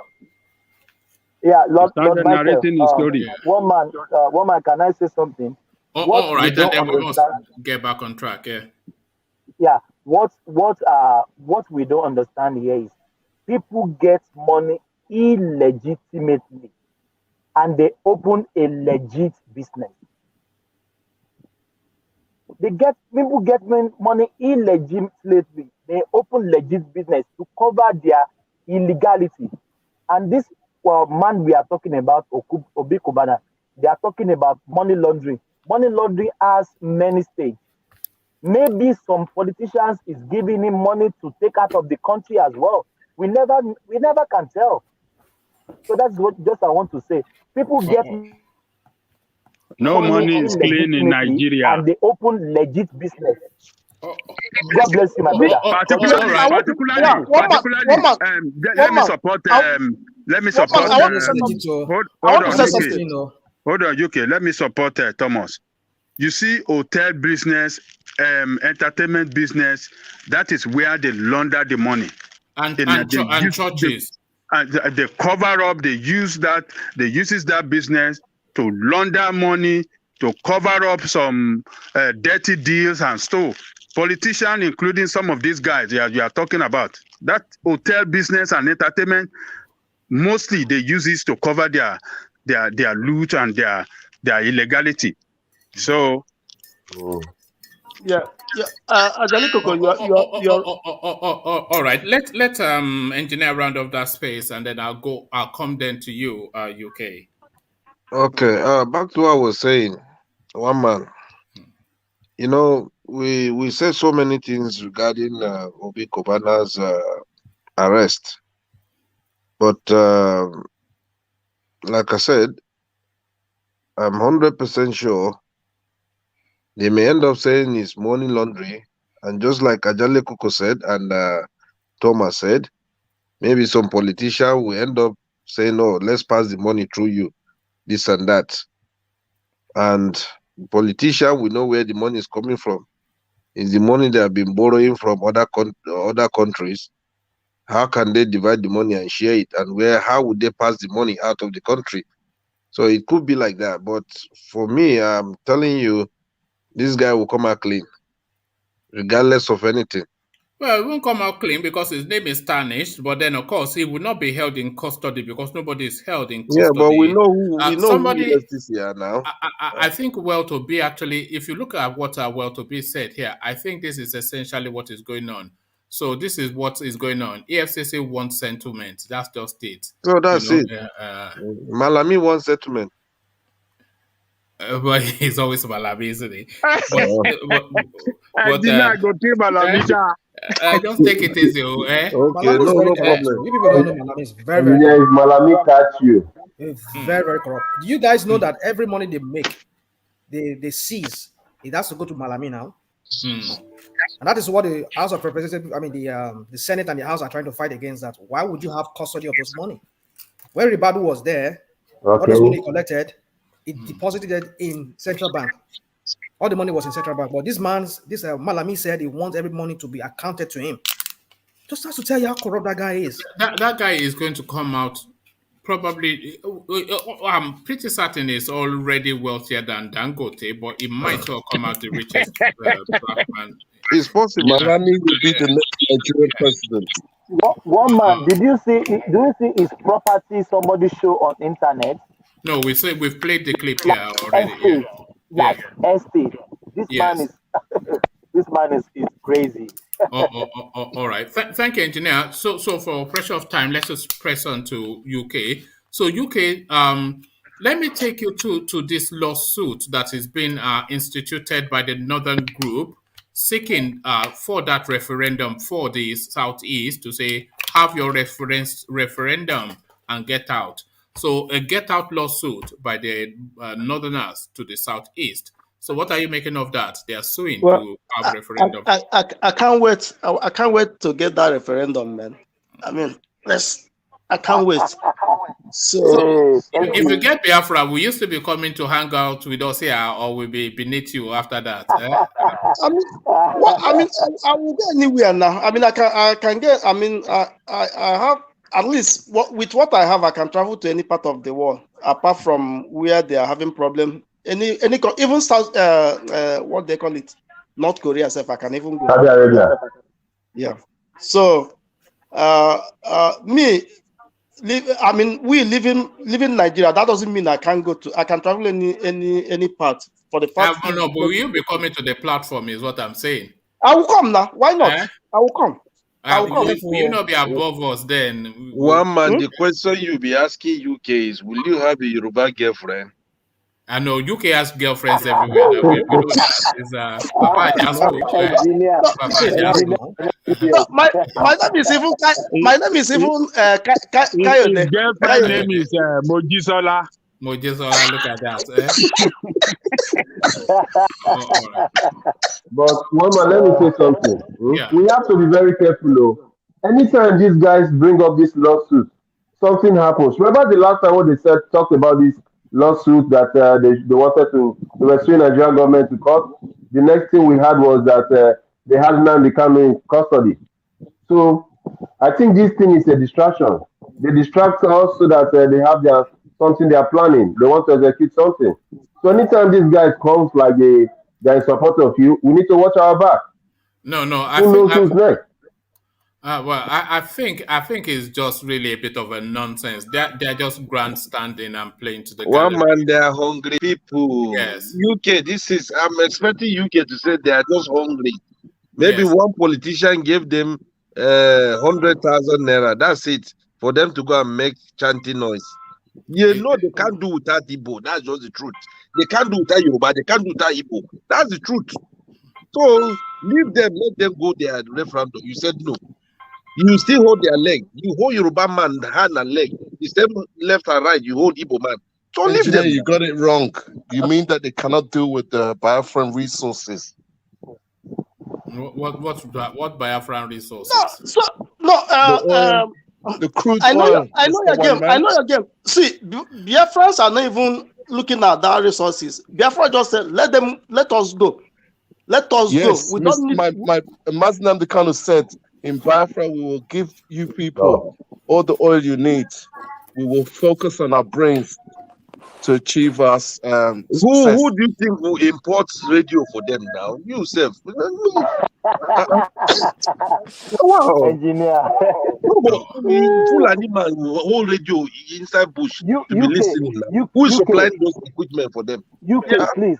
We can still be supplying those things to them now. UK, Nigerian break today. Who is going to suffer? The three regions. If Nigeria decides to break today, who is going to suffer most? Okay. Nobody will suffer. Everybody will survive. Hold on, please. That question was to UK, so let him address it.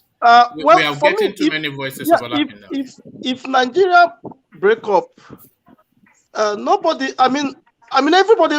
I won't say nobody will suffer because people would like to strive based on what one man was saying who will about come out the least favorably out of the if Nigeria breaks up, who comes out not suffer but least favorably?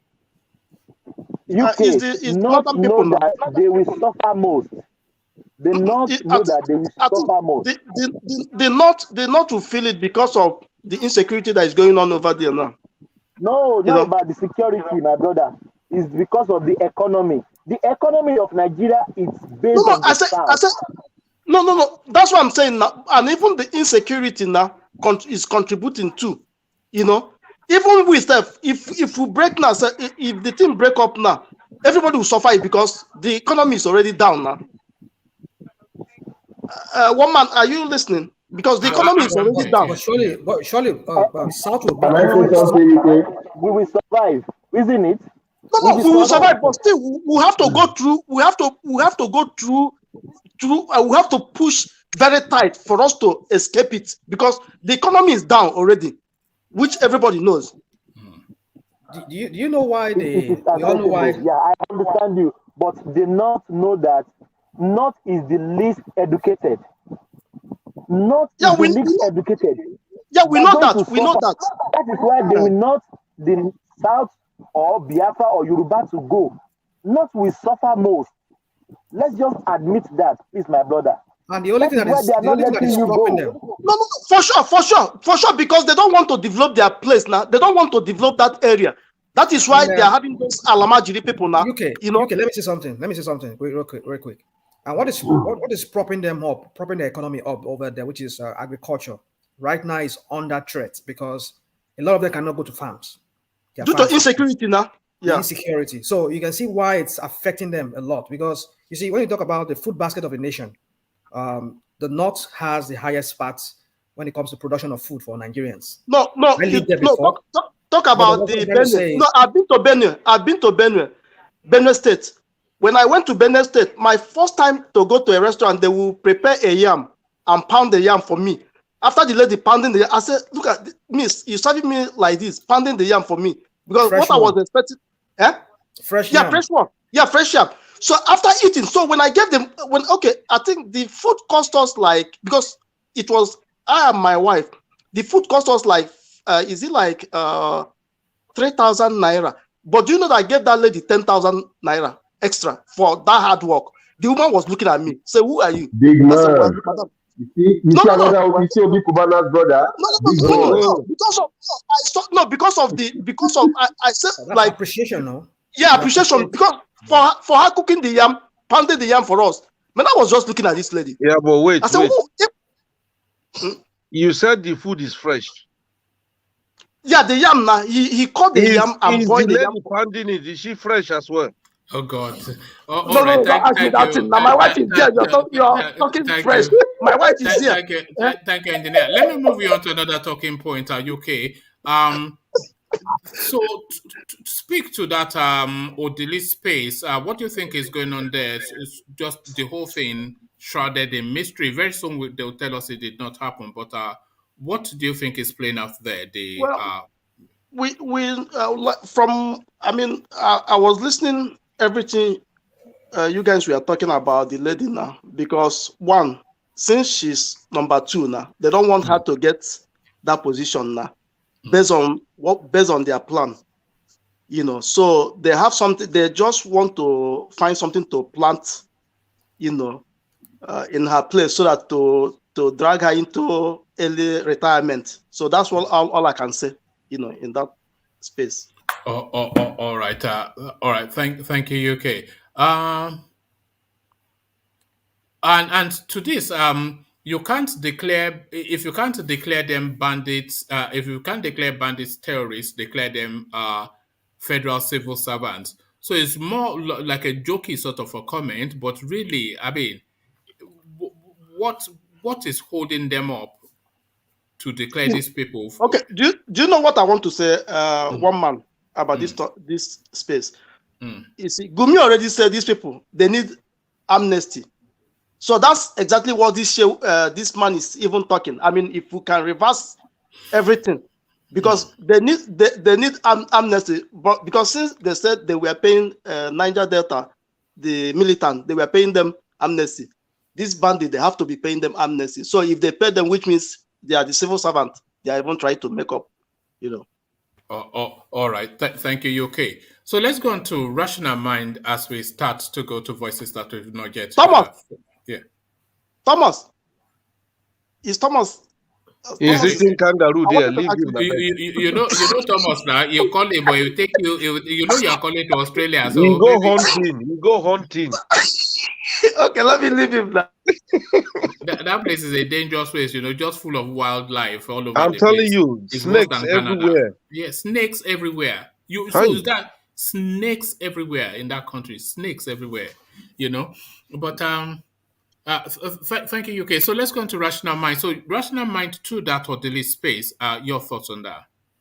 Yeah, I think I was reading a while ago about this is the second time that this lady has been raided this year.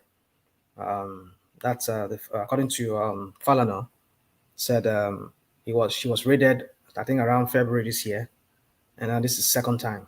So and then they keep saying these people will be punished or whatever, but then we've seen they will tell you like the Inspector General of the Police, the IG said they've opened a probe. That's what we know. That's how the country operates.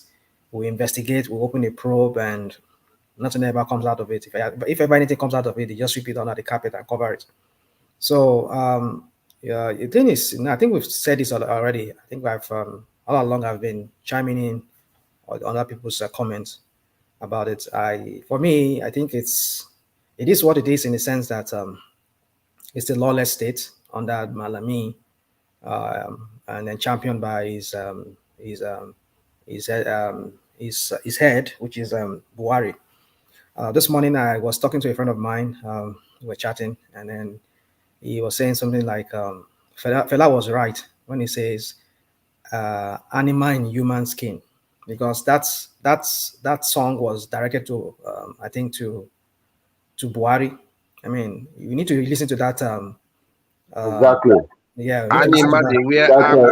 Zombie album. Mm-hmm. So, you know, myself and my friend were just reflecting on that music. I mean, Fela really saw the man that we really never knew, even though some of us knew him back then.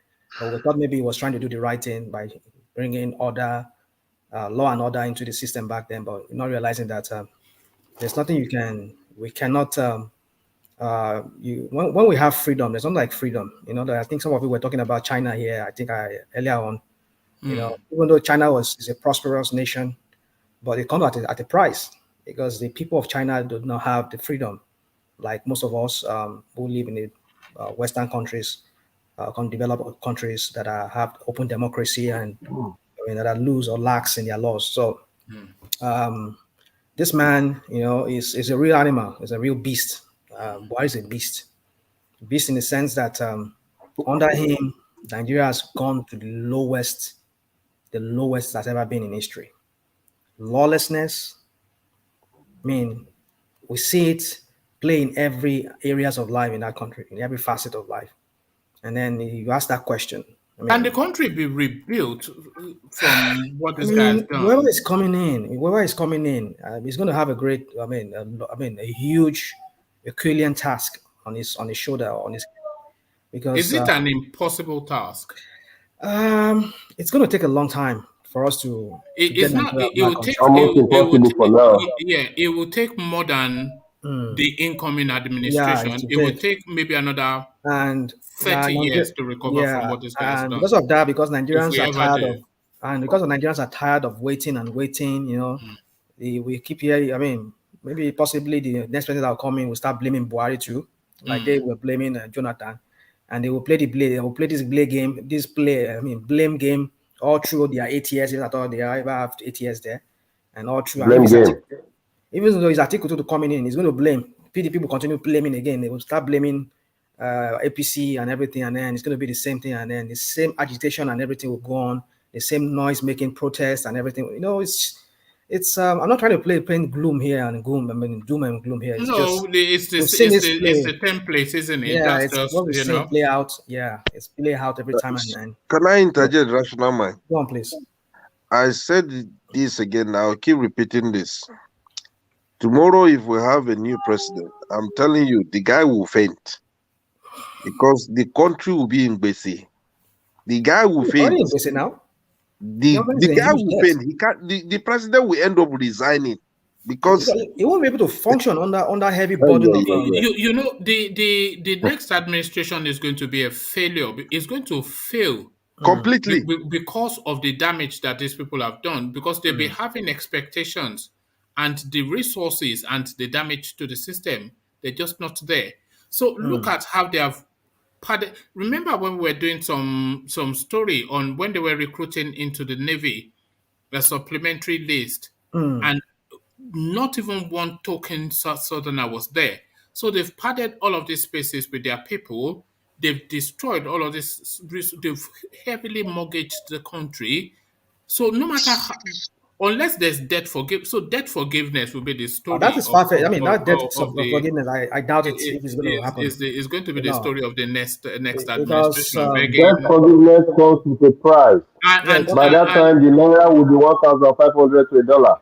Yeah, and the people they are owing are the Chinese, not Paris Club or the Chinese. They don't forgive them. They must get their money back because one thing about the Chinese loan is that like we had a deed to was it one Asian country? Was it Malaysia or one of those countries in Asia?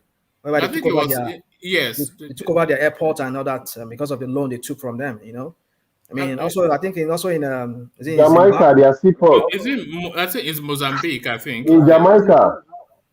Jamaica too. Okay. Yeah. So I mean, I think even Zambia was in Zambia. Yeah, not Mozambique. Zambia. Yeah. So I think you can imagine. The Chinese, they are kind of loan. It comes with some kind of consequences. Condition that you can, in fact, if you default, my goodness, you pay the price for it. They don't forgive you. No loan for forgiveness in Beijing. So wherever it's coming, it's not only China, plus Saudi Arabia too. They have to put loan. Yeah, thank you, Lord Michael. Let him steam through, and I'll come to you. Yeah. The thing is, you see, this lawlessness has affected everything in that country. Because we talk about foreign investors, like me myself now, I want to go to Nigeria and invest. I don't even see myself investing there. I want to bring friends there, they want to invest. Can't even tell them to come and invest because the judicial system is a mess. You want to sue the government or you want to sue somebody for some infractions, and then you cannot even do that because you feel you will not get justice, and then you lose your money, and then it's just a mess. I mean, everything in that country, everything, insecurity, the rot in the judicial system is affecting that country in every areas. Because nobody wants to come there and do. Anybody who wants to survive doing business in Nigeria now should be ready to dance to their tune there, ready to slide in brown envelope to any person, maybe even the magistrate a magistrate judge or whatever, so that you can rule in your favor, so that you can get whatever you want to get. So you see, it's the rot, the decay in that system in Nigeria, period in Nigeria is so bad that I tell you. Whoever is coming in there, it's going to take many years, and I don't think he or she has many years. Yeah, no. To do. The next administration almost certainly will be. So, in conclusion about this major delete thing, I think it just keep telling us the whole narrative of that country, that the country is in a real bad shape, and it's not going to just solve itself in 8 years by Tinubu or Atiku or whoever gets there, and until we get things right in that country ain't going nowhere. That's what I have to say for that. Oh, all right, thank you. And to the Obi Kubana space, we did anticipate that they will pick him up at some point, and roundabout now was what I thought. Has it come as a surprise to you? Because I shouldn't imagine that it surprises anyone that it's not being picked up. Yeah, we have been saying it. Some of us have been saying here that at some point this guy's going to get picked up. Even though I think after that. Rational man. Yeah. Can I say something? Go on. One man, do you know that these people, they listen to us? So sometimes what we say here, they even use it for their own policy. Look at that. We know now. Of course, we know now. I mean, was it not the deputy? I mean, is it not the House of Rep? Wasn't Femi Gbagamiamila? Was it not the one who said using our catchphrases? They need to pay. They need to share the I've seen money a lot to of give us too. I've even, besides even him, I've heard that a lot of the politicians use some of the phrases that we use here. It's just well, we should be happy about that they're listening to us at least. Just no, they should pay. I shall text Ovie to send them an invoice.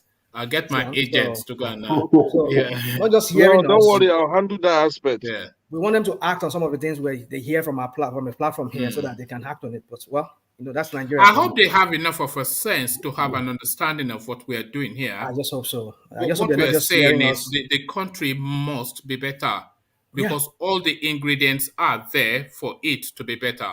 Yeah. In fact, it's an act of sabotage that the country is in the state that it is. If you look at everything, all the resources, I think it's only Congo that is more resource rich than Nigeria. I'm just going off the top of my head. But in terms of Mr. Webman, yeah, I'm just curious what you just said. You said that Nigeria had all the ingredients for it to get better. What are those ingredients? To be great, not to just get better. To be great. What are the ingredients for it to be great? You are one of those ingredients, Radio Biafra. No, I want my freedom. So I'm not part of that ingredient for Nigeria to be great. So what other ingredients do you have?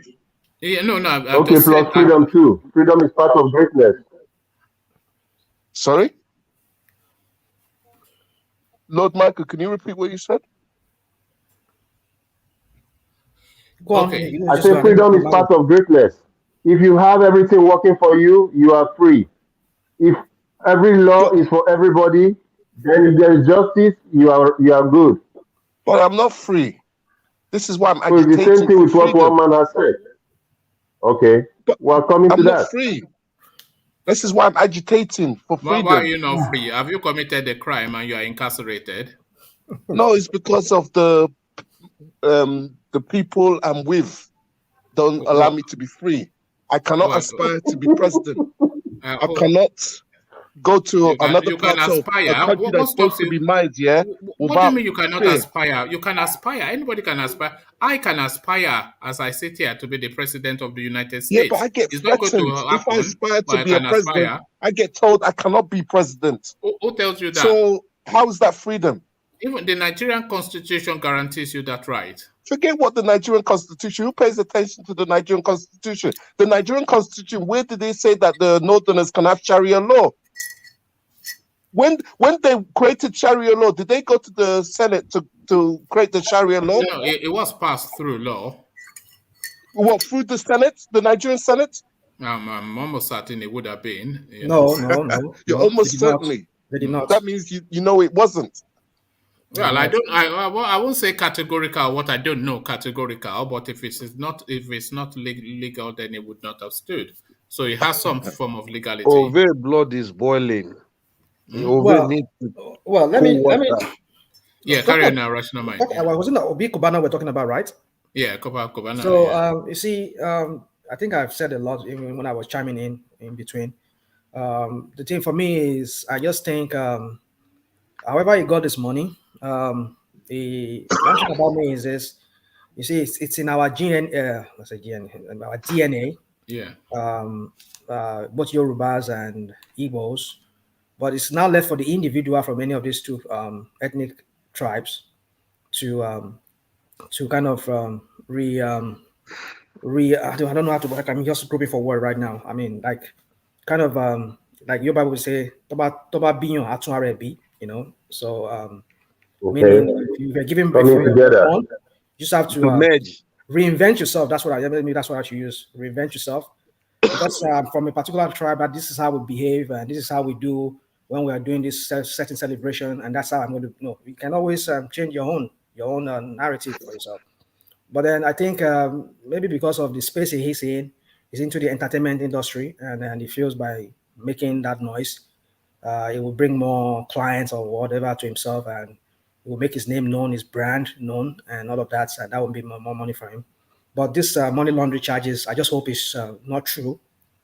Adaleko is exactly right, though. That space, that entertainment space, that hotel, etc., that's just the perfect conduit for money laundering. When you just say, okay, they paid 100,000 for a bottle of Coca-Cola, that is what we charge now, and that is what they pay. But that's money laundering, isn't it? Yeah, And then it could be. You're importing you pass it into the system, you clean it and pass it back. Yeah, you know. You might say they want to import champagne and some other exotic, very expensive wines and all of that from maybe from France or from Spain or whatever, and then they have to launder those money through that channel. Or maybe they say they are supplying a country or whatever, or the hotel they have somewhere. They have different ways of laundering this money and then disguise it under some kind of guise of some reasons. So, but what I'm trying to say is I just hope it's not true.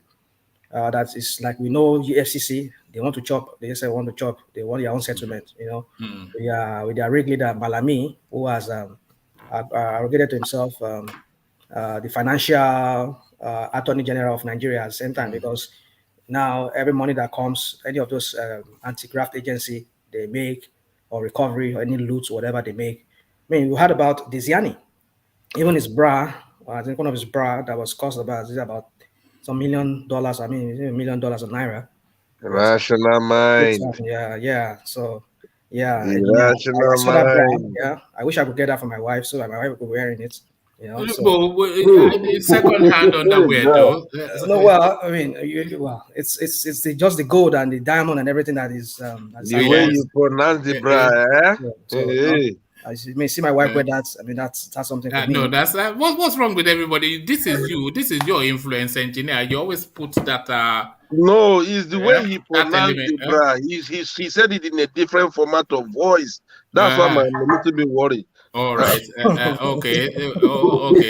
We need to slide in a little bit of entertainment to this our discussion. It's not about all about all the time talking about this useless. Let me not call it useless country. I mean, a country that's been useless by some idiots. So I mean, you just have to bring in a little bit of entertainment into it. So anyway, of course, I mean, he wants to. I mean, I just wonder, like, man, this guy. See, Malami, the guy is all about money.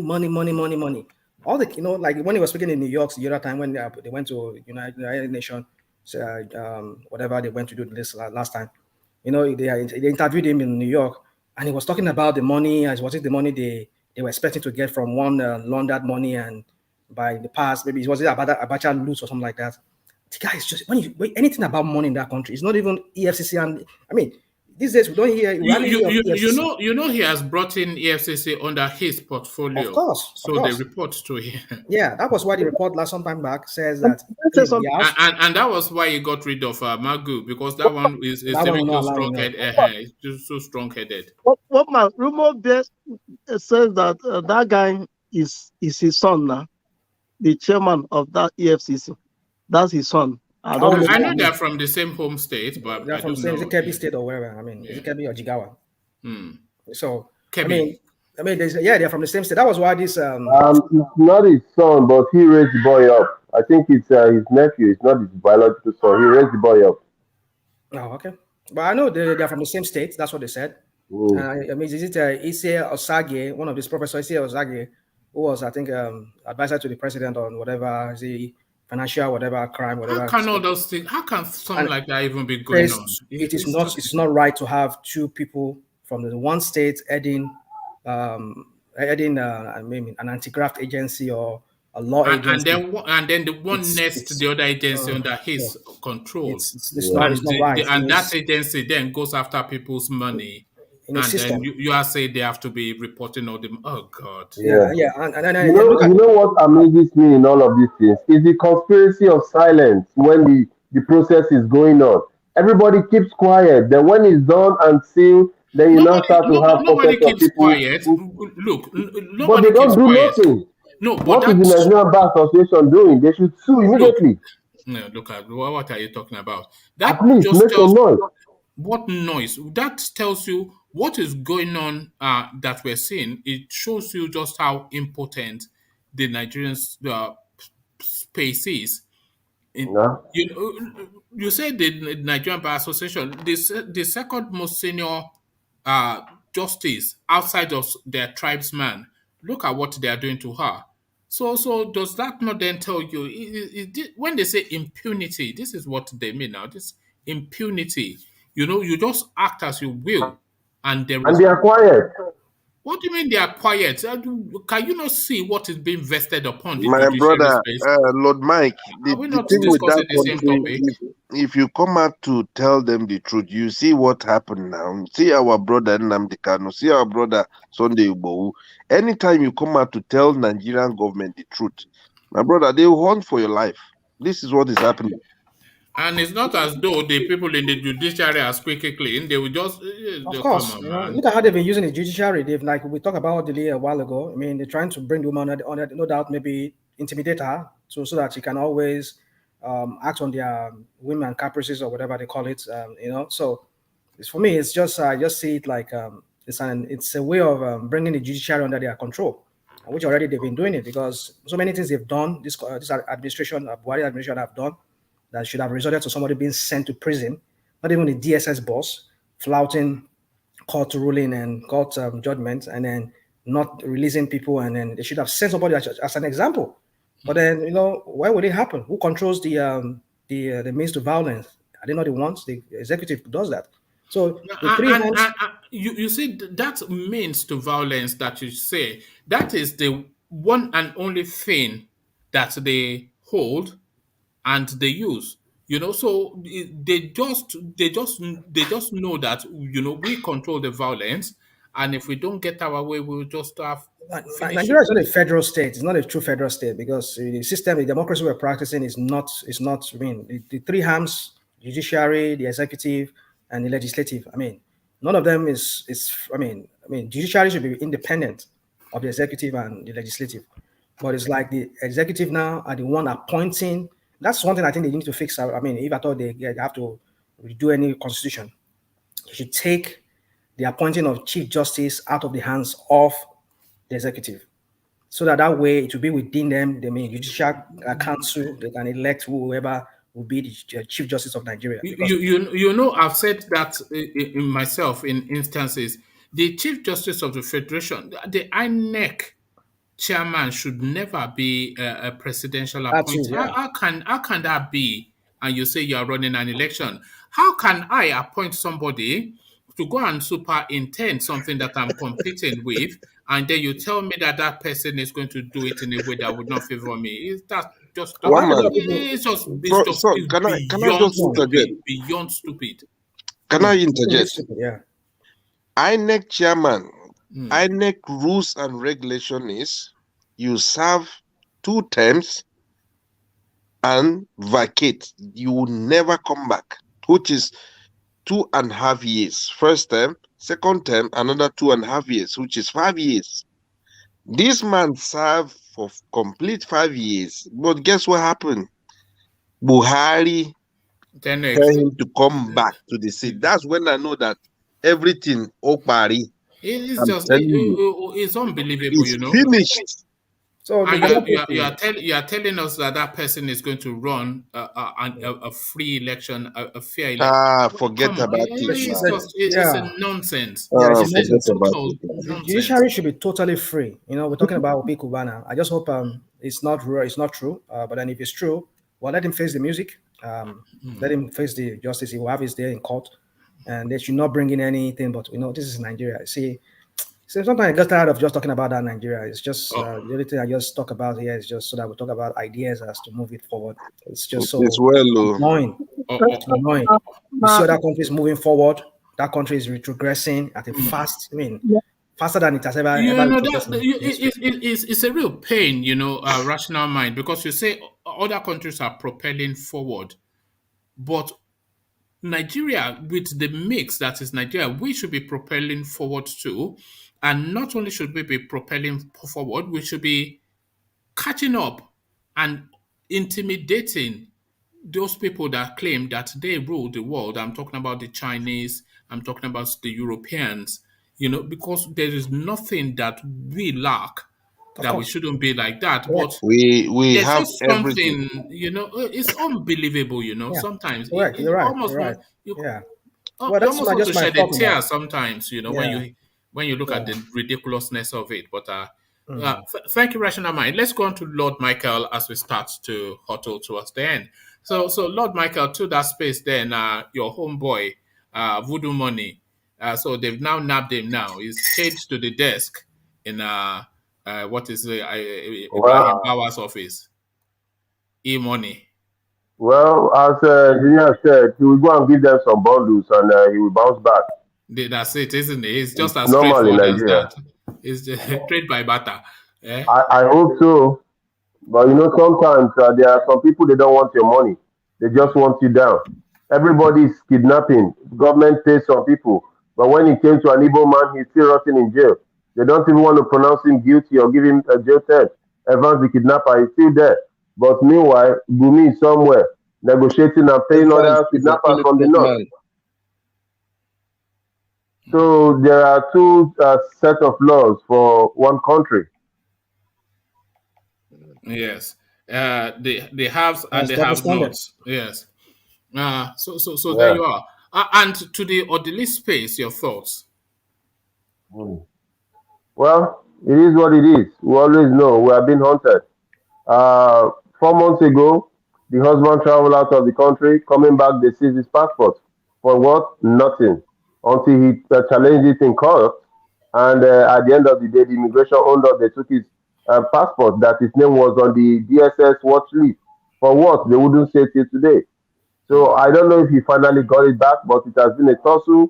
So I know they've been battling the family because she's the number one jurist in the country, which is the second in command to the justice position. So for some reason, they don't want her to be there. They must have even told her to resign, maybe want to pay her off, and maybe she says no. Then they say, okay, because you think you are stubborn, we'll deal with you. But it's a good thing that this whole thing is coming out. So if anything happens, we know where it's coming from. The ridiculousness of it is just not something that I can get past. Let's look at what's led us to this situation, Lord Michael. Is somebody, his only description, a resident of Abuja, an Abuja resident, that's just his only description. And then they say his name is Aliyu Umar. And what did they allege? He said there's something illegal happening in that house. This is the whole what this whole invasion was predicated upon. It's exactly that. So maybe that is what is playing out. It's just a total nonsense, isn't it? It's just total categorical nonsense. But that's Nigeria for you. But thank you, Lord Michael. So Radio Biafra. So what exactly you pick a topic and speak to it? Radio Biafra, Europe. Well, Radio Biafra. Oh, let me say something quickly. I want to ask Engineer something quickly. Engineer, you recently went to you're after Engineer today. Okay. Yes, sir. Was it for holiday? Yes, sir. Why did you go this time? It's very cold. You don't get a chance to enjoy the beach. I was in Swansea, the Gower. Really? This summer. It's beautiful. But you went at the wrong time. Why did you go now? I tell you what, there was a cancellation of the apartment, and I saw it a bit cheaper. That's why I decided to let me just pay and go. You should have taken your money and wait next year summer. You will enjoy Wales. It's beautiful. Next year, I'm looking at Cornwall or North Wales. All right. Hopefully, I will see you then. Yeah. North Wales, I've been told, is even better than South Wales. Yeah, it's true. You're right. Anyway, Mr. One Man. Maybe one day you eventually make your way to Nigeria to actually discover this country that you talk about. Mr. One Man, can you point to Nigeria on the map? Would you come here? Of course I can. I can point to many countries on the map. Yeah. I will discover another river in that contraption like on the map. Don't mind One Man. All this. Let me tell you something, I am somebody that like to be informed of what I'm talking. I don't like to gas on air. I like to talk and know what I'm talking about. All right. You understand? There's nothing you can tell me about Nigeria that I don't know. I learned a lot. And yes, it's from my Bible, Radio Biafra. Yes.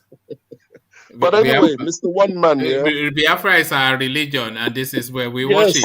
Yes. Biafra, we tell nothing but the truth. Oh my goodness. We tell nothing but the truth. Or something. I swear, it's Jubril, it's Jubril. At Sudani. Did you see his nose? Is his nose moving? It's a silicone mask. I think it's a silicone mask. It is silicone mask. Oh God. Yeah. Anyway, for comedy value, it's good. Oh yeah, tell us. Biafra, do you believe that? Do you believe that? Buhari was cloned, like Nnamdi Kanu said. Did you believe that? Because I want to believe you are an enlightened person. Don't open that kettle of fish. Is that what? Hello? Yes, don't open that kettle of fish. This guy will just beat you from here. Rational Mind is asking you that did you believe when Umar Hiabon was saying Aboki from Daura is a silicon mask? Did you believe that narrative, Jubril from Sudani? Yes, of course I believe it. If he's telling lies. And do you still believe it? Of course. That man is a masquerade. Ask yourself something, yeah? You know these ridiculous charges they got against Mazi Nnamdi Kanu? They have one of the charges is that he insulted, they called him a pedophile, which he is. Why haven't they got a charge of lying that Buhari is dead and buried in a Sokowe pit in Saudi Arabia? Why is that not part of the charge? And why is the family, Aisha Buhari and her family, not suing Mazi Nnamdi Kanu IPOB for defamation? Oh, okay. Just because that's true. Because we've lost track a little bit. So where are we now? We know no, that. Hold on. Because you Biafra is something is your the Radio Biafra is your Bible and whatnot. So we've lost track a little bit. So bring us up to speed. So first we started off with Jubril at Sudani, and then we were told he ran away. But then the silicone mask, like so it was like 100 meters relay, was then passed on to Yam. So is it still Yam now, Yusuf of something? Is it still Yam? Or has Yam passed the baton on to Mukhtar? So where are we now with this in the silicon mask race? Oh, God. Who's the Mr. One Man, forget that one, man. Forget that one. We know who's running your that contraption. It's not Buhari is buried in a because it's a nonsense. Buhari is buried in a Sokowe pit in Saudi Arabia. The man that you're leading you is from Sudan. His name is Jubril. We know this. No. Now the Kanu told us that Jubril ran away. You said you followed the thing. Did you not hear him say that? Do you want me to bring Professor Datao? Huh? Mr. Man, forget that thing now. Let's talk something more serious, yeah? It's not serious. Whoever you have, is a madman. The president of Nigeria is not a serious matter. Who is there now? Is it Yam? Or is it Dodo? Is it Dundu? Is it Dundu now? It's not important to you people because you people don't want to hear the truth. According to my the person there now is a mannequin. A mannequin. Look, I thought mannequins were banned in Kano. Is mannequins not banned in exactly. Because the mannequin of Asurok. So mannequins are not banned in Abuja. What man? It's Yusuf. All right. Sudani.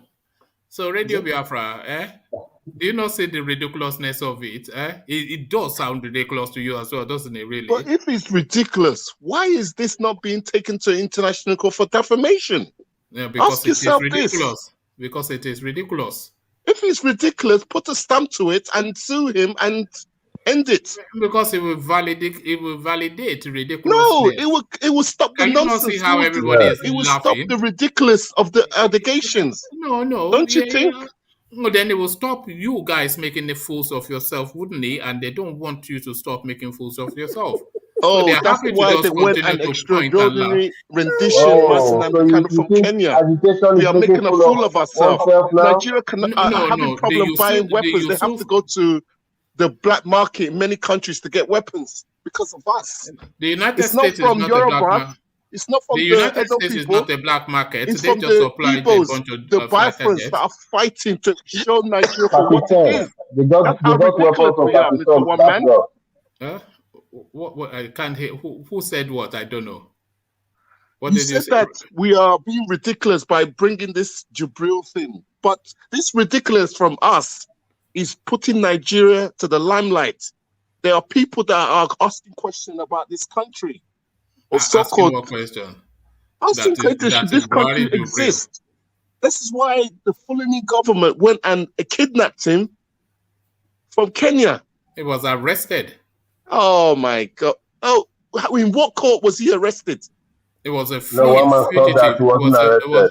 It was a fleeing fugitive. He was arrested. He wasn't a One man, fugitive. you have to stop that Not now. court That's a pronounced. tautology, I know you're actually. trying There's to no get such on thing his as One head, man. but please. there's How no can such he be a thing as a fleeing fugitive? fugitive. So a fugitive, yeah.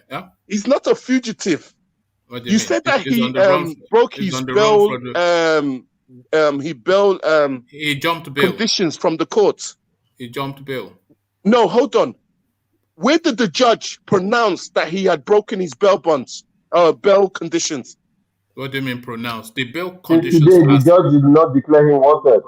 Exactly. So how is it that do you know how? he's a fugitive? But in the eyes of the court, he's not a fugitive. What do you mean? He has not been pronounced by the court. A law court in your country, Nigeria, has not pronounced him as a fugitive. Oh, all right. Do you want to hear? But that is true. Okay. The bail conditions were set. Forget that, Mr. One Man. You go by so what if the you court don't want to says. hear it, then you don't want to hear it. Mr. One Man. Let me. If you said to go, would you go by what the court said as well? Yes. According to, we have to follow the laydown of what your law says. Okay. If the law says that you have broken a law, then you have to go by that condition. But the law has not stipulated that Mazi Nantikana has broken any bail condition. You are reading what you believe. Do you want to hear? Do you want to hear it differently, or do you just want to Tom?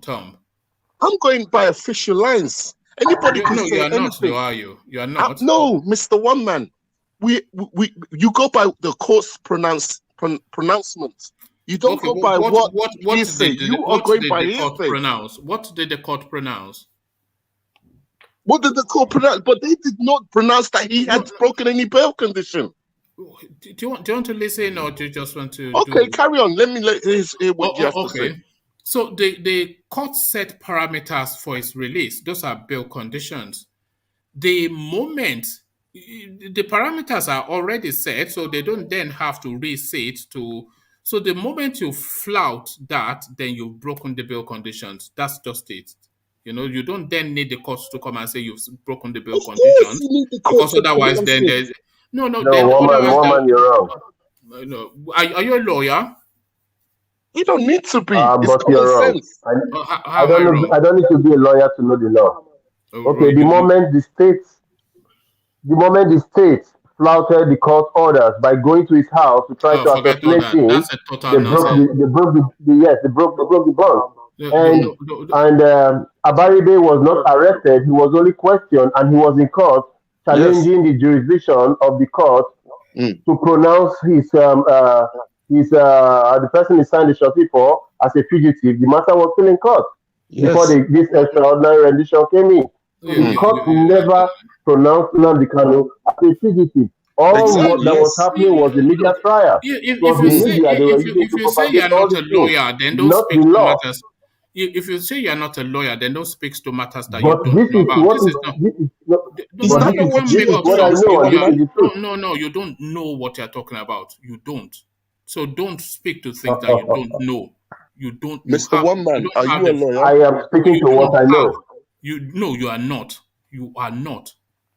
You are not. One Man, you are not a lawyer. Who told you that? Which law did you practice, I know. Mr. One Man? Right. How would you know? I know your profile, so don't worry. You have a public profile, so don't worry. I have Mr. a public profile. Okay, what is my public profile? Yeah. Don't worry. Just let's go. One day I will tell you everything you need to know about you don't know a single thing about a single thing.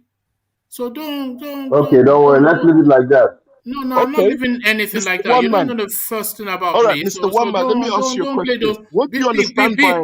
Be quiet, okay, please. Okay. Don't play those games with me, because I played those games when I was in secondary school. Just juvenile stuff. Don't bring juvenile stuff. Okay, I'm in secondary school now. Let me play my own game. No, it's a mentality. Don't bring that mentality to me. Let's just go on. Let's move on. Then you get short shrift. Don't mind one man. You like to shoot people needle. Let's not spin this thing. No, look at this guy trying to. Yeah, The time is you going. don't know the first thing about me, so You see. Let me say this. Let me say this. You see, my friends, my Igbo brothers, and I understand the this is what agitation. they do. But then the thing is this: we need to be factual. We need to also look at things realistically.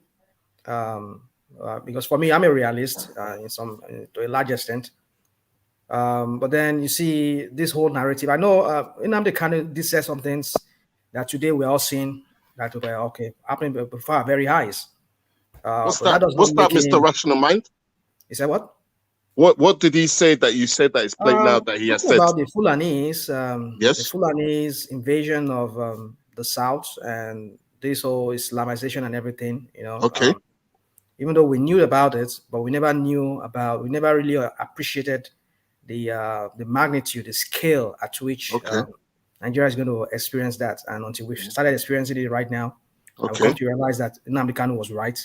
So I'll give it to him that there were some things he said that were right, but not everything he said were right.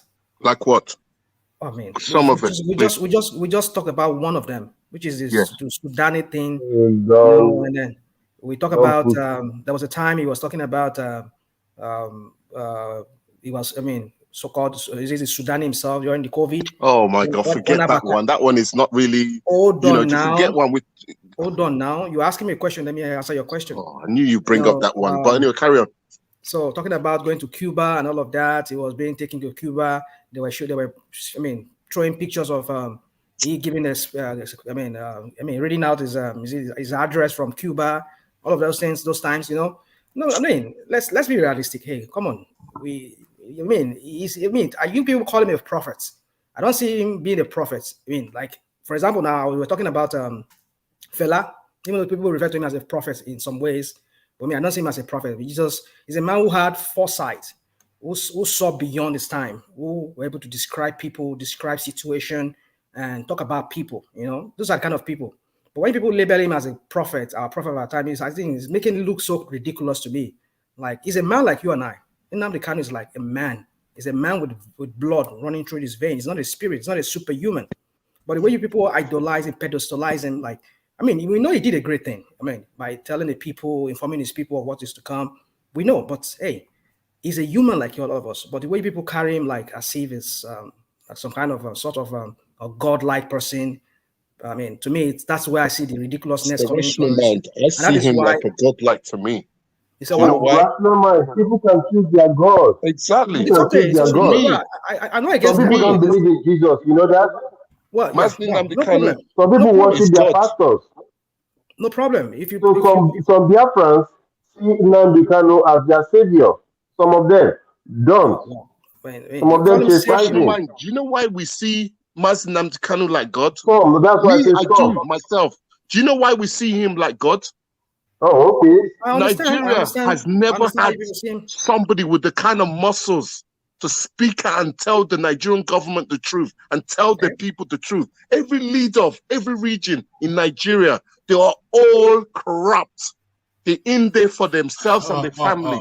Nnamdi Kanu is a man, refused money, oil wells, everything to tell his people the truth about Nigeria. All right, thank you, Radio Biafra. That is a rare thing. All right, thank you, Radio Biafra. I'll start to round off here. It's just been one of those sessions. It's just, just want to forget. Really, it's just Let me go first. I want to sleep. Yes, you go first, and then we land on Rational Mind. So to you okay? Well, all I want to say is that since Nigeria doesn't want to be good, let us go our separate ways so everybody can develop their region. That's all I want to say. Good night, everyone. All right, thank you, UK. And you're up next, Lord Michael. Lord Michael. I didn't know I was on mute. Okay. Well, all I have to say to you guys now is serve Nigeria and come back in shame. It's not too late for people to salvage their communities. We have indigenous nationalities that are suffering, that are dying. Everybody should encourage everybody to do the needful. Protect yourself. Stay away from trouble. The country is dying fast. Save yourselves. Do whatever is necessary. I would not advocate anybody to kill anybody, but I will always say defend yourselves when necessary. Thank you everyone for having me. Have a good night, guys. And you too, Lord Michael. So yeah, Radio Biafra, you're up next. Okay. I want to say we Biafrans, we come in peace. We want to save the indigenous people trapped in this country created by the British government. The only way we can save other people is you have to save yourself. That's the simple truth. Nigeria has been around for a long time to show something that we could have said, okay, we could have made the most of this country created by the British and make it to our advantage. But you have every evidence this thing is not going to work. It's time we save ourselves. Let's all join hands and demand for a referendum. If they want to be Nigeria, we put our hands up and say, okay, fine. They want Nigeria. If they say they don't want, some part don't want Nigeria, you have to let them go. If it's resources that some areas are concerned about, that is something. Martin Namdekan said that many times. We are happy to dialogue and give them free oil. If that will sustain them, let them take it. We will work on our brains to make things better for our people. We don't hate anybody. We don't hate Yorubas, Hausa, Edo people, or whatever. We just want peace.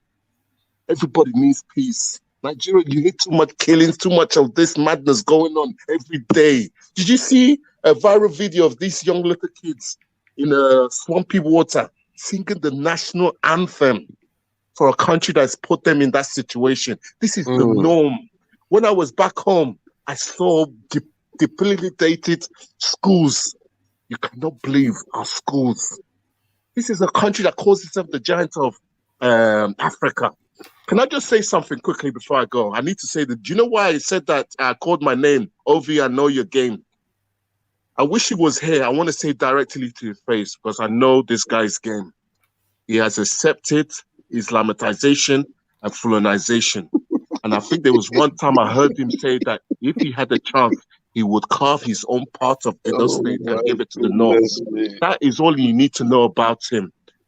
He has accepted all that now. His job is to hoodwink you people to make you think Nigeria can work. I've been listening to him. There are times I cannot get around what he's saying. He will say things, and then when you get a question to him, he kind of finds a way to confuse you. You get lost on what this guy is saying. No, you have One to man, understand. I like what you said about him earlier. You spoke the truth. You have to understand that Ovie speaks both tongue in cheek and almost prophetically. Ovie speaks a different language. He's speaking, not to the noise that we make, but to the reality that is on the ground and the real solution. What he is saying is, rather than bellyache, we have to identify the commonality of this thing that afflicts us and then converge together and address it. Ovie's message is more potent than your leader's message. You asked him a simple question yesterday. No, never mind what I asked him. Can I just say something quickly? I don't think you've not demonstrated that you would understand what Ovie says, because Ovie speaks in very complex language, and you have to be. It's very nuanced. Ovie speaks in layers. You have to be able to understand the layers. Mr. One Man, you asked him a simple question yesterday. Is it right for a president from one region to come in as a premier of that country and appoint all these important positions to his own tribe's people, instead of him to come and say, oh, no, that's very wrong. We cannot have that. But he's telling you, oh, it's politics. This is what they do around the world. What kind of answer is that? Yes, but do you not understand? He already accepts that is unacceptable. He doesn't. No, that's what I'm saying. He speaks in layers. You have to be tuned in to understand what he's saying. So I know what he's saying. Let me tell you something. Don't listen to Ovie at surface level. Listen to the nuances of what he's saying. He speaks in nuances. It doesn't speak. Well, his nuances is very confusing, but I understand where he's coming coming from. That's The why. man has accepted all the nonsense. His job is to hoodwink Yes, because many you gullible listen, Nigerians to at believe. surface level. That, as I Okay, said, fine. don't But his listen job at is to surface level. convince, and there are many of them, And not gullible just to evade, Nigerians. Don't listen to anything at surface level, because this is what I'm hearing. You go and listen at surface level at Radio Biafra, and then you do all these things. Anyway, Mr. One Man, we come in peace, yeah? We love everybody. We just want peace. Let's all join hands, ask for a referendum. We must get it. Let them decide, do they want to continue Nigeria or not? And we have to set whatever comes out of it. But it must be fair. I support you. I want referendum too. I want. All right. Okay. All right. Let's Thank fight you, for Radio it. No more election, voting this man. No, we want referendum. Good night. All right. Thank you, Radio Biafra. All right. So from Radio Biafra to engineer. So this is one of those nights. It's an engineer. What happened now? It must be a full moon somewhere, because they've all come out of the woodworks. But to you, well, our country is our country. We'll never deny Nigeria. That's just the truth. We'll fix it. Well, One Man, I must be honest to you, right? It's only this platform that can accommodate different tribes in that Nigeria. I must be honest to you, because I've been to some other platform. I don't want to beat around the bush. I've been to a platform of it's only Yorubas. I've been to a platform it's only Igbos. The only platform that I'm looking forward to go now to see is the Hausas platform, which I can't wait to see it. But you see, your platform accommodate everybody in Nigeria that has their own language, and is something that I'm not flattering you. It's something that I can say that nobody can beat this platform. I must be honest to you, because the last platform I've been to, the Yoruba one, the level of the swearing in Yoruba language at the time, I have to decamp. I decamp myself out of there. And you're doing well. Also, you're uniting us, and you're uniting Nigerians. Regardless, we have our own banter here. We'll argue, we'll fight, It's only people who don't understand you at times that they will be thinking maybe you say something bad about their tradition or and something we need to understand here again. If we are saying we need the Northerners to come to your platform, please and please, we shouldn't be bombarding them like that. The only people that I'm looking forward to see on your platform is the Fulani. And I pray one day the Fulani will come on your platform. But what if they come? Can people give them chance to speak? So those are the things we need to reconsider. That will never happen. Even Jafar, who is not even a Fulani man, look at the way they rushed him when they just came. It's only because Jafar has big elbows and a big brain. Yes. You see, if it was a weaker person, he would have run away. Jafar would have run away long time ago. So, but I pray that one day we'll have one Fulani man that will come to your platform and talk, so people can give him that space. You see, it's just we need to understand. We need to find solution to our problems. This is one of the reasons why this platform is there. Honestly, I'm really, really, really impressed with this platform. I must be honest to you. It's just keep the good work going. I must be honest to you. But like I said again, the other platform I went to, the Igbo and the Yoruba, I just decamp, because you can't be on air, be preaching one side thing. It's unfair now. You understand? Tomorrow we'll cause Hausa people. Tomorrow we are the one eating suya. Yeah? So we shouldn't be deceiving you know something funny. Engineer, this platform could have gone rapidly, up if I told a certain line, because there are certain lines that you have to toe, for popularity. But if I was coming, for instance, and bigging up certain type of people and just lambasting certain type of people, that plays to the popular narrative. And then, of course, populism. And because we Yeah. have wit and humor in this space, it will Yeah. quickly sweep up. But that would be disingenuous. That would be a dishonesty. I want a cleaner space so that however it evolves, then in that cleaner space, it grows organically. But we're not here to propagandize or to chant, The only thing I Exactly. chant is, "Oh, you're laughing." Outside of "Oh, you're laughing," I don't care about anything else, But that is it, engineer. Thank you All very right, much, thank one you. man, and have Good a to see you safe and back. So thank yeah. you. Thank you. Olari joins us. He left. I thought we lost you, but Ola is back. So let's hear from Rational Mind then, and let Ola have the last Okay, word. no problem. So Rational Mind to you.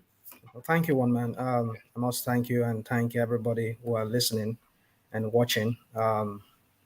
We know this is a platform that it's Nigerian, not just Yoruba, Igbo, or Ibibio or whatever. So it's not any of those tribalistic, even though sometimes we see tribalistic nuances coming, sometimes do surface, but then it's still Nigerian to the core. So having said that, I would implore everybody who are listening, who are yet to subscribe, and so that will propel the platform more, so that whenever it goes on live, you get notification, and you can come on and join in and with your comment or your participation in the forum.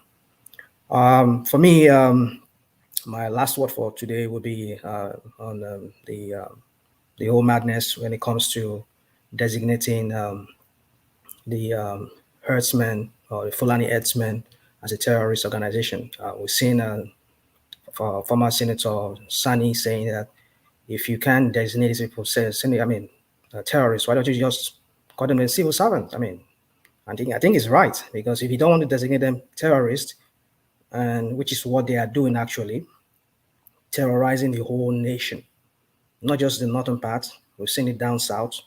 We've seen with the Ibarapa area right now, there has been an ultimatum or whatever, a letter written to some people over there, telling that they should expect them in 7 days' time.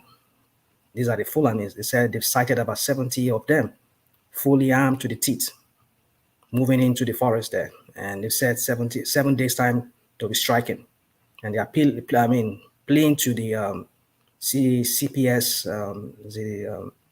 the police commissioner for the Oyo State to come to their rescue. But when will they do that? We're yet to see. Is it when after people has been massacred? Well, so these people are nothing but terrorists. They should be designated as such. This whole thing that the defense minister was saying that there's a process. What kind of stupidity is that? What kind of stupid word is that, process? Was there any process followed when the IPOB were designated, were proscribed and designated terrorist organization? It tells us one thing, that there are two set of laws or standards in that country. If you are from a section of Nigeria and you are a member of a certain religion, they would not designate you. But if you're from the south and you're not in their good book, they will designate you a terrorist or an enemy of the state. And with Kwara State governor now himself, because already is in Niger State, these terrorists are already, Boko Haram in Niger State, Kwara State, that's Yoruba land, sharing border with Niger State. We're seeing them coming down south already. That is why the Kwara State governor is lamenting now, saying that, in fact, in some villages, there are more Fulanis than even the indigents, which proves this point that there is a Fulanization agenda going on. We know already Kwara State is already more Fulani caliphate with the Ilorin, Emir of Ilorin. There, we can understand that. But then this whole thing is pointing out that we're in a hot mess in that country, especially in South. These guys are moving down south already. And so until the government designates people terrorists, and until then, I don't think we're going to move forward with this. And so lastly, with the Kwara State governor and the tussle he's having with the information minister, I see a possibility of because even with Tinubu, who brought this guy in, ABDULRAZAQ, with the Otoge kind of slogan that they use, I see that this guy defecting to PDP. But what I don't understand is, what I can't really say at this point is, how would Bukola Saraki react? Would they really accept him to be their flag bearer for the 2023 election? Well, we're yet to see that. So, in conclusion, I just see that Kwara State is becoming the place, another hotbed for terrorism. And with the whole thing going on with the politics between Minister of Information, who himself wants to contest, and the present governor, I see that APC might implode within that state, and that might make him go to PDP. So I think that's all I have to say for today. All right. Thank you, Rational Man. So Ola, you left and you came back. We were just about to round off. So just really in a couple of minutes, just share thoughts and then we'll close it off. Ola. It must have been an enjoyable session and I miss a lot. It's even a surprise that I still made the program and I'm happy to do so. You see, the more we run away from the problem in the country, the more the threats keep running after us. So I think it is high time we mitigated against all this existential threat and some other thing that will never move the country forward. You see, that is the reason I keep saying that, okay, we need to look at the processes that build this culture of impunity for us, because what the system has managed to develop for us is the kind of some kind of people that brand themselves our leader, but which they are for transactional purposes. So if the leadership is such of transactional to the benefit of the masses, that is understandable. But these are transactional in the sense that it's for all the selfish interests and nothing but their own selfish interest. And these guys, they try to use some kind of coercion using the something like ethnicity and religion as part of the tools. Whether we like it or not, the like of Kwara State, we should pray that they should retrace their path, because they've so entered into them with religion that before we know it, that place is reminding me of what happened historically, and we are about to witness it. And Osun State is another place that where everybody should be very careful. Now, why am I saying all this story is this? We should rise above ethnicity and religion as we speak now, because everybody is being threatened, and we need to fight and liberate ourselves. We need to be reasonable. We need to know our enemies, and we need to face them fully. So that's all I have to say, and I hope I'll be able to join better tomorrow. Thank you very much, everyone. So all right, thank you, Ola. A real delight, and good of you to come back to just round things up for us. So that was Ola. So I'll leave it there. Carry conversation on within the comment section over here. Say peace.